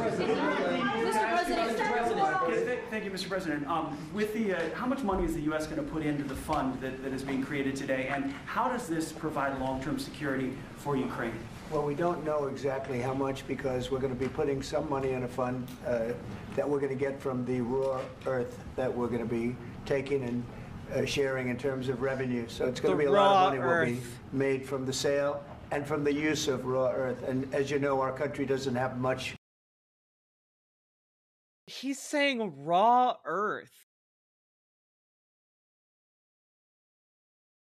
Dog, his brain is gone. He said it multiple times. Raw earth. We have a lot of oil and gas, but we don't have a lot of the raw earth. And what we do have is protected by the environmentalists, but that can be unprotected. But still, it's not very much. They have among the best in the world in terms of raw earth. So we're going to be using it for all of the things we do, including AI and including weapons and the military, and it's really going to very much satisfy our needs. So it's something that just worked out really well. We have a lot of oil, and we have a lot of gas, we have a lot, but we don't have raw earth. So this has just about every component of the raw earth. Man, he looks so rough right now, guys. He looks so rough. That we need for computers, for all of the things we do. This puts us in great. I only have raw water and raw earth. Those are the only things I eat. Shape. And long-term security for Ukraine. How does this provide it? I think they're going to have great luck. I think once we make the agreement, that's going to be 95% of it. They're not going to go back to fighting. I've spoken with President Putin, and I feel very strong. I've known him for a long time, and I feel very strongly that they're very serious about it, and we'll make a deal. And when the deal is made, I don't think we talk about security. Everyone's talking about the other day. All they talked about was security. I said, let me make the deal first. I have to make the deal first. I don't worry about security right now. We have to have a deal, because right now, last week, 2,000 soldiers died on both sides. 2,000, and they're losing 1,000, 2,000, 3,000 a week. So as we sit here and we talk, people are getting shot and dying on the battlefield. And you know, they're not American soldiers, but they're Russian soldiers and they're Ukrainian soldiers, and we want to be able to stop it. And we want to be able. It's literally, yes, hoi polloi. It's literally the meme of like the dog with the wallet. No security, only deal. Also to spend money on other things. We don't want to. This is a tremendous amount of money, and what the Biden administration did was terrible. They were giving money, but he had no security on the money. Europe, as you know, gave much less money, but they had security. It was in the form of a loan. they get their money back, and we didn't. And now, at least we're protected. We're not getting our money back from investing into Ukraine like it's a fucking business endeavor. Because the American taxpayer has to be protected too. But you're trying to cut all of the systems that would support us, dog. Don't pretend like you give a shit about the average American. This is an incredible agreement for Ukraine because we have a big investment in their country now, and what they have, very few people have. And we're able to really go forward with. I did some digging on this, pun intended, and my understanding is that there's not that much rare earth in Ukraine. Like, I don't know. I feel like this is a talking point given to him straight up by like a Jeff Bezos or Elon Musk telling him how much he wants a lithium mine of his very own that he can preside over, like how his daddy presided over the emerald mines, something like that. Like, I don't know. It feels like a request made by one of these billionaire CEOs he surrounds himself with. With very, very high-tech things and many other things, including weaponry that we're going to use in many locations, but that we need for our country. Mr. President, this allows us to do this. He does talk about rare earth like he's a medieval warlord talking about magic gems. Mr. President, will you come sorry. Military aid. Yes, go ahead, please. If I can just, yes. In the document, there is one of the very important points. If we speak about business and investment, we never had LNG terminals in Ukraine. This document will open. I mean, the next documents, but anyway, here we see in the framework, we see really goodwill for this. LNG terminals for us is very important, and I think for security of European continent. We have the biggest storage, gas storage. We have the biggest in Europe. Yes, yes, and we can use it. Use it for LNG. Use it for LNG, and we will do it. Yeah, and true, really, we can help Europe because Europe really helped. President Trump said that they made less support, but they are our friends and they are our very supportive partners. They really gave a lot, Mr. President. They did. They gave a lot, but they gave much less. No. Much less. No. No. Okay. Like he's doing a good job here, like pushing back while retaining like a friendly tone for the interview. But like Donald Trump doesn't like that.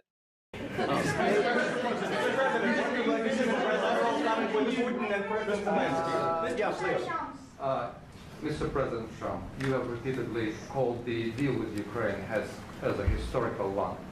And as a President of the United States, you make historical decisions in other issues which affect America and other world. So what place in the world history do you want to take? And do you associate yourself with any famous historical figures? Yeah, I'd say George Washington, Abraham Lincoln. I would say I'm. Yeah, I'd say I'm analogous to Abraham Lincoln. I basically freed the slaves, dog. Oh my god.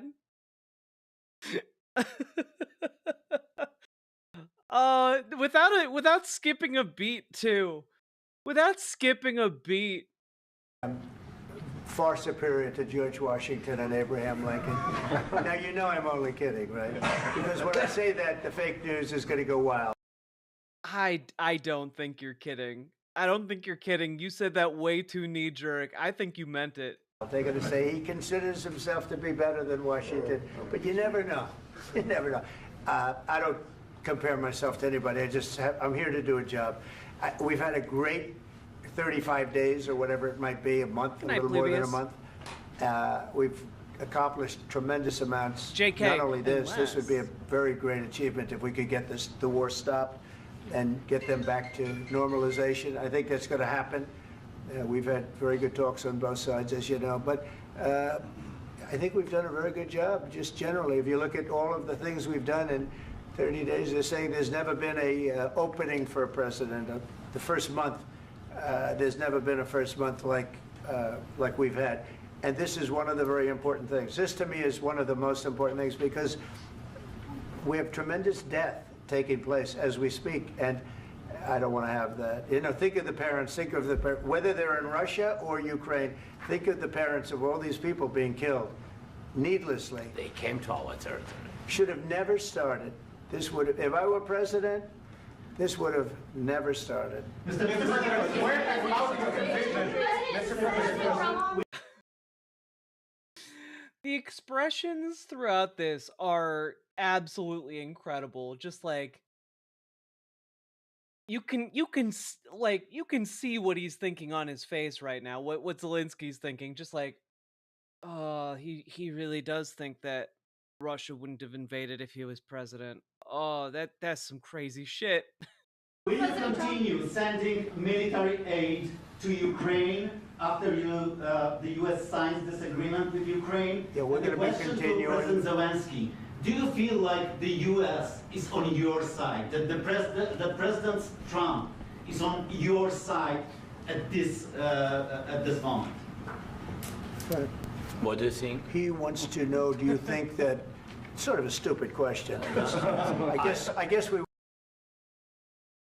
Does Trump genuinely thinks that Zelensky didn't understand? Trump doesn't think that Zelensky could understand what the reporter asked. Guys. At this moment. Right. What do you think? He wants to know, do you think that... Because Zelensky says, what do you think? Because he doesn't want to give a direct answer to that question because it puts him in a really bad spot.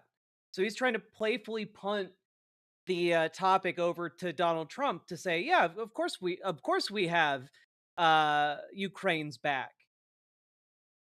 But Donald is too stupid to understand that. And so he's like, obviously Zelensky, the foreigner, didn't understand the question. So I'm going to explain the question.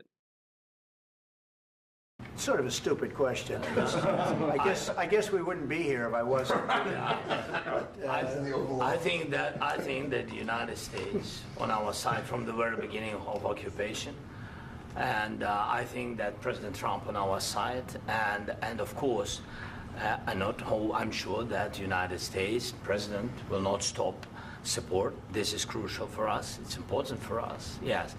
And Putin, the president, speaks about the people and the soldiers which are dying, but they came to our territory, they came to our land. They began this war, and they have to stop.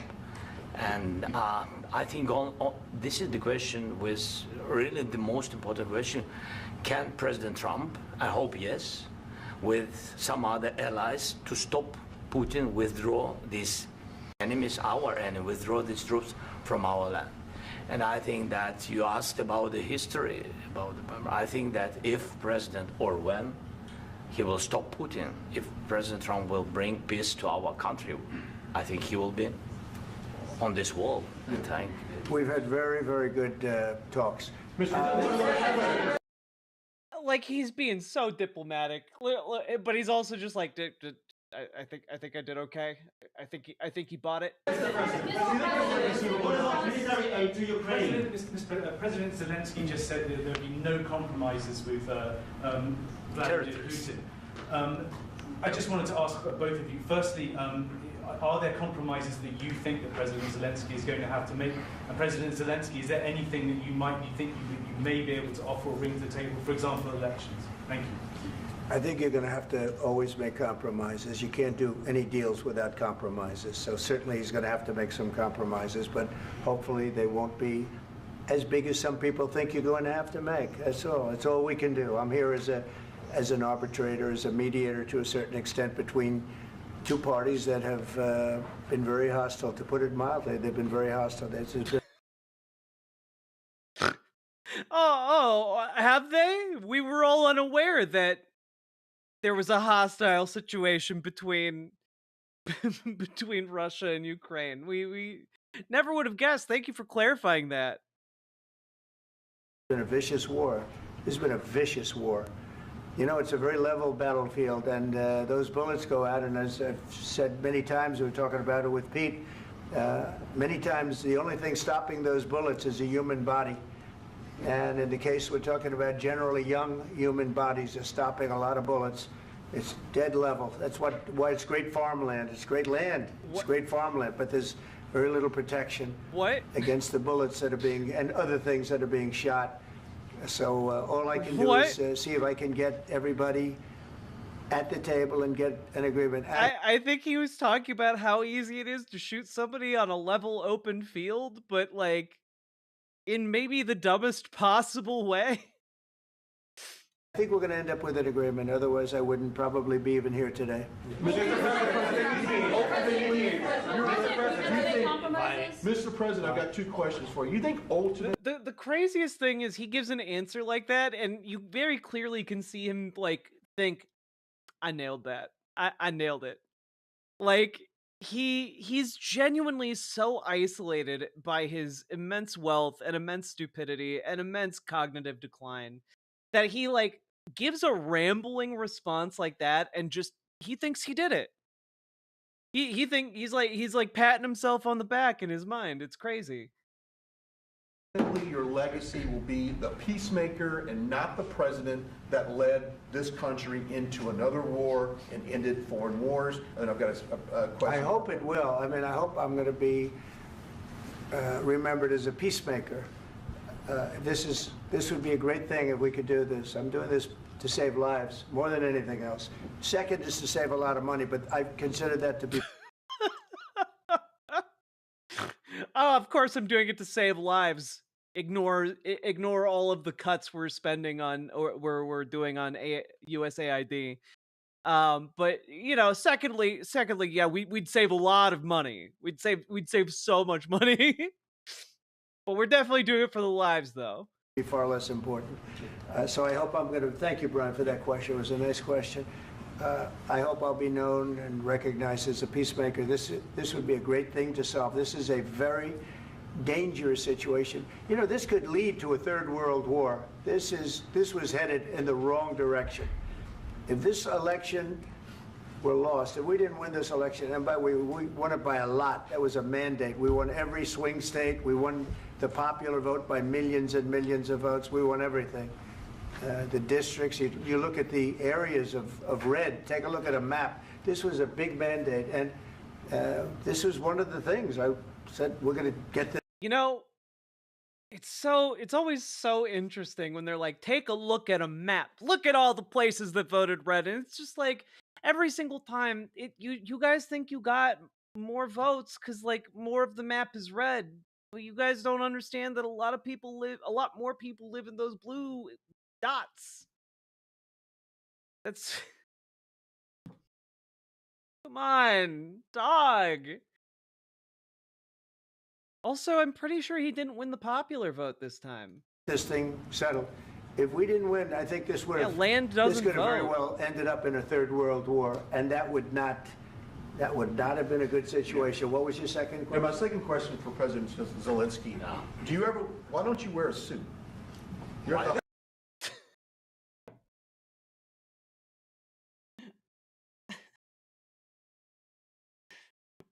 Okay. Why don't you wear a goddamn suit? Disrespectful. And churlish. Why don't you wear a suit? Yeah, that was asked by Marjorie Taylor Greene's boyfriend. Yeah. Unironically. Also, that dude is only in that room because Donald Trump banned the AP. That guy, again, Marjorie Taylor Greene's boyfriend, replaced the evicted AP reporters. You're the highest level in this country's office, and you refuse to wear a suit. Just want to see if do you own a suit? Yeah, problems. A lot of Americans have problems with you not respecting the dignity of this office. I will wear a costume. I will wear a costume next time. But genuinely though, no one gives a shit. No one in this country is like upset that he's not wearing a suit. After this war will finish. Okay.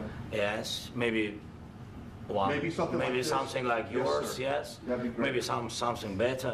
I don't know. We will see. Maybe. Like, what would... Also, worth remembering, Vladimir Zelensky was a comedian before he became a president, so, like, I don't know if you want to be a reporter and be, like, salty towards him, because I bet he can burn you, without even thinking, alright? And don't heckle the comedian, it's not gonna go well. Something cheaper than, yeah. Thank you. Thank you. President Trump. Thank you, President Trump. You said yesterday that you have... Are you going to send more arms to Ukraine in case there's no peace? Yeah, we're going to have arms to Ukraine, yeah, sure. Hopefully I won't have to send very much because hopefully we're going to have it finished. We're looking forward to finishing this quickly. We're not looking forward to sending a lot of arms. We're looking forward to getting the war finished so we can do other things. But we very much appreciate the agreement because we needed what they had, and we're treating, our country is now treated fairly. Biden didn't do that. He didn't know what the hell he was doing. This should have never happened. This should have never started.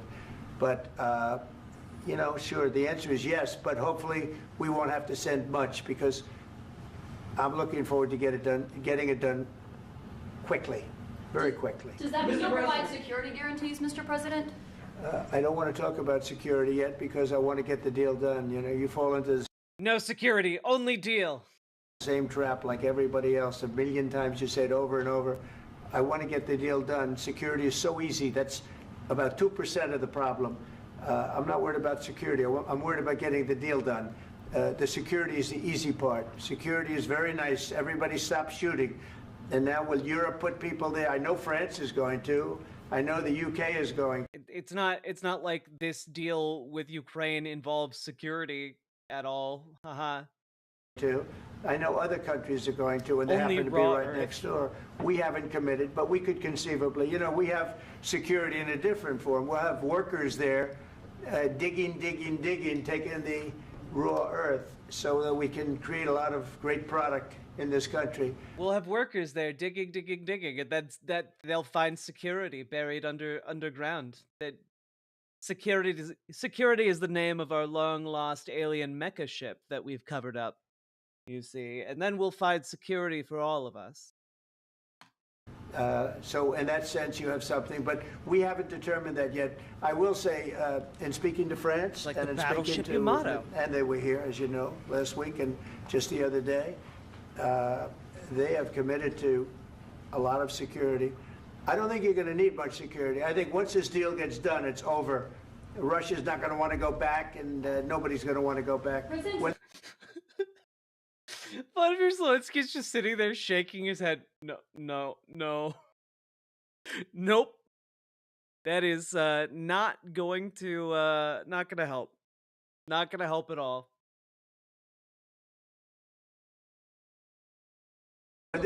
When this deal ends, I really believe this deal is going to be over.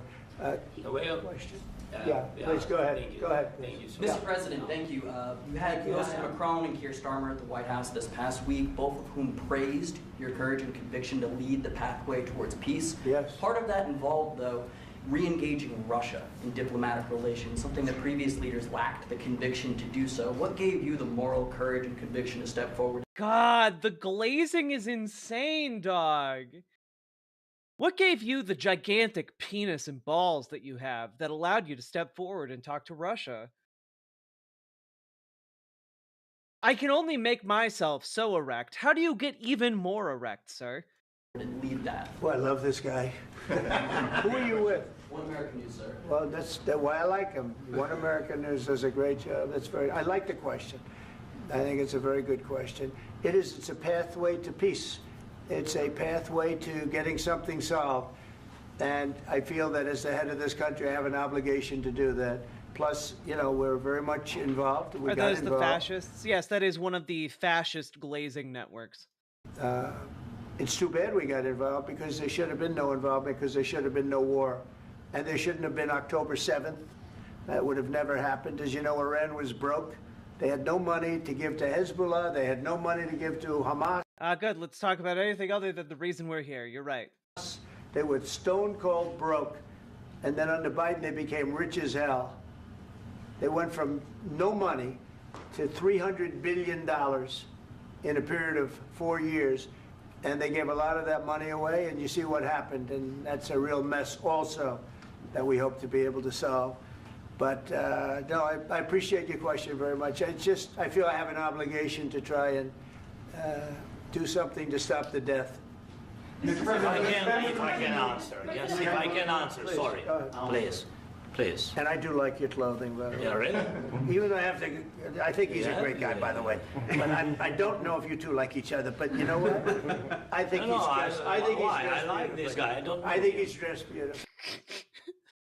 It's so awkward. So I have more serious things than answer on such Yeah, question. sure, I will answer on more serious That's a good question if I can. Yeah, so please, about security guarantees and about just ceasefire. We can't just speak about ceasefire and speak and speak. It will not work. Just ceasefire will not never work because I'm like the president. I have this experience, and not only me. Ukraine before my presidency, from the 2014, Putin broken 25 times. 25 times he broken his own signature. 25 times he broken ceasefire. But he never broke to me. He never broke to me. No, you. I think Donald Trump genuinely believes that he's a super special boy, and that that Putin would never break a promise to him because of the bond that they share. I think that is genuinely how he analyzes this entire situation.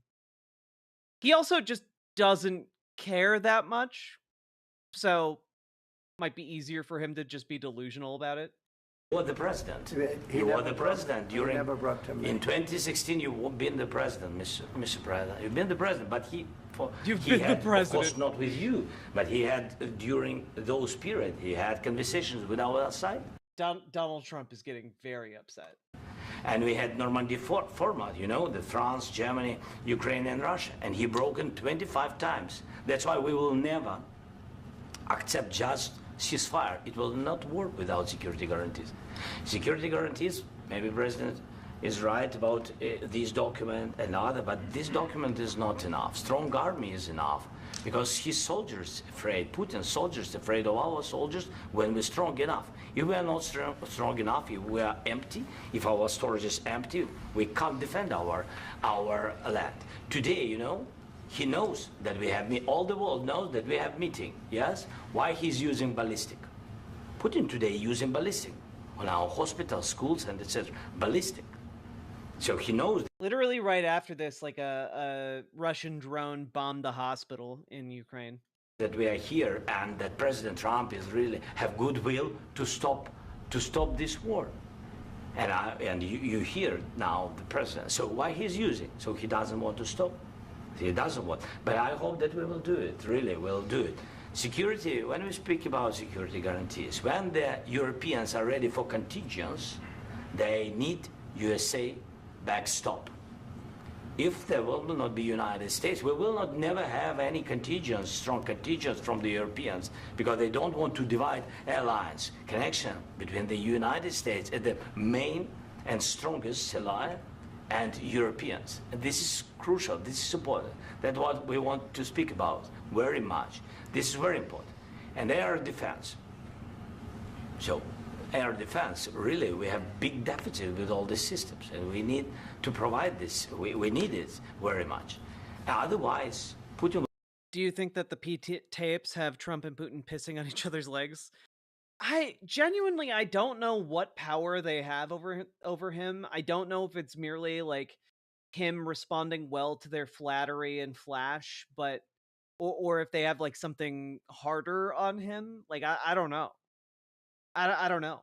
There have been like some rumors, I don't know how substantiated they are, that like he may be like an ex-KGB asset or something like that. I don't know about any of that. I haven't been able to confirm anything like that. But like they have some strange hold over him, and I have no idea what it is. But it to me it makes sense if there's like either he's just very much attracted to authoritarians, which could be that could be. Or it could be that they have something on him and that is capable of like destroying his reputation, even as elevated as he is.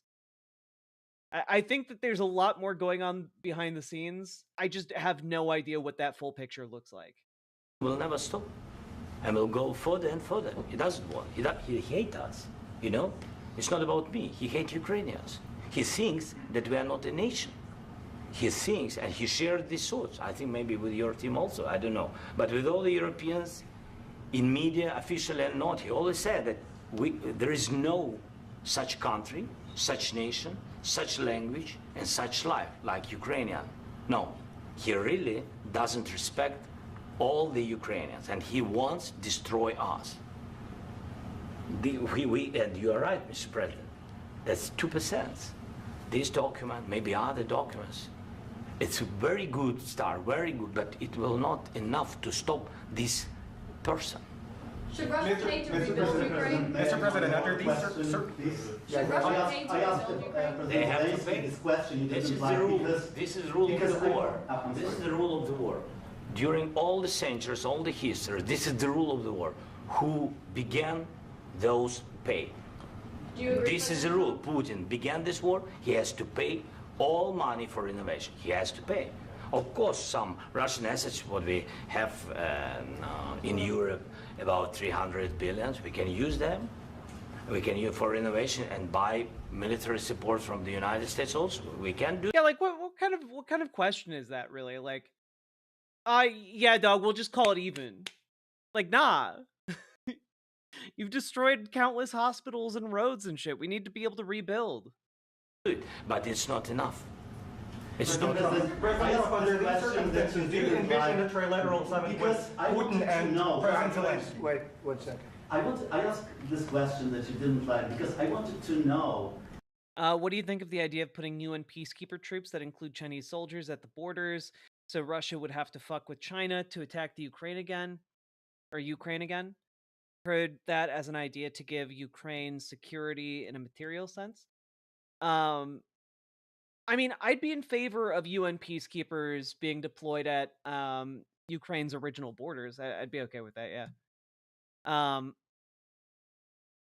That being said, just as an FYI, folks calling it the Ukraine is not generally viewed super well because the Ukraine is generally associated with like Soviet Union times versus Ukraine. Yeah. If you want to, yeah, just letting you know, not everyone knows that. I had to learn to. Position yourself in the middle between Russia and Ukraine, or on the Ukraine's. No, I'm in the middle. I want to solve this thing. I'm for both. I want to get it solved, and it's wonderful to speak badly about somebody else, but I want to get it solved. If we can solve it, great. If we can't solve it, they're going to have to fight it out, and who knows what's going to happen. But I want to see. Yeah, it's kind of like calling similar to.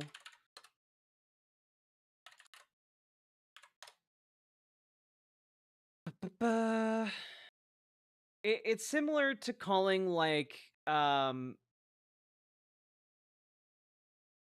Democratic Republic of the Congo just the Congo versus Congo or DRC, Democratic Republic of the Congo, like similar in that respect because it hails back to like a more colonial past.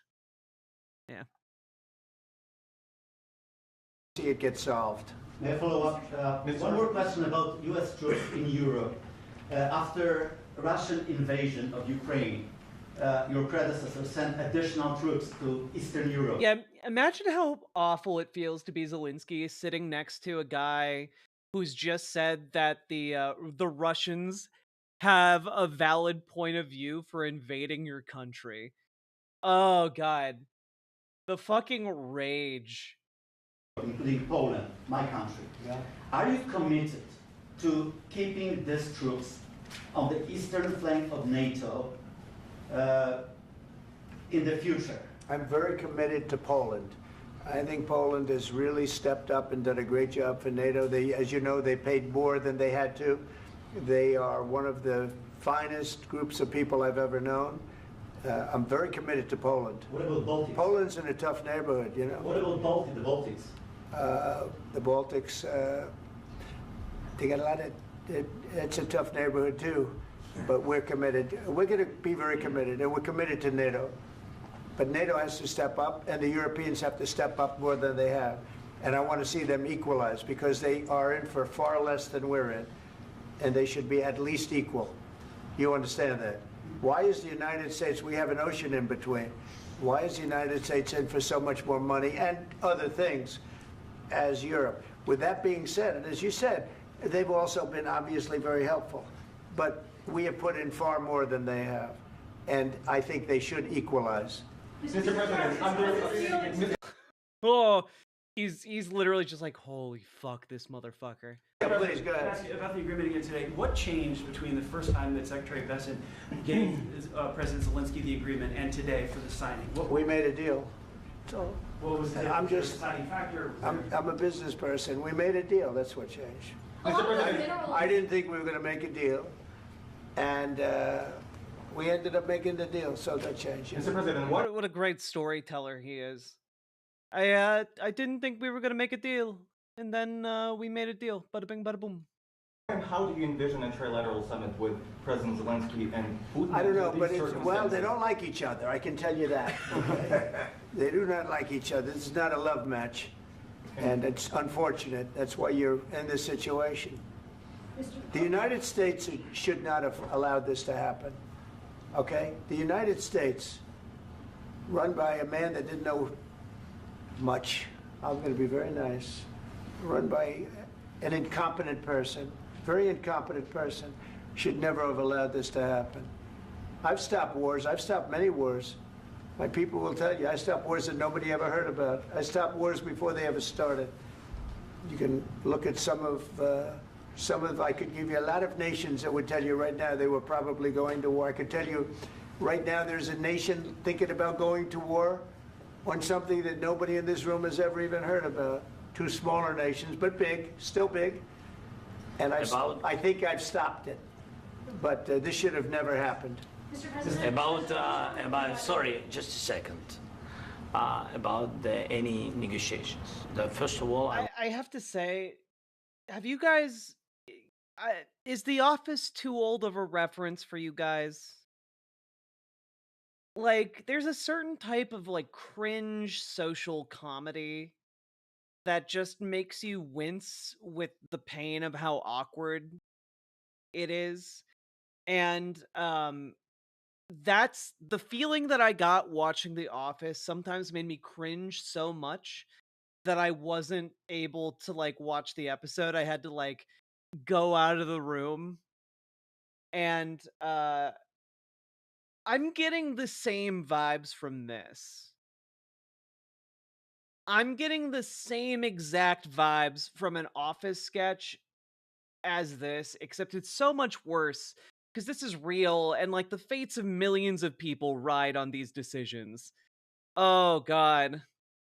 I want really to tell you, and I think that everybody understands that Ukraine, more than Ukrainians, nobody. Samara says, yes, you know, TYT tried to make a show like that called The Mobile Oval, and oh boy, did we watch that. It was not good. Want to stop this war. But at the future, any negotiations, it's understandable that two sides of the war, not Russia and the United States, because this is not the war between Russia and the United States. This is war of Russia against Ukraine and Ukrainian people. So these two sides will be at the anyway will be at the negotiation table. Then of course United States, like the strongest partner of the Ukraine, and of course Europe. I think Europe is very important. I want to speak about it with the president. Yes, Europe is very important for us because we really defend. Oh, Neon, TYT is pretty much fully cooked. Yeah, they you can still find some good people on like their sub shows, but the main show's cooked. You know, we'll never know what happened to them. Live from the Polymarket studio in LA. And Europe for today. All Europeans Don't know how that happened. Really recognize that we are defending line, and they have real life, and our people are dying. That's why they helped us. And also, it's about the need. Yes, between, like the president said, you have big, nice ocean.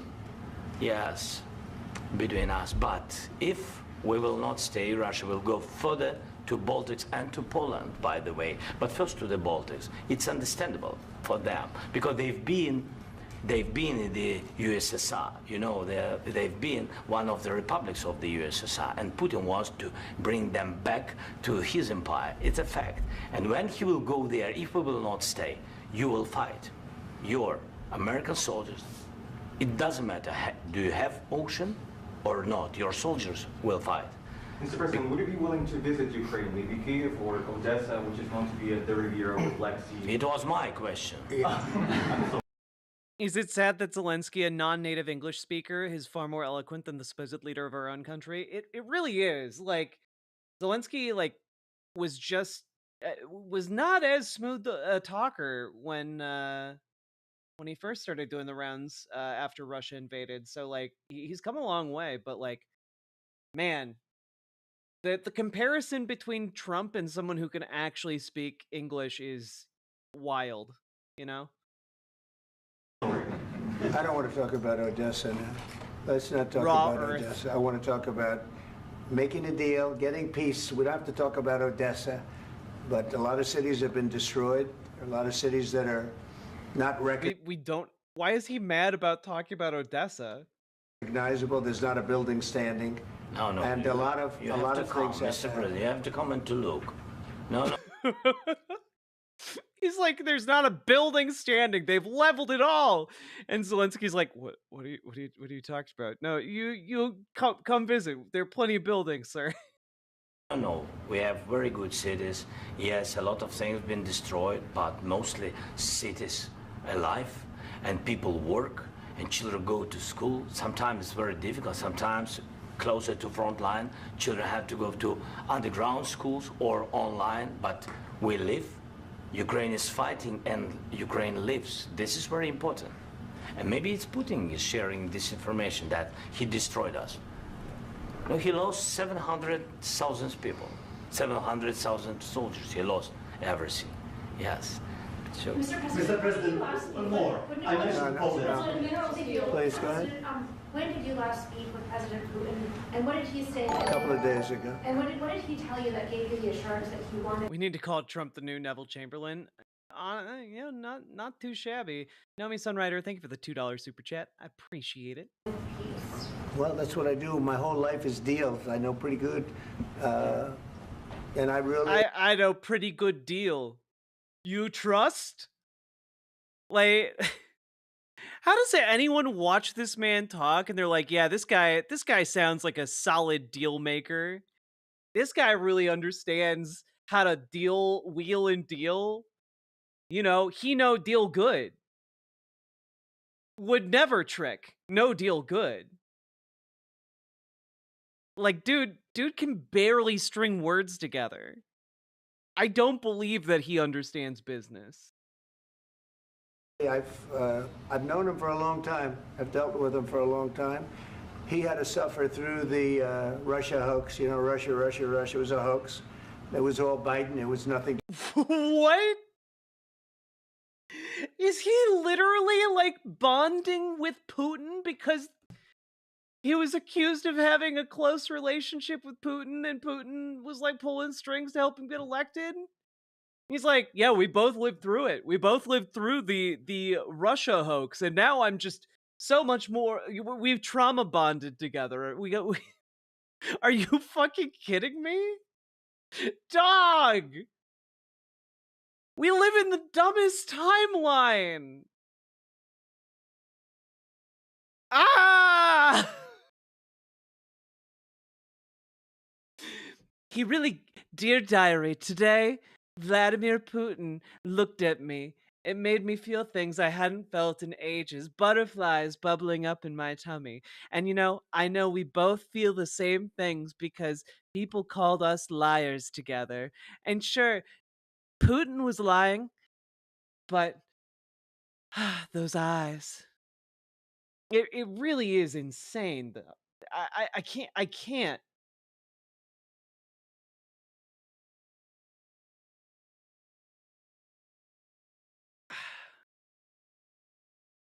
It was a beautiful phone call. Yeah, just, as with all things that are hoaxes, multiple people went to prison for lying about it. Something that happens with hoaxes very frequently, I guess. To do with him. So he had to suffer through that, and he was able to do that. I think that. Look, everyone has like maybe a pet conspiracy theory. Mine is that it was not a rush. It wasn't a hoax. I think there's a lot of things going on between Russia and Donald Trump that we may never get the full picture of, but I do think that there is some incredibly shady shit going on there. And I hope we find out one day, just because like the level to which he stands by them is frankly insane.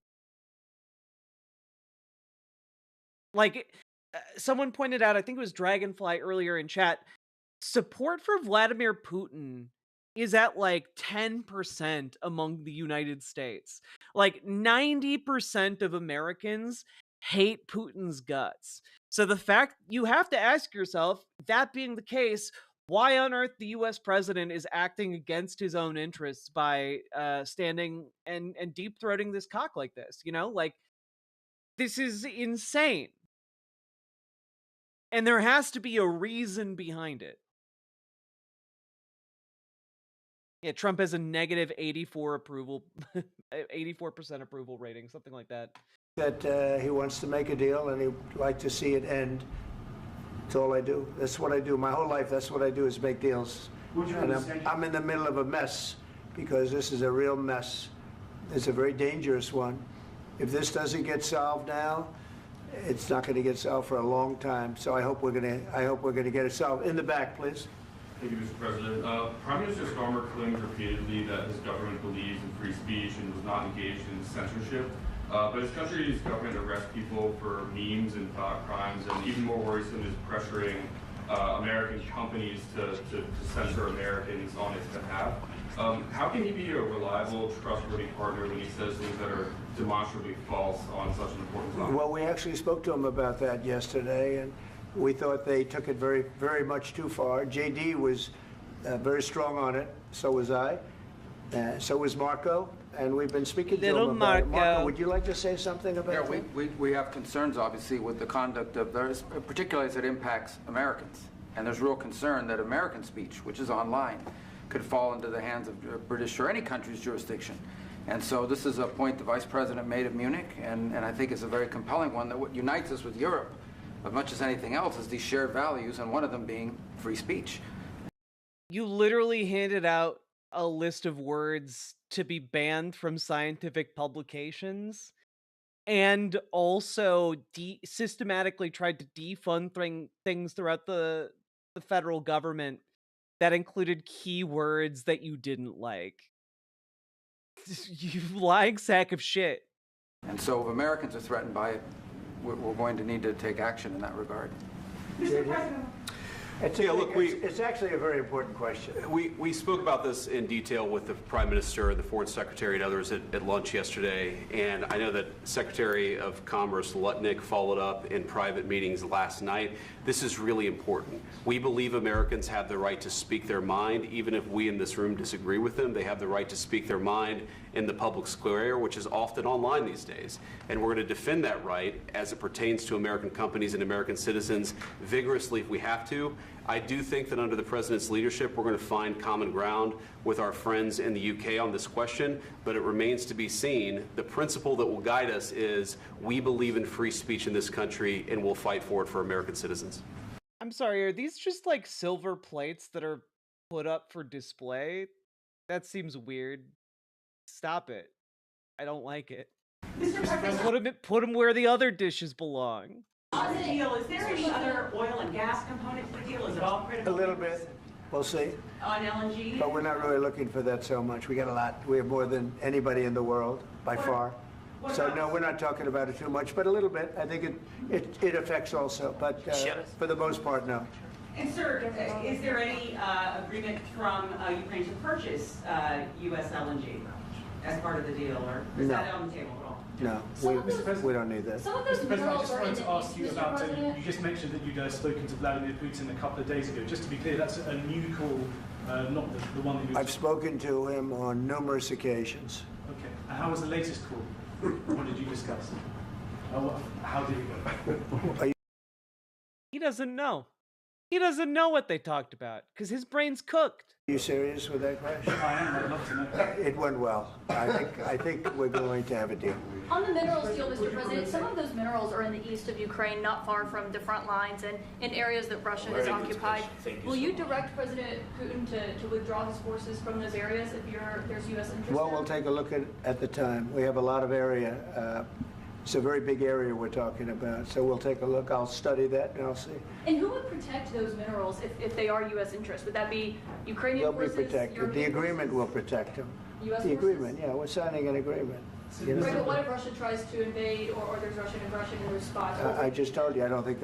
What if Russia tries to invade? Well, they won't, though. Have you considered that they won't, though? Because I'm a very special boy and it's my birthday, 24/7, 365. That's going to happen. And if that were going to happen, I wouldn't make a deal. If I thought that was going to happen, I wouldn't make a deal. Some people may wonder why. You ought to focus on CNN on survival, not asking me these ridiculous questions. Focus on surviving, because CNN's got such low ratings. I don't think they're going to survive. Let's go. Please, go ahead. I already mentioned Poland. Poland was under Russian control for decades after the Second World War. When I was a kid, I looked at the United States not only as a most powerful country, richest country in the world, the country that has great music, great movies, great muscle cars, but also as a force for good. And now I'm talking with my friends in Poland, and they are worried that you align yourself too much with Putin. What's your message for them? Well, if I didn't align myself with both of them, you'd never have a deal. Well, it's very simple, okay? I align myself with both of them and go in both of their directions, and that solves the problem. You see?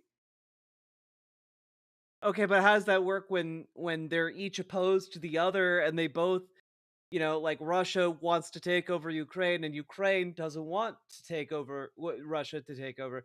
How does it work when you align yourself with both of those interests? Dog. Cook. You want me to say really terrible things about Putin and then say, "Hi, Vladimir, how are we doing on the deal?" That doesn't work that way. I'm not aligned with Putin. I'm not aligned with anybody. I'm aligned with the United States of America and for the good of the world. I'm aligned with the world, and I want to. I'm aligned with America, but also I'm aligned with the world, but also with America. What the fuck is he saying? Is he aligned with the Globo Homo agenda? Get this thing over with. You see the hatred Globe he's got Homes? for Putin. It's very tough for me to make a deal with that kind of hate. He's got tremendous hatred, and I understand that. But I can tell you the other side isn't exactly in love with, him either. So it's not a question of alignment. I'm aligned with the world. I want to get the thing set. I'm aligned with Europe. Stop saying it. Saying you're aligned with the world just doesn't mean anything. Dog. Get this thing done. You want me to be tough? I could be tougher than any human being you've ever seen. I'd be so. You want me to be tough? I can be tougher than any human being you've ever seen. Dog, you pretended to have bone spurs to get out of the military. Fuck you. Dog. He's about to start copy pasting the Marine sniper story up here. Are you kidding me? So tough, but you're never going to get a deal that way. So that's the way it goes. All right, one more question. Hey, I will respond. Zelensky's just dissociating right now. So look, for 4 years in the United States of America, we had a president who stood up at press conferences and talked tough about Vladimir Putin, and then Putin invaded Ukraine and destroyed a significant chunk of the country.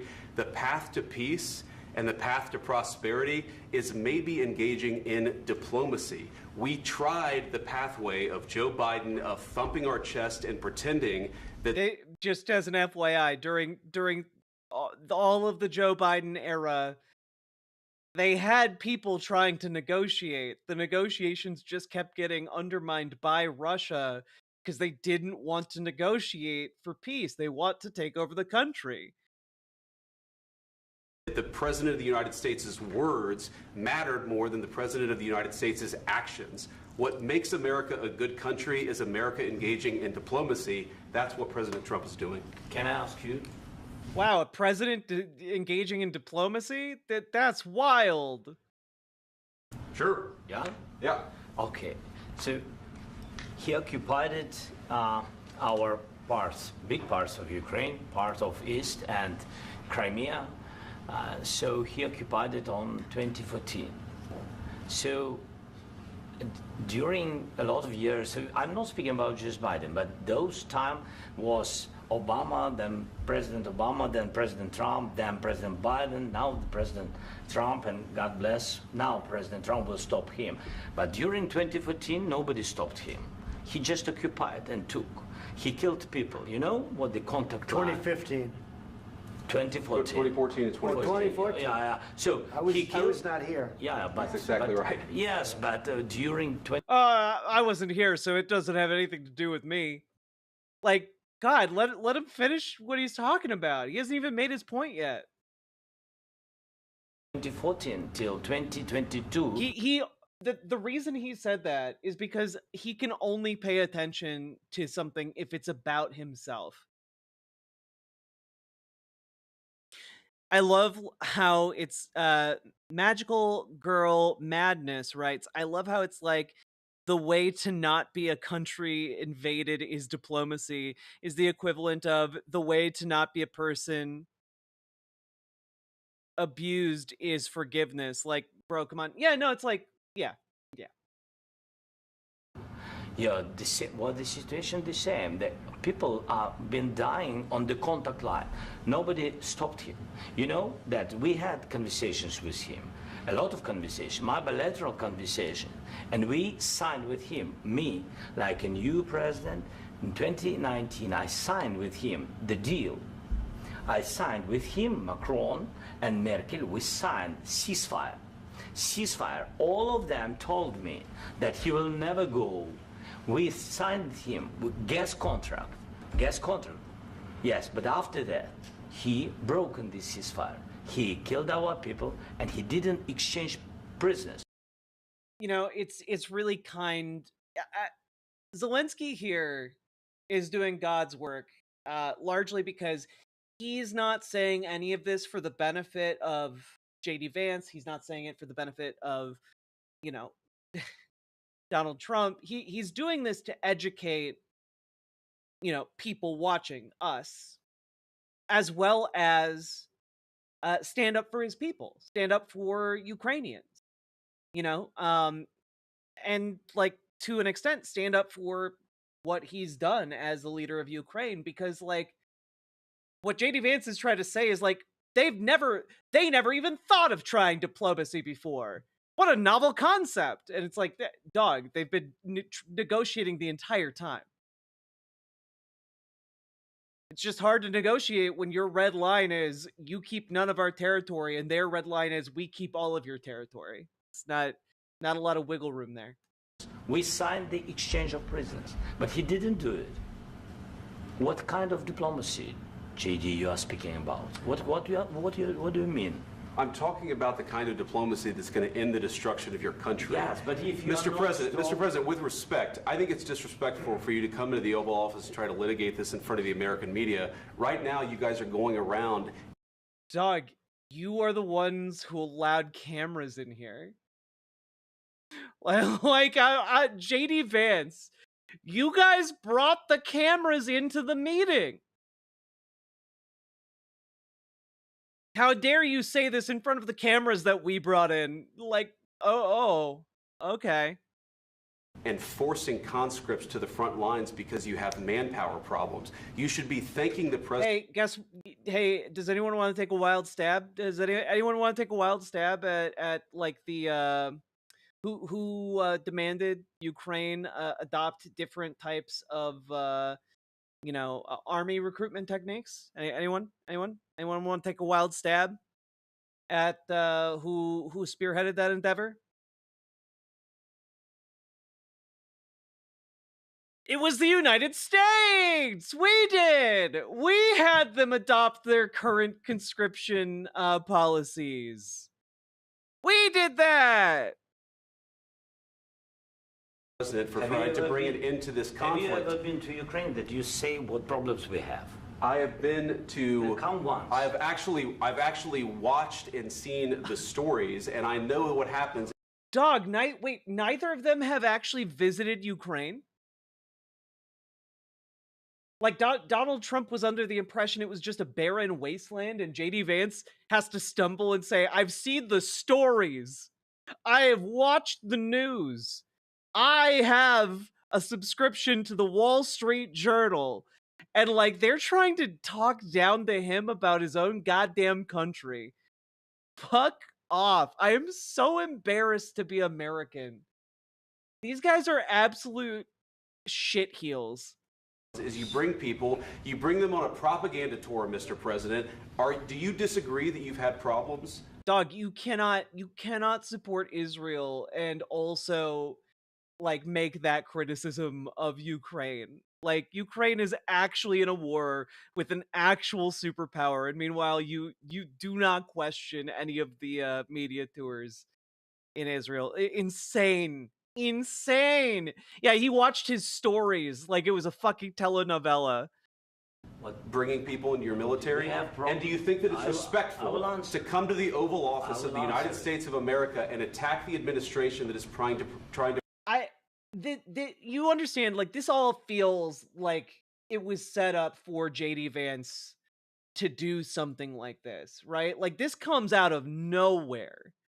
Especially considering, as we know, there were 2 thank yous at the beginning of this. To prevent the destruction of your country. A lot of questions. Let's start from the beginning. Sure. First of all, during the war, everybody has problems. Even you, but you have nice ocean and don't feel now, but you will feel it in the future. God bless. You don't know that. God bless. God bless. You will not. Don't tell us what we're going to feel. We're trying. Yeah. What Zelensky is trying to say is, if Russia successfully completes its invasion and Ukraine falls, like, they're gonna keep moving. And eventually, we are going to feel those economic effects. You know, it doesn't mean Russia will be banging on our door to invade across the Atlantic Ocean, but it does mean we'll feel something about it. Like, it does mean there would be economic consequences. There would be diplomatic consequences. It would change the entire global power dynamic if that happened. And Donald Trump is like, don't tell us how we're gonna feel. Absolutely insane. Like he's a child just reacting against the words because he's like, you can't tell me what to feel, Mom. You can't do that. I could feel anything. I could be feeling happiness. I could be feeling sad. I'm not feeling angry. Stop telling me what I feel, Mom. Gosh. That was me slamming the door. Slam. To solve a problem. Don't tell us what we're going to feel. I'm not telling you. Because you're in no position to dictate that. That's exactly what you're doing. You're in no position to dictate what we're going to feel. God, this is such an embarrassment for every single American. We're going to feel very you will good. Feel influenced. We're going to feel very I'm good and very telling you, strong. You will feel influenced. You're right now not in a very good position. You've allowed yourself to be in a very bad position, and he happens to be right about it. From the very beginning of the war. You're not in a good position. You don't have the the cards right now. With us, you start having cards. cards. Right now, you don't. You're playing cards. Mr. President. You're playing cards. Serious. You're gambling with the president lives of war. millions of people. You're gambling with World War III. You're gambling with World War III. And what you're doing is very disrespectful to the country, this country. That's back to you. Far more than a lot of people said they should have. Have you said thank you once this A lot entire of meeting? times. No, in this Even entire meeting, today. have you said thank Even you? today. You Twice, actually, JB. We were counting. Became relevant. went to Pennsylvania and campaigned for the opposition in October. Offer some words of appreciation for the United States of America and the president who's trying to save your country. Please, you think that if you will speak very loudly about the war, you He's can... not speaking loudly. He's not speaking loudly. Yeah, no, like, this entire rage, which, by the way, is unprecedented in the history of American relations with foreign powers, absolutely unprecedented, comes out of nowhere. There's nothing that would justify this whatsoever. De Niro is correct. Trump is a wannabe gangster. Oh, absolutely. Absolutely. Like, I think that J.D. Vance was put up to this. I think, like, I think, I don't know who the order came from or, like, who set this up, but I think they coordinated on this to jump Zelensky and try to demean him in the media, you know? And it totally backfired because these guys look pathetic as shit. Loudly. Your country's in big trouble. Can I Wait a answer? minute. No, Can you've I done a lot answer? of talking. Your country is in big trouble. I know. You're not I winning. know. You're not winning this. You have a damn good chance of coming out okay because of us. Mr. President, we are staying in our country, staying strong from the very... Also, what a fucking champ. Like, not losing your shit during this must have been one of the hardest things. This is an abuse tactic happening. Put your victim on the defense even especially if means you need to make things up. Especially if what you are saying makes no sense. Exactly. But, like, he's absolutely, like, keeping his cool and recentering this. I feel like if I were in his position, I would have probably lost it when Trump said, you guys aren't winning this thing, because fuck that. Fuck you telling me that, you know? I am angry as an American on behalf of Vladimir Zelensky. Like, he deserves so much better than that from us. And the fact that we have a president who's talking down to a guy who's an actual, like, war hero, to me seems absolutely disgusting. They wanted him to grovel. They wanted the entire nation of Ukraine to grovel, and they ain't built like that. They ain't built like that. very beginning of the war, we've been alone, and we are thankful. I said thanks You haven't in been this alone. cabinet, You and haven't not been only alone. in this We cabinet. gave you, through I this said stupid president, $350 billion. You voted we gave for you your military president. equipment, You and you voted men for are your brave, president. but they had to use our military. What about If you didn't have You our invited military me- equipment, You invited if me you to didn't speak. have our military equipment, this war. This is fucking crazy. The fact that this is happening is insane. Trump dishonors, like, the office of the presidency to such a degree there are no words for it. And I think that this cuts to something so fundamental for a lot of Americans, especially older Americans, who still have some idea that, like, the presidency means something, you know? Older Americans who grew up during that Cold War propaganda, you know, who believe that, like, the president should be able to behave in a professional manner on the international stage, especially with visiting international leaders. And I think you show them this clip, that's gonna wake a lot of liberals up. I think this might go real far towards getting people mobilized against Donald Trump. And I hope so. I hope it does, because we covered JD Vance's speech to Europe. We covered that other guy, was it Marco Rubio's speech? No, Pete Hegseth's speech to NATO. We covered both of those, and it's very clear that the United States is trying to abandon its NATO allies and trying to abandon Europe as a whole. And it's very disappointing to see, obviously, and very scary to see. And I think that a lot of people, though, are kind of like not really aware of how bad Donald Trump is on this stuff because they don't pay attention to this. Show these clips to your normie family members, because even they will be like, "Oh, that's bad. That doesn't even make sense. We're friends with him. We're friends with Ukraine. We're on the side of freedom. We're on the side of like the people defending themselves against invasion from Russia, right?" That's where the vast, overwhelming majority of Americans are on this issue. It's not a one-party issue. Supporting Ukraine is bipartisan.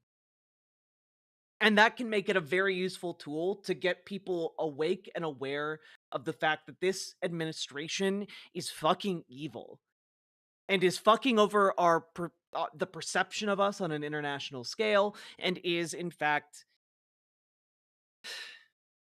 insane.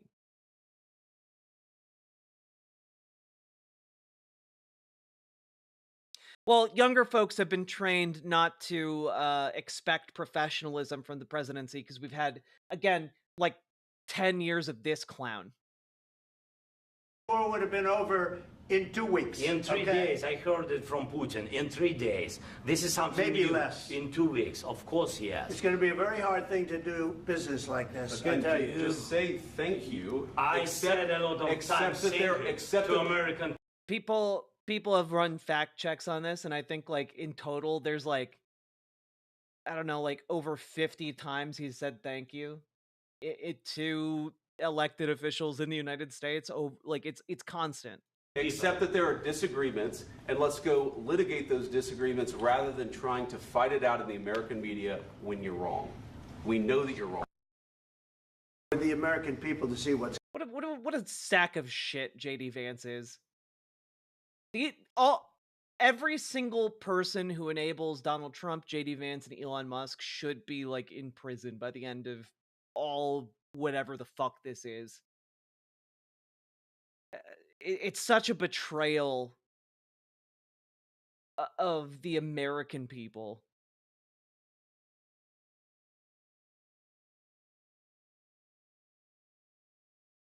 "33 times Zelensky thanked Americans and U.S. leaders." Yeah, but he probably thanked Democrats, so, you know, doesn't count.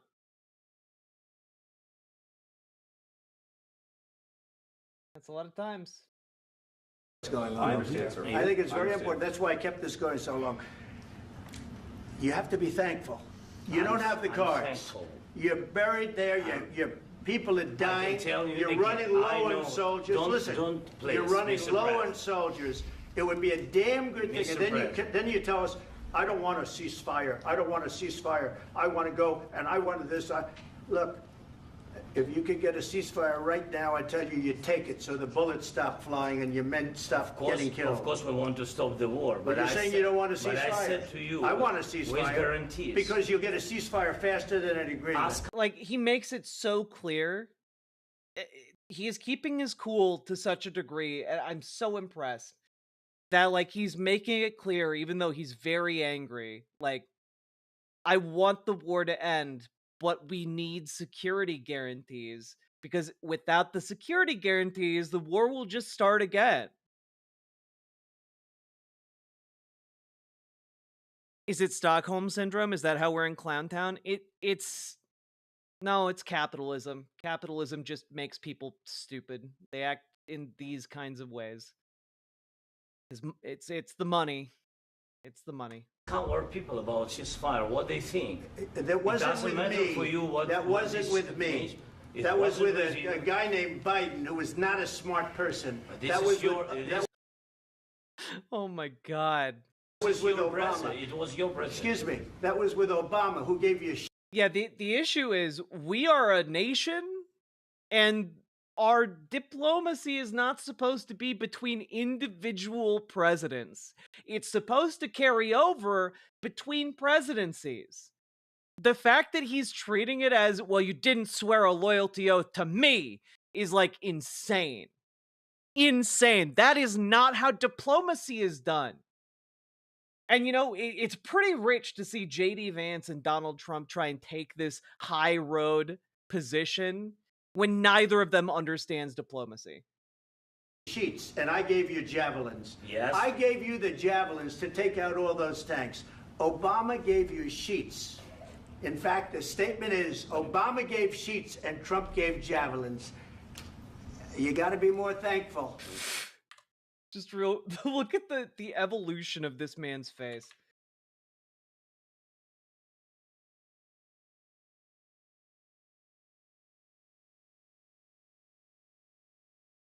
Oh. Are you sure about that? Are you sure about that? Oh my You God. got to be more thankful. Because let me tell you, you don't have the cards. With us, you have the cards.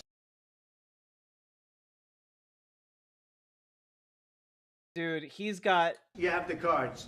But without us, you don't... He's got that long-suffering look in his eyes, dog. You don't have any cards. One more question to Mr. Vice President. I'm sorry. It's going to be a tough deal to make. Didn't Because Biden the give them... attitudes have Yeah, to Biden gave them javelin rockets, yeah. change.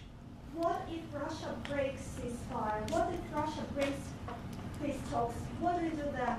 I understand that it's a heated conversation right now. What are you saying? She's asking, what if Russia breaks the ceasefire? What if anything? What if Oh, what if anything happens? What if, who knows? I can't predict the future. I'm not a Nostradamus. I get, why? You want security guarantees? Nah. bomb drops on your head right now? Okay? What if they broke it? I don't know. That's a really strange turn of phrase there, Commander-in-Chief of the U.S. military. They broke it with Biden because Biden, they didn't respect him. They didn't respect Obama. They respect me. Again, I would heavily consider showing clips of this to your normie friends and family, because this, that's delusional. It's straight up delusional. They don't, Russia does not respect you. Your grandma saw this? How did your grandma react to this, LB? Because this is straight up Delulu. Yeah. It really does feel childish, you know?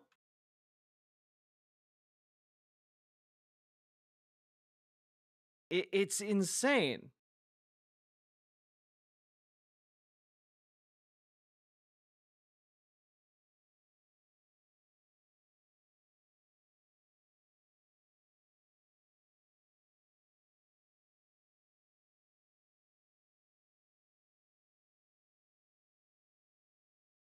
What? He's only a former KGB agent. He would never betray me. Let me tell you, Putin went through a hell of a lot with me. He went through a phony witch hunt. Oh my God, he's saying it again. He's saying it again. Yeah, all of these people are accusing me and my KGB agent friend of crimes, and I can't believe that. Where they used him and Russia. Russia. You ever hear of that deal? That was a phony Hunter Biden, Joe Biden scam. Hillary Clinton Schiff. He's just word associating now. Adam Schiff. It was a Democrat scam, and he had to go through that, and he did. Yeah, Democrat scam that several people went to jail for lying on your behalf. Did go through it. We didn't end up in a war. And he went through it. He was accused of all that stuff. He had nothing to do with it. It came out of Hunter Biden's bathroom. It came out of Hunter Biden's bedroom. What? It was disgusting. And then they said, oh. Genuinely, what the fuck? Guys, I spend so much of my life paying attention to politics and, like, trying to put together different pieces of information to, like, form a narrative that can be digestible for you guys, but I have to let you guys know, I have no idea what the hell he's talking about. Like, what does he mean that it came from Hunter Biden's bedroom or Hunter Biden's bathroom? What the hell is he talking about?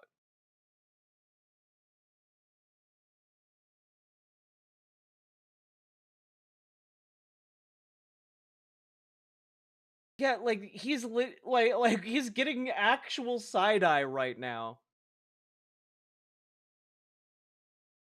God. It's about Hunter Biden's dick pics. Those hogs really live rent free in these politicians' heads. It's crazy. Oh, the laptop from hell was made by Russia. The 51 agents.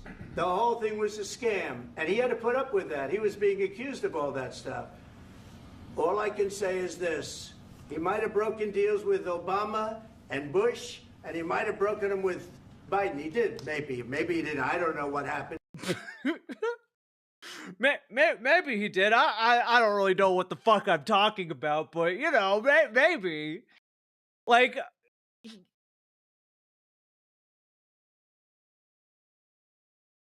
Okay, real talk. If you managed to get this far in my video and you're a conservative somehow, I genuinely want to know how you can listen to this and think that this guy has any semblance of his marbles together.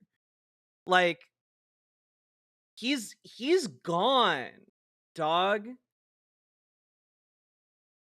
He doesn't even know what he's talking about. And he says it directly into the camera as he struggles to come to any definitive conclusion. This is not 5D chess. This is Grandpa, like, forgetting where he is and who you are. That's my perception of it. It's insane. Raw earth. We need that raw earth. But he didn't break them with me. He wants to make a deal. I don't know if you can make a deal. The problem is, I've empowered you to be a tough guy. And I don't think you'd be a tough guy without the United States. And your people are very brave. But you're either going to make a deal or we're out. And if we're out, you'll fight it out. I don't think it's going to be pretty, but you'll fight it out. But you don't have the cards. But once we sign that deal, you're in a much better position. You know, like, I'm not gonna lie, I have been watching this guy more often recently. And I do think his mind is going. You know, like, genuinely, he's just saying crazy shit.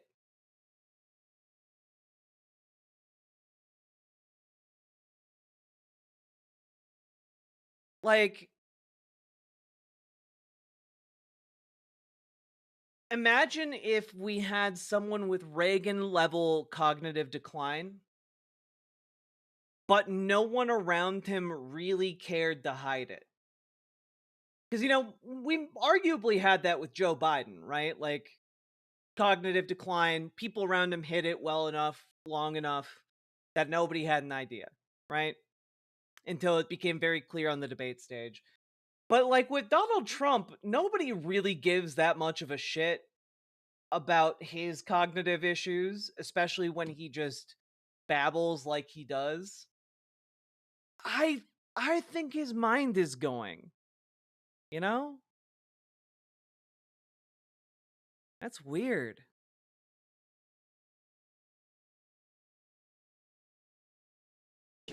But you're not acting at all thankful. And that's not a nice thing. I'll be honest, that's not a nice thing.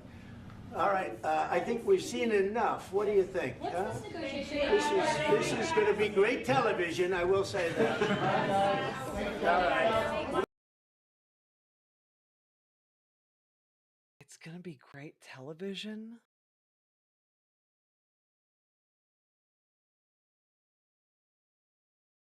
Yeah, Comrade Girl, I think he's sundowning, yes. It's gonna be great television.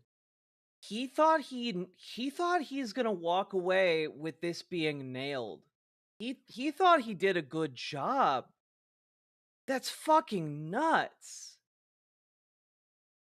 Not only did he think that they did a good job, but like it kind of seems like when he says that, like it definitely in my mind confirms that they intended to do this as like a media hit on Zelensky. We'll see what we can do about putting it together. Thanks, sir. JD Vance sitting there like a smug motherfucker with his pants halfway up his shins. God. I need the back of this. We'll see. I don't know. Guys, come on. Wait. Hey, guys, come on. Let's move. God. Luck Dragon, you've like been in chat all night just saying the weirdest possible shit. And also sexually harassing me. And also like you really fall for this shit? Like it's genuinely this easy to dupe people like you? Are you kidding me? Like, does somebody wander up to you and offer to like sell you a timeshare, and like you're like, oh boy, what a deal, and then you like lose $20,000? Like, what is this? Just like your life? God, it's fucking bizarre. I don't know. Like, maybe put some effort into being someone who isn't so easily duped by con artists, my guy. Otherwise, you're going to wind up being one of those people who falls for a Nigerian prince scam, and people are going to make fun of you until you die about it. Anyway, wish you luck. I hope you get better soon.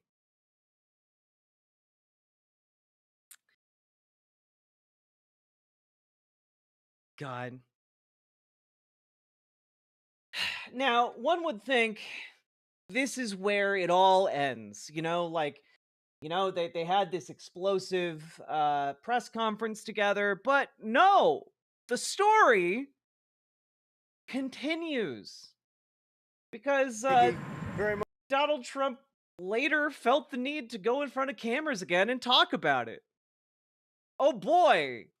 Much overplayed his hand. We're looking for peace. We're not looking for somebody that's going to sign up as strong power and then not make peace because they feel emboldened, and that's what I saw happening. I'm looking for peace. We're not looking to go into a 10-year war and play games. We want peace.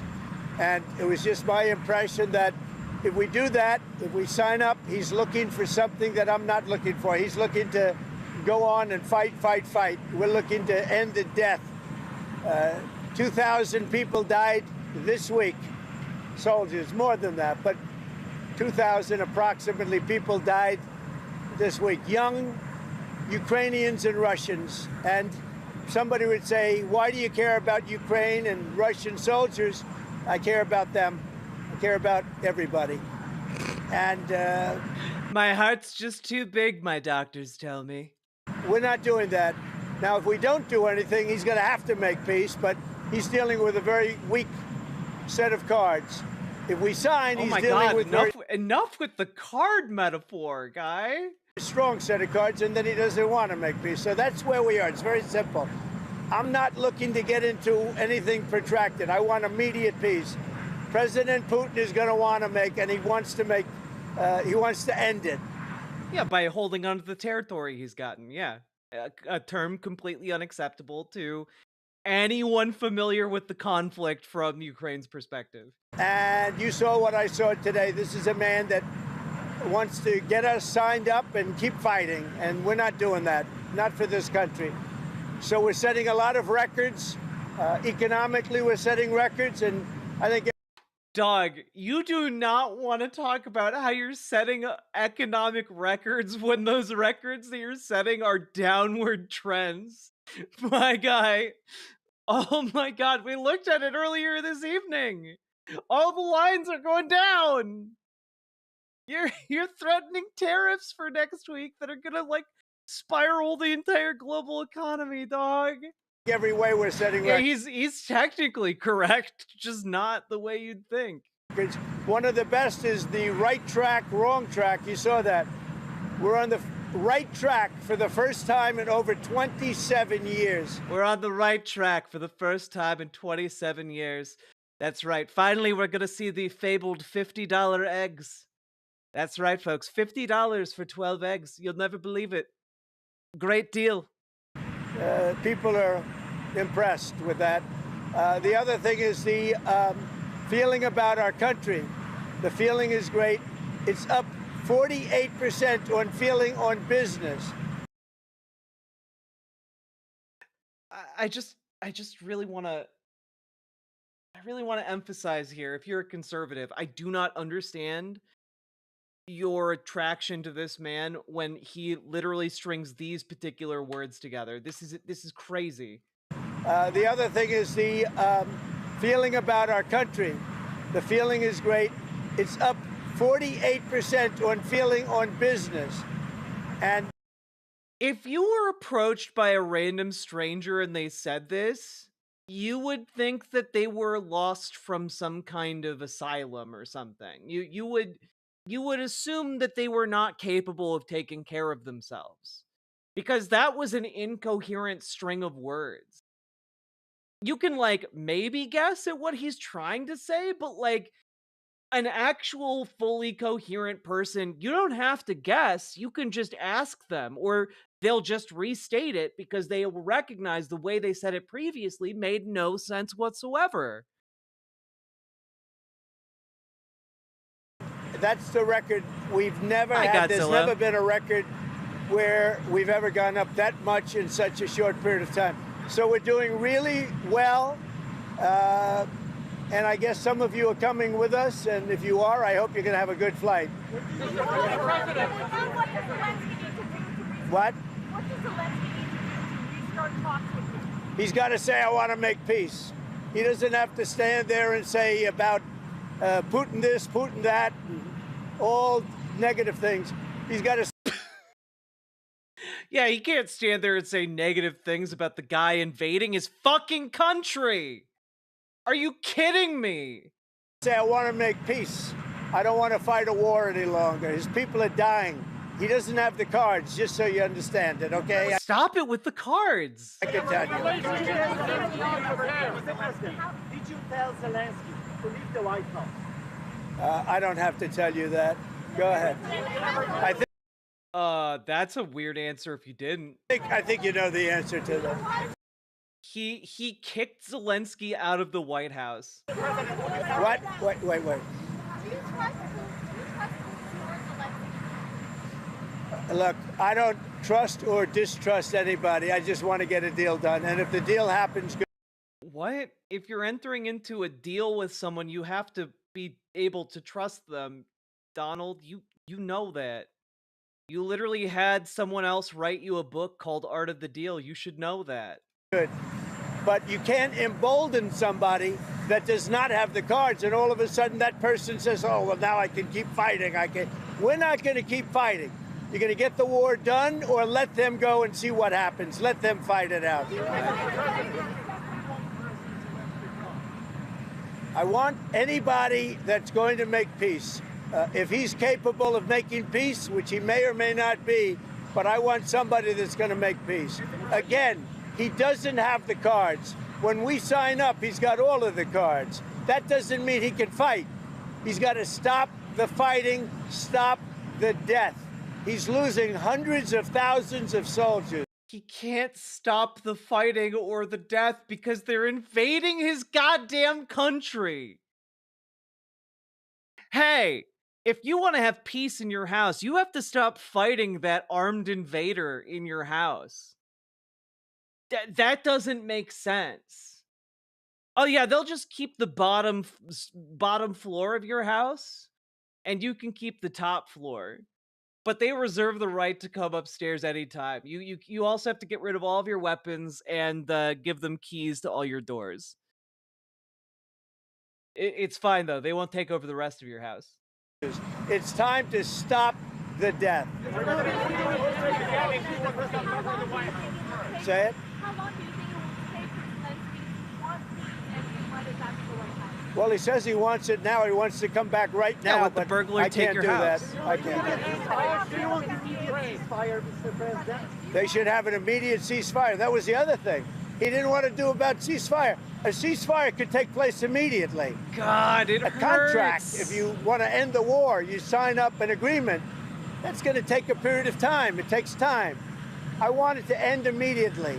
And I think if you had a ceasefire, it would be a ceasefire, a real one, that would end it. But he doesn't want to do that. That's fine. Do a better deal. I want it to end immediately. I want a ceasefire now. He says, oh, I don't want to. You know, I think that's his goal. I think his goal is to get a better deal with security guarantees. I think that's explicitly his goal there, Donald. God damn it. A ceasefire. Well, all of a sudden he's a big shot because he has the U.S. on his side. Either we're going to end it or let him fight it out. And if he fights it out, it's not going to be pretty. Because without us, he doesn't win, let me tell you. Oh my God. It doesn't matter what I'm considering. I'm just telling you. You saw what I saw today. That was not a man that wanted to make peace. That was not a man who wanted to make peace. That was a man very surprised that we started demanding he be more thankful for us. That was insane. Is there anyone watching right now who like thinks that this guy is in the right?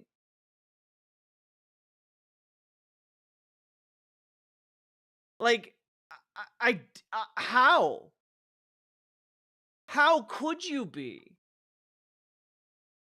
Basically, anyone watching understands that that came out of nowhere, and now they're just trashing him in the media for no reason other than they wanted to initiate this. I think that you show this to more normies. Show this to normal people, because normal people will be able to watch this and be like, oh, he's cooked in the head. He's gone. None of this makes any sense. That's insane.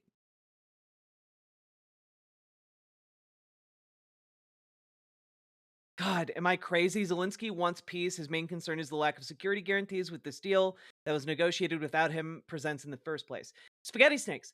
That's correct. The only thing, like Zelensky would happily sign that, well, not happily, but would be willing to sign that minerals deal if it included security guarantees. Because the entire premise is that if they do not have those security guarantees, Russia's demands, as I currently understand them, are that Ukraine demilitarize. Ukraine cannot become part of NATO. It cannot join any military alliances that would keep it safe. And that Russia gets to formally annex all of the areas of the country they currently occupy. And if that is allowed, it basically just isolates and disarms Ukraine so that in 2-3 years' time, Russia invades again, this time without any real resistance because they will have disarmed. That's the entire premise of what the Russian peace offer has been. That, and it's for obvious reasons completely unacceptable to Ukraine. Living in Poland doesn't feel so comfy anymore. Yeah, I'm really sorry. We're doing our best to try and fix America, but in the meantime, Europe is probably going to have to form some kind of European continental army under the European Union, you know? Sherlock Smoog, I understand. It's really fucking infuriating to watch this unfold, and I've tried so hard I've tried so hard through my advocacy and organizing to make it so this guy wouldn't be in office, and yet there he is. And now I'm gonna do everything in my power to get him out of there. But we all have to do our part. Use !organize in chat if you want to become a part of that effort. We gotta call our representatives. I have a tool in the organizing command that will help you do that called 5calls.org. Additionally, join your local indivisible protest to increase the pressure on our elected officials. Join your Tesla protests via Tesla takedown, because we want to extract economic damage against Elon Musk. You know, hit him in his pocketbook. So far, he's been losing billions of dollars per day, in part because of these protests. Join your local DSA so that you can increase pressure on Democrats and maybe even get better elected officials. Just throwing that out there. And join your local Democrats as well as your local DSA so you can pressure the Dems from the inside and from the outside through DSA. We got to get involved. We got to go and kick their asses, all right? Like, that's the entire premise of what we have to do right now is get mobilized so we can kick their asses.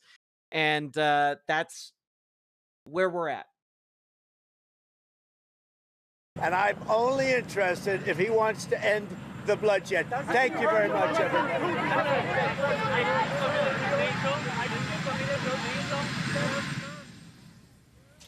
All right, images from... Wait, did he come back?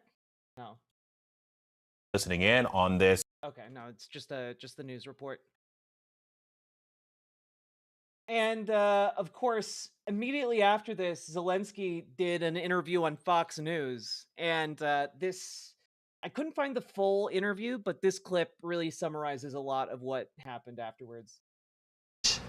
And for example, president or vice president or somebody or senators, it doesn't matter, big politicians, yes? When they, for example, say that Ukraine is almost destroyed, that our soldiers run away, that they are not heroes, that Ukraine lost millions of civilians, that his president is dictator, you know? What is the reaction? It's not about me. The reaction is that where is our friendship between Ukraine and the United States? That's it. This is filling. And that's why I do not want to lose our great partners at the United States. And I just said that it's not the first time. I said it by phone, and we had some other conversations, and we had in Munich meetings, and I said, please, be correct. Just, I want to be very polite. I mean this, be correct with this number. When you say about, and for, you know, like, that's gonna play really well with I mean, that entire exchange is gonna play really well, I think, drumming up support for Zelensky in Ukraine for sure. But also, I think this is gonna help mobilize opposition to Donald Trump here domestically. Like, Zelensky played this perfectly to come off and come across as like the reasonable adult in the room, and like explains perfectly what the dynamic is here. He needs to stand up for his people, and so he did. It's nice to see, but he also understands like the existential stakes the amount of support that he needs. And like, if he won't get it here, that is a man who will travel all the corners of the earth looking for the support his country needs. And like, that's Chad behavior right there. You know? Yeah, it's also going to basically be a great recruiting tool for like Europe to get its shit together, because honestly, any country watching how Donald Trump comported America there as like the guy representing America, um I don't know how you watch that and not lose faith that America is capable of acting in good faith anymore. You know, you can only come to the conclusion that America is a bad faith actor that cannot be trusted and is in fact an enemy to the free world. You know? And as a result, I hope that brings more support to Ukraine from European allies, but it's so, as an American, it is so disappointing to see. So disappointing to see.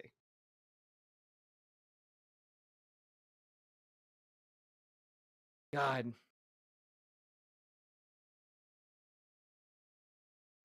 And of course, one would think that might be the end of the story, right? One might think, hey, you know, Donald Trump responded afterwards and Zelensky did like a little interview. One might think that's where this all stops, right? Wrong. So wrong.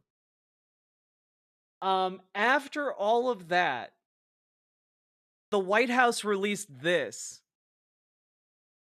Support pours in for President Trump, VP Vance's America First strength. Today, President Donald J. Trump and Vice President J.D. Vance made clear to the world that the United States will not be taken advantage of, a sentiment echoed by the cabinet and members of Congress from across the country. And then it's just a bunch of different cabinet members talking about how awesome Donald Trump was to stand up against Vladimir Zelensky. It's fucking crazy, dog. Look at this. Look at this hand job formalized onto paper from the White House. Are you fucking kidding me? This is pathetic as fuck. This is what weakness looks like. Like, guys, if the president does something good and cool, does the White House need to generally put out a page of just a bunch of people saying it was cool and good? No! Because the president, simply by speaking, drew attention to it, and the president did something cool and good.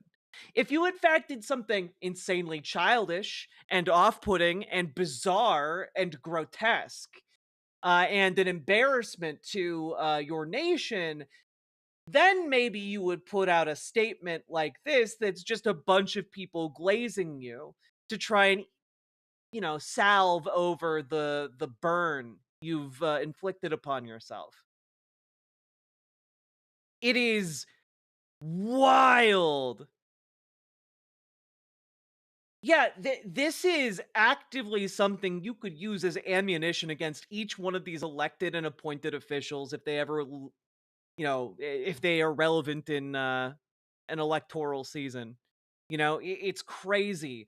Democrats should be making this a story.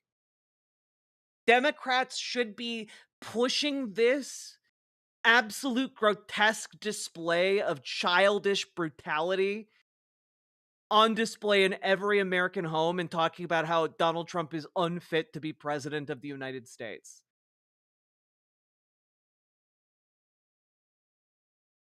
That's what they should be doing. They're not, but that's what they should be doing.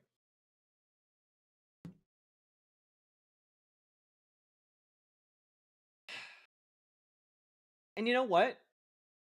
You know what? You know, earlier when I said, how can conservatives watch this and like come away thinking like,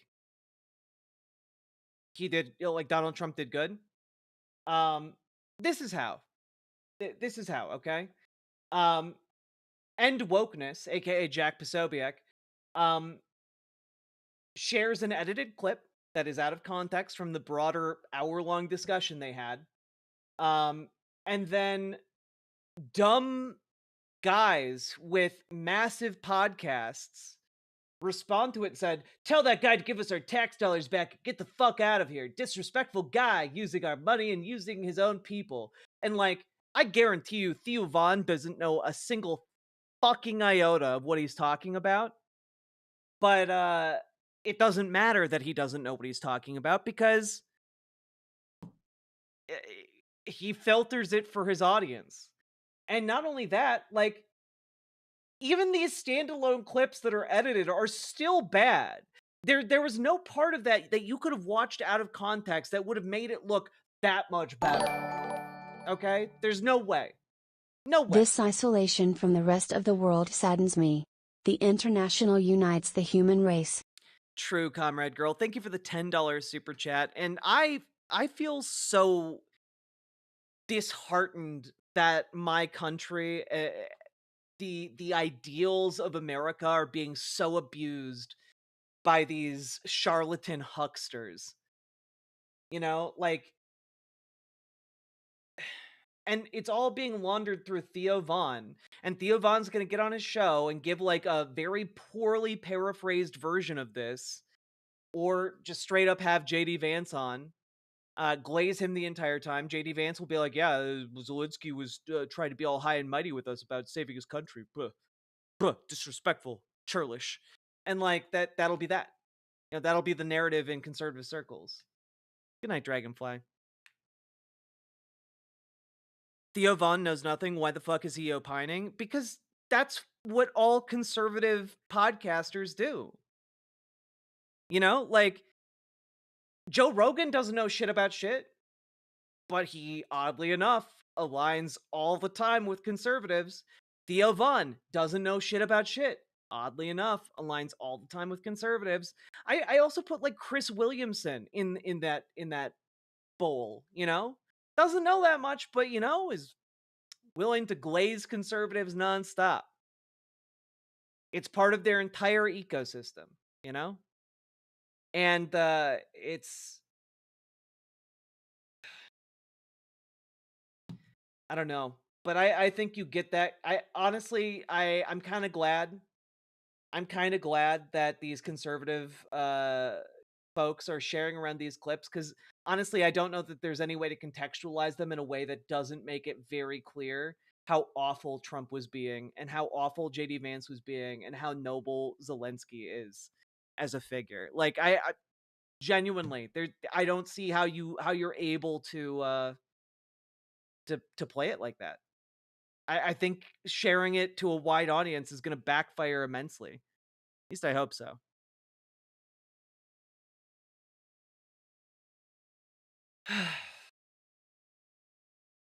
And Dave Weigel shared this because, guys, one thing to understand about this entire ordeal is that people are fucking pissed off about it. Like, there is some kind of political fallout happening right now behind the scenes and in Washington, D.C. in particular about this, because a lot of political figures and politicians know that that entire interaction between Zelensky and Trump is basically hemlock. You know, it's poison. It's political goddamn poison. And I think it has the potential to mobilize a lot of people. I think it has the potential. Like, this was apparently sent to journalist David Weigel. What did y'all think America First meant? Vibes, papers, essays? Like, a lot of MAGA watch this and they're like, yeah, Donald Trump is being strong, because they think like bullying or like being rude and disrespectful equates to strength. And it's it's really wild to see how they view power dynamics, because that's not how power works. Power is not berating someone. That's not an exercise of power. I suppose it could be under the right circumstances, but generally it just reveals who the weak one is. And today that was revealed to be Donald Trump and JD Vance.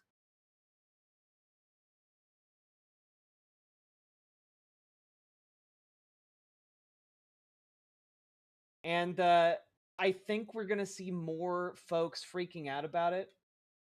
Specifically because investors are apparently getting spooked by it. Investors unnerved by heated Trump-Zelensky Oval Office showdown.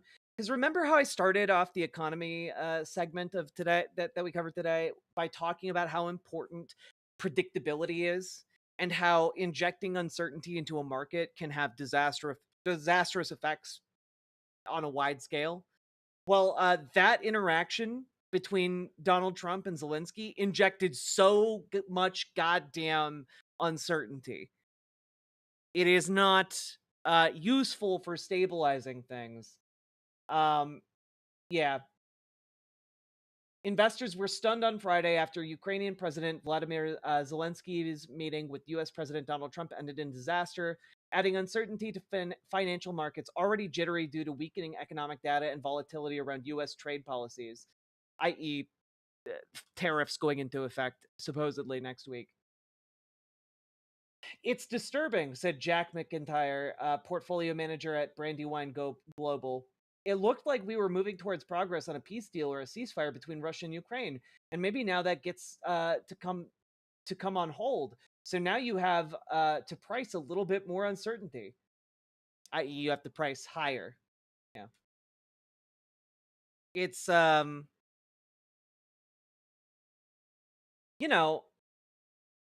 it's in if anything moves things in America, it's money. And so there being explicit uncertainty being expressed to stable outlets in the media like Reuters, that's interesting to me. I hope we see more of that. But also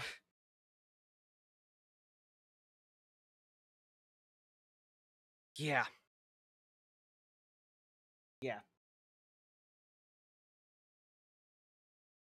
How likely is Trump to delay tariffs again? I don't know what to tell you.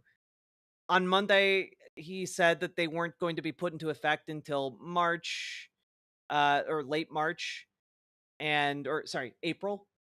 And then the next day, he literally said, "Oh, nope, just kidding. We're doing it next week." I don't think he gives a shit or has a coherent idea about it.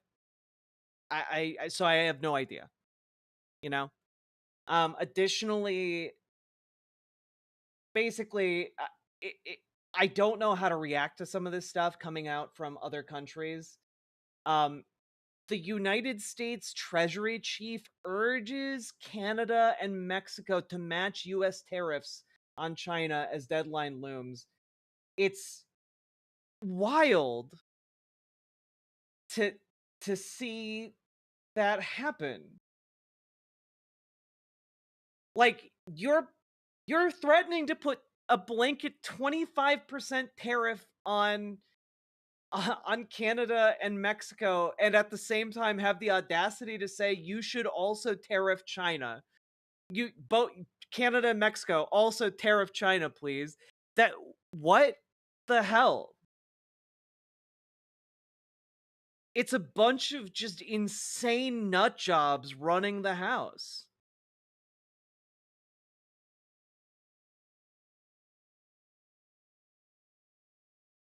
Why? Who cares? Yeah, exactly.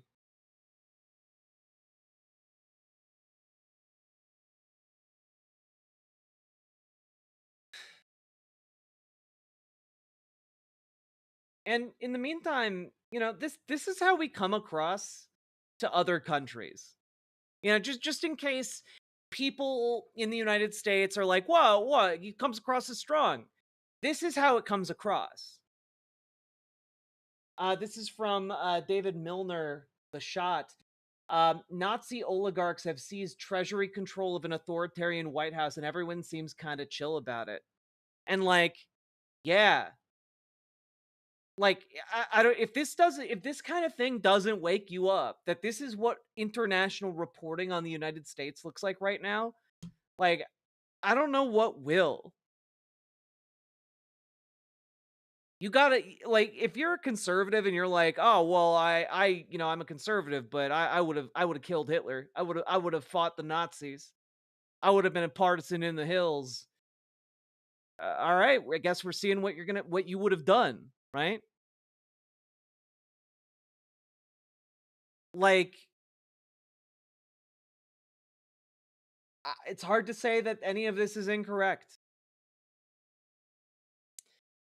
We got people who really admire Hitler and have books of his speeches. We got people who throw Nazi salutes in the White House. We got like I don't know how to really say it any clearer than it's been said. Like, they are Nazis. They are fascists. And we need to understand them as those threats in particular. Otherwise, it's going to be so much harder to fight them.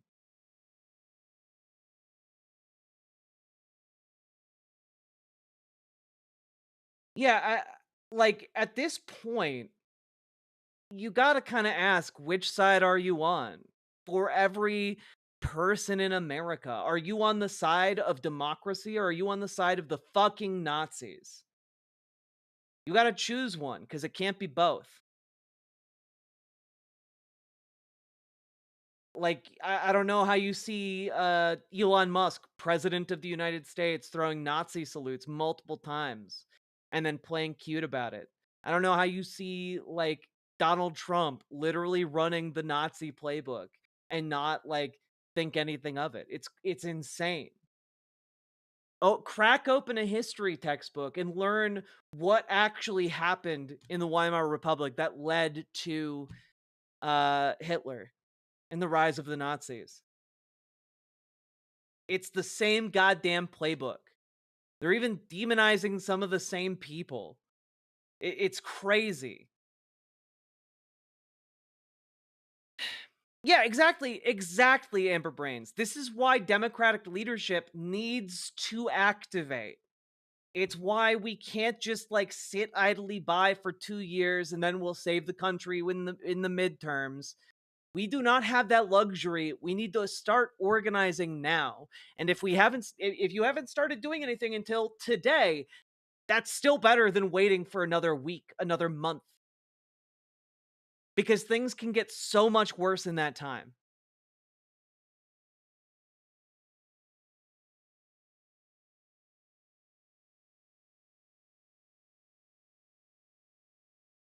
They say in the USA there are no neutrals there.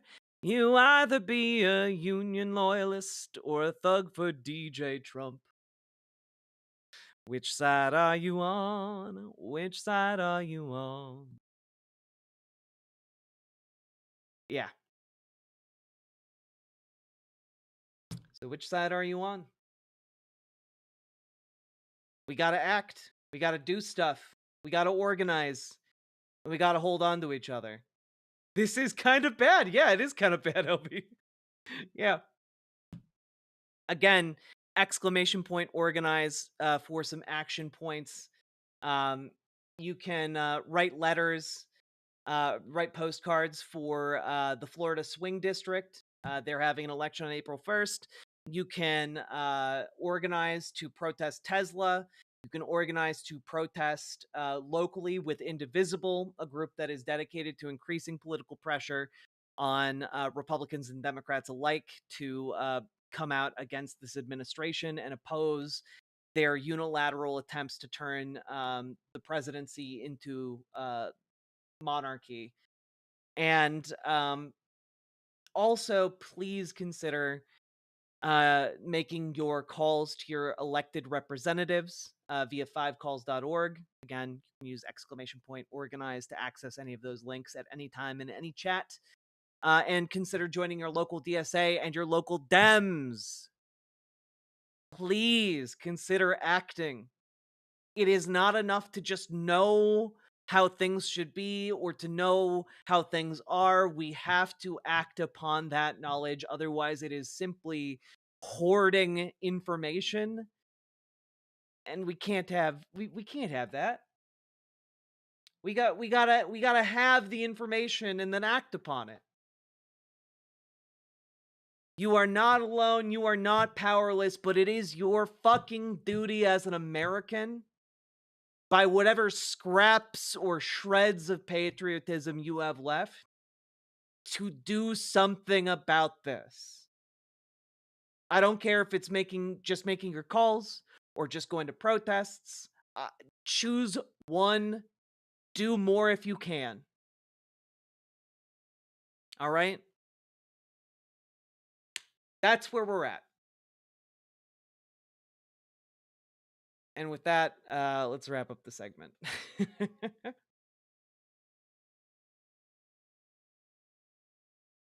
God. Now, folks, we have been going for over 6 hours. If you've been enjoying the stream, please hit that follow button on Twitch. Hit that subscribe button on YouTube. Like the goddamn YouTube stream. And please consider dropping those subs, those donos, those memberships, those super chats, because this show is brought to you by viewers like you. I literally couldn't make it without you guys supporting the show, because this, I'm still a relatively small streamer, okay? We're doing our best here at Riverboat Jack Enterprises. And I need your support in order to continue doing the show. True patriotism is beating the fascists. True! Is there a way I can contact you? I need some advice. I don't know what you want to contact me about. I'm not good at private advice. I do not love my country. I love the people in it and want their needs met is my favorite fake quote and very relevant these days. Thanks for all you do. Aw, Neon, thank you for the $10 super chat. I really fucking appreciate it. And I really like that quote as well.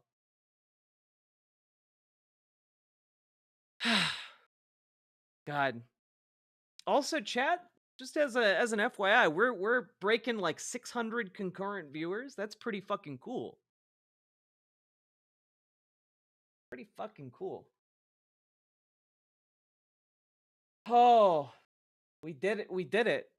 We made it through that segment. That was a beast of a segment.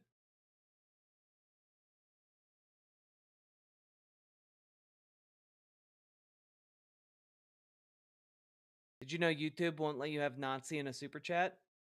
I did not.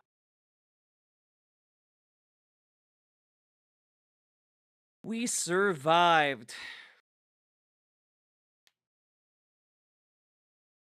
I know 3 Navy SEALs who just told me they saw quite a few upside down flags in base housing today. Good. Good. May there be many more. God.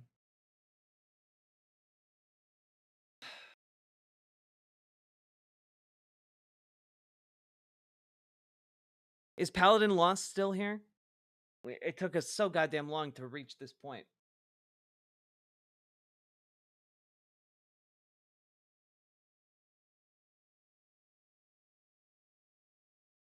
Can I ask what an upside down flag would mean? Is it kind of like civil disobedience? No, it's kind of it's a way to signal extreme distress or emergency. A lot of people have taken to using it to kind of announce that the United States is in trouble.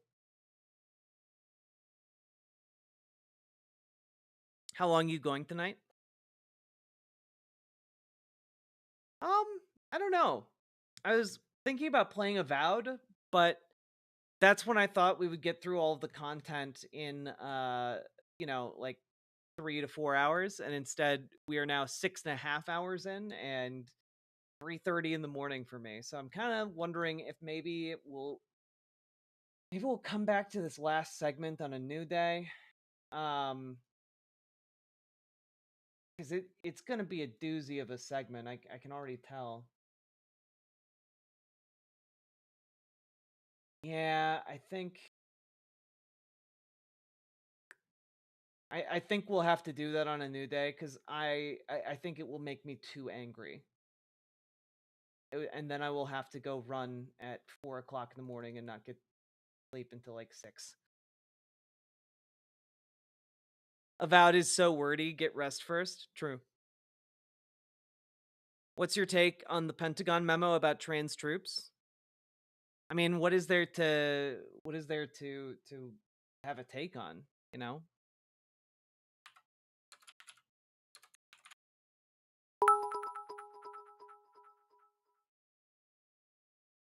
Jowser, thank you for the 500 biddies. I appreciate it. Here's to staying active, safe, and informed. Hell yeah. I mean, basically, the Pentagon memo is just, hey, we need to purge all the queers from the military, right? I think that's bad. I think purging like LGBTQ members of the government in general is bad, and also from the military especially. What is the segment? The segment is about Israel. Hey, Tiramisu. Want to start streaming? I want to have a mix of politics and gaming. Do you have any suggestions on how to get started? Should I just start streaming and build from there? Yeah, also I would focus on YouTube being like your initial platform, cuz there's no discovery on Twitch. Absolutely none. You know? It's honestly Twitch every like year or so, Twitch just decides to screw you over.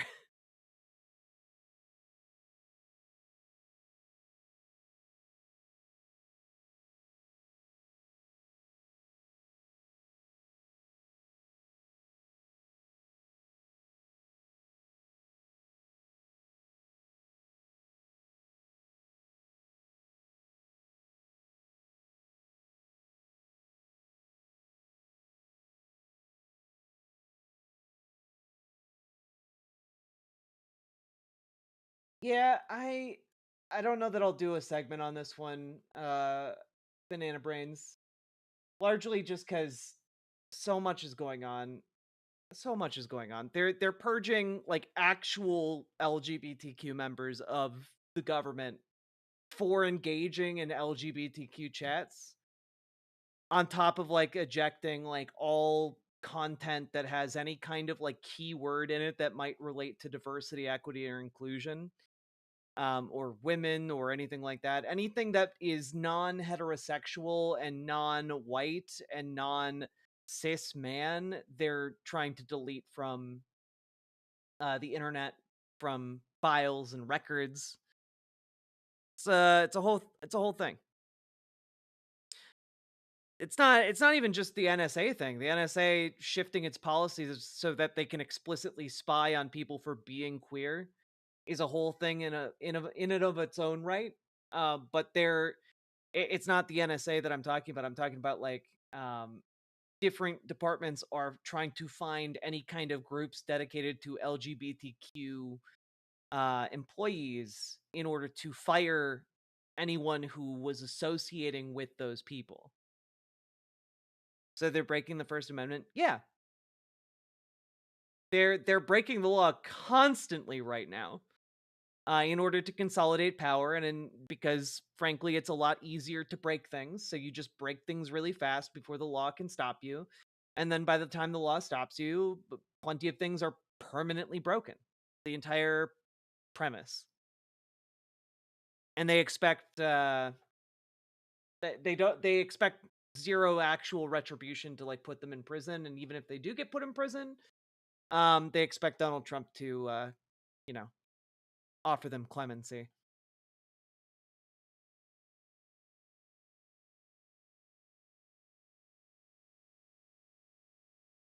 It's like, it is like a digital book burning, Amber Brains. Absolutely.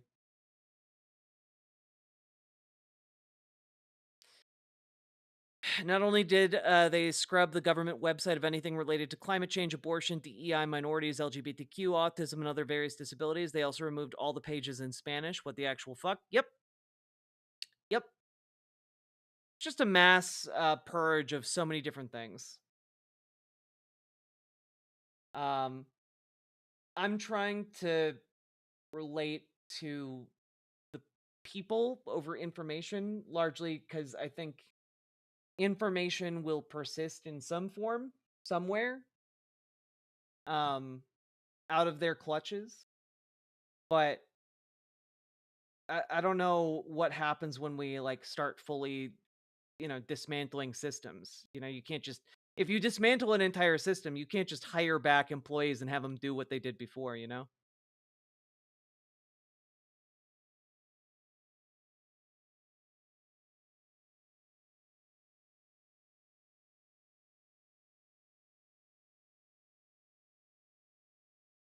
So it's very scary, but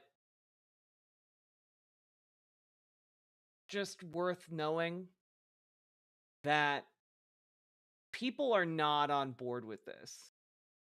This is a very small minority has managed to assume power, and people by and large are still very much in favor of LGBTQ rights. Maybe not so much the T because of all of the fear mongering, but Yeah, you can't say women, apparently it's some basic stuff. You should see the info disclosure forms, they are horrifying. Thanks for the show. Well, Possum of Attica, thank you, Antica. Thank you very much for the $5 super chat. Quasi-Spec, thank you for subscribing over on Twitch. I appreciate that as well.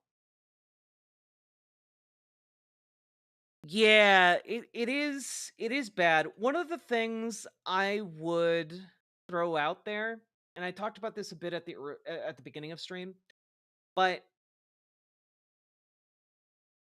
while it does feel like we are enduring a tsunami of shit, keep in mind on the legal front, they are also having to endure a tsunami of lawsuits. And that tsunami is one that they are woefully under-equipped for because they keep losing lawyers. Lawyers keep quitting from this administration, and so they have a reduced capacity to actually deal with this shit. And one of the reasons that's important is because it means they get sloppy, they make mistakes, and as a result of those mistakes, different things go on the record that come back to haunt them later and fuck them. And another thing to keep in mind here is that a lot of what they are currently trying to do is kick the can down the road. But you can only do that so many times with so many different things. And there are currently somewhere like 80 to 100 different cases within just the first month alone. And more will certainly be coming about basically everything they do every single day. They do not have the amount of like people to actually deal with all of this. And at some point, those chickens are going to come home to roost. And the question becomes, how does the court actually proceed with enforcing its orders when those chickens do come home to roost? That's going to be when the constitutional crisis kind of peaks. And we don't really know when that's going to be. Could be this coming week, could be the one right after that, but you can only kick the can so far down the road with some of these things that they are currently debating.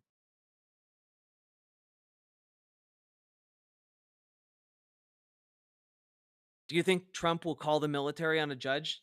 Honestly, I have no idea.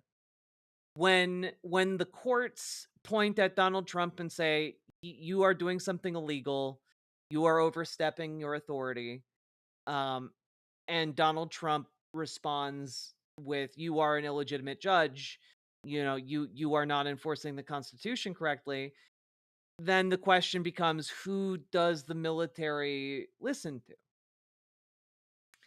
And I do think that if we put all of our cards on the table, if both You know, their side and our side do that. I do think we have the winning hand, but like, it's a scary situation to put everyone in, you know? It's scary as shit. But that's also why we mobilize. We mobilize so that um we can create the popular support that is seen and experienced by everyday people in this country in order to set a groundwork for victory for our side, so that we can make sure people know you cannot just steamroll over us with fascist tanks. We have people power, something that they will never be able to have. And so that's one of the reasons we mobilize. It's why it's important to get out there physically if you can.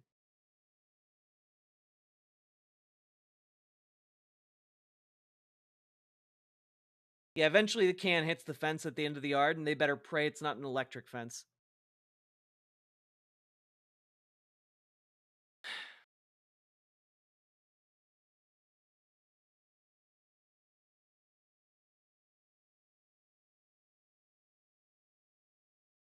I do think, though, that the way things are going, there is going to inevitably be a Supreme Court showdown.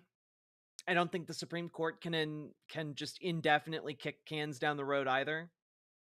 So we'll see where things go, I guess. This is why it's called the cool zone, folks, because really cool things can happen, and also really bad things can happen.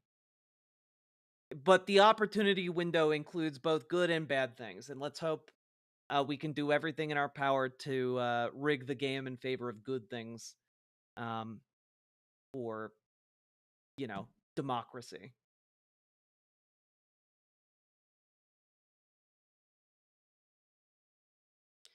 Exactly, Bobby. Donald Trump turned that entire interaction with Zelensky into the goddamn apprentice.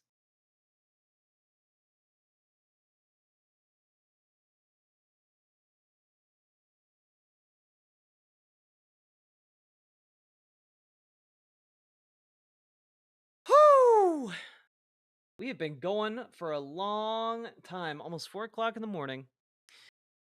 If you've been enjoying the show, folks, hit that follow button, hit that subscribe button, hit that like button. Consider dropping those subs and donos. Go, go, go, go, go. Also, folks, as a reminder, if you have posted or liked or retweeted something that is Fed posty and someone shows up at your door, what do you do?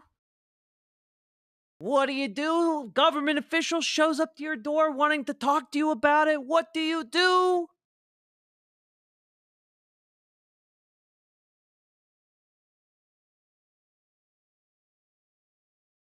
You shut the fuck up. That's right. You look at yourself in the mirror and you say, that's right, it's Shut the Fuck Up Friday, bucko, and then you call your goddamn lawyer. You do not open the door, you do not say shit, and then you call your lawyer.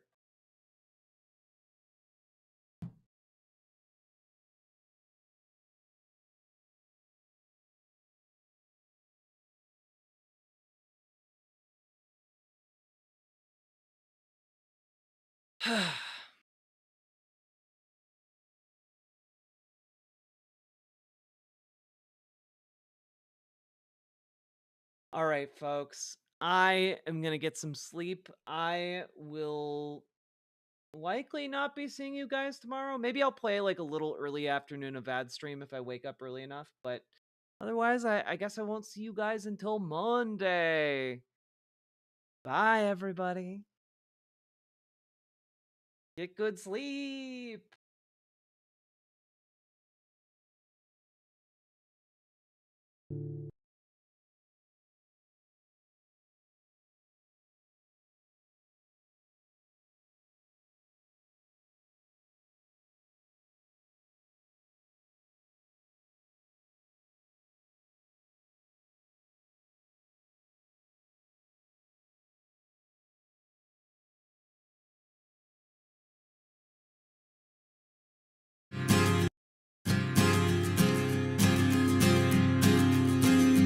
In a pleasant wooded valley lived a huntsman tall and able.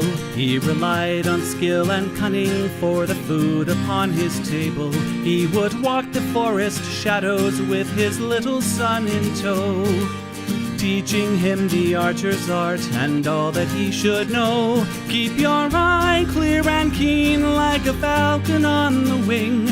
Keep your heart strong and steady like your hand upon the string. Never bow to a tyrant while your people are laid low, for the highest head may fall to the man who wields a bow. In the valley there was freedom and a man was left to living, but as year gave way to year the ruling men grew less forgiving.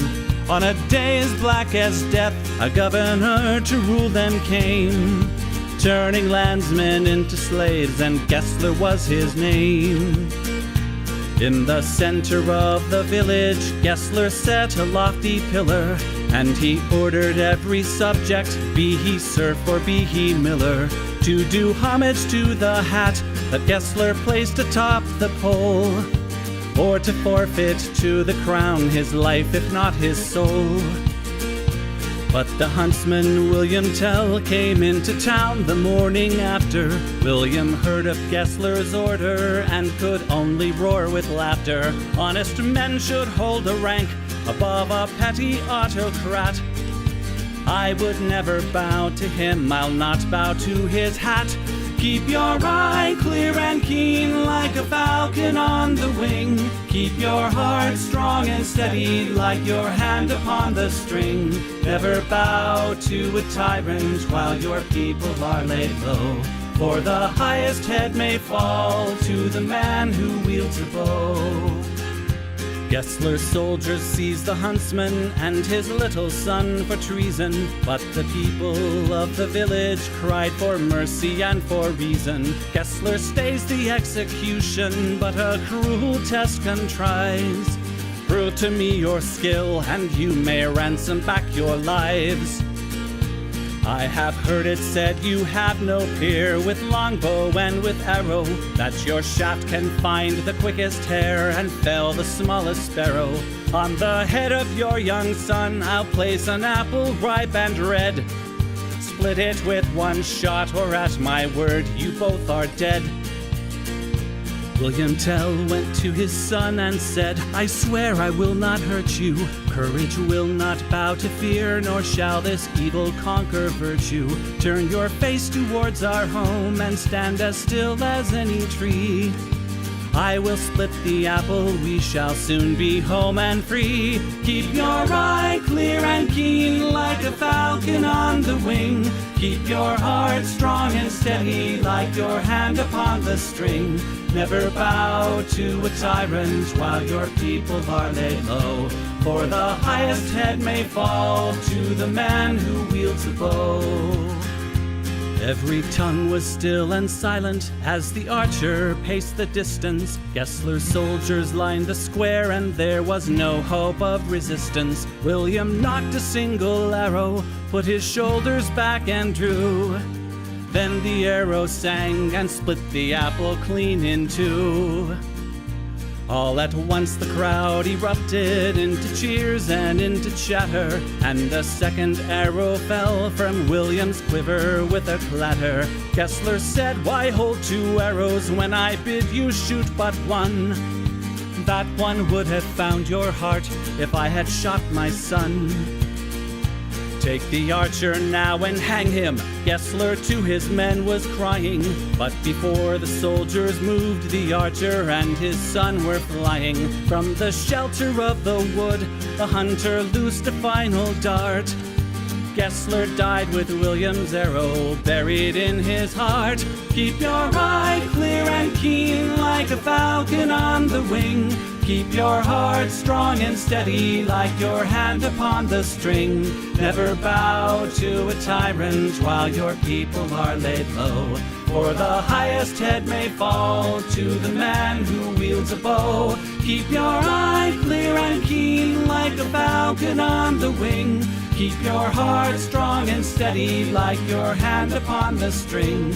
Never bow to a tyrant while your people are laid low. For the highest head may fall to the man who wields a bow.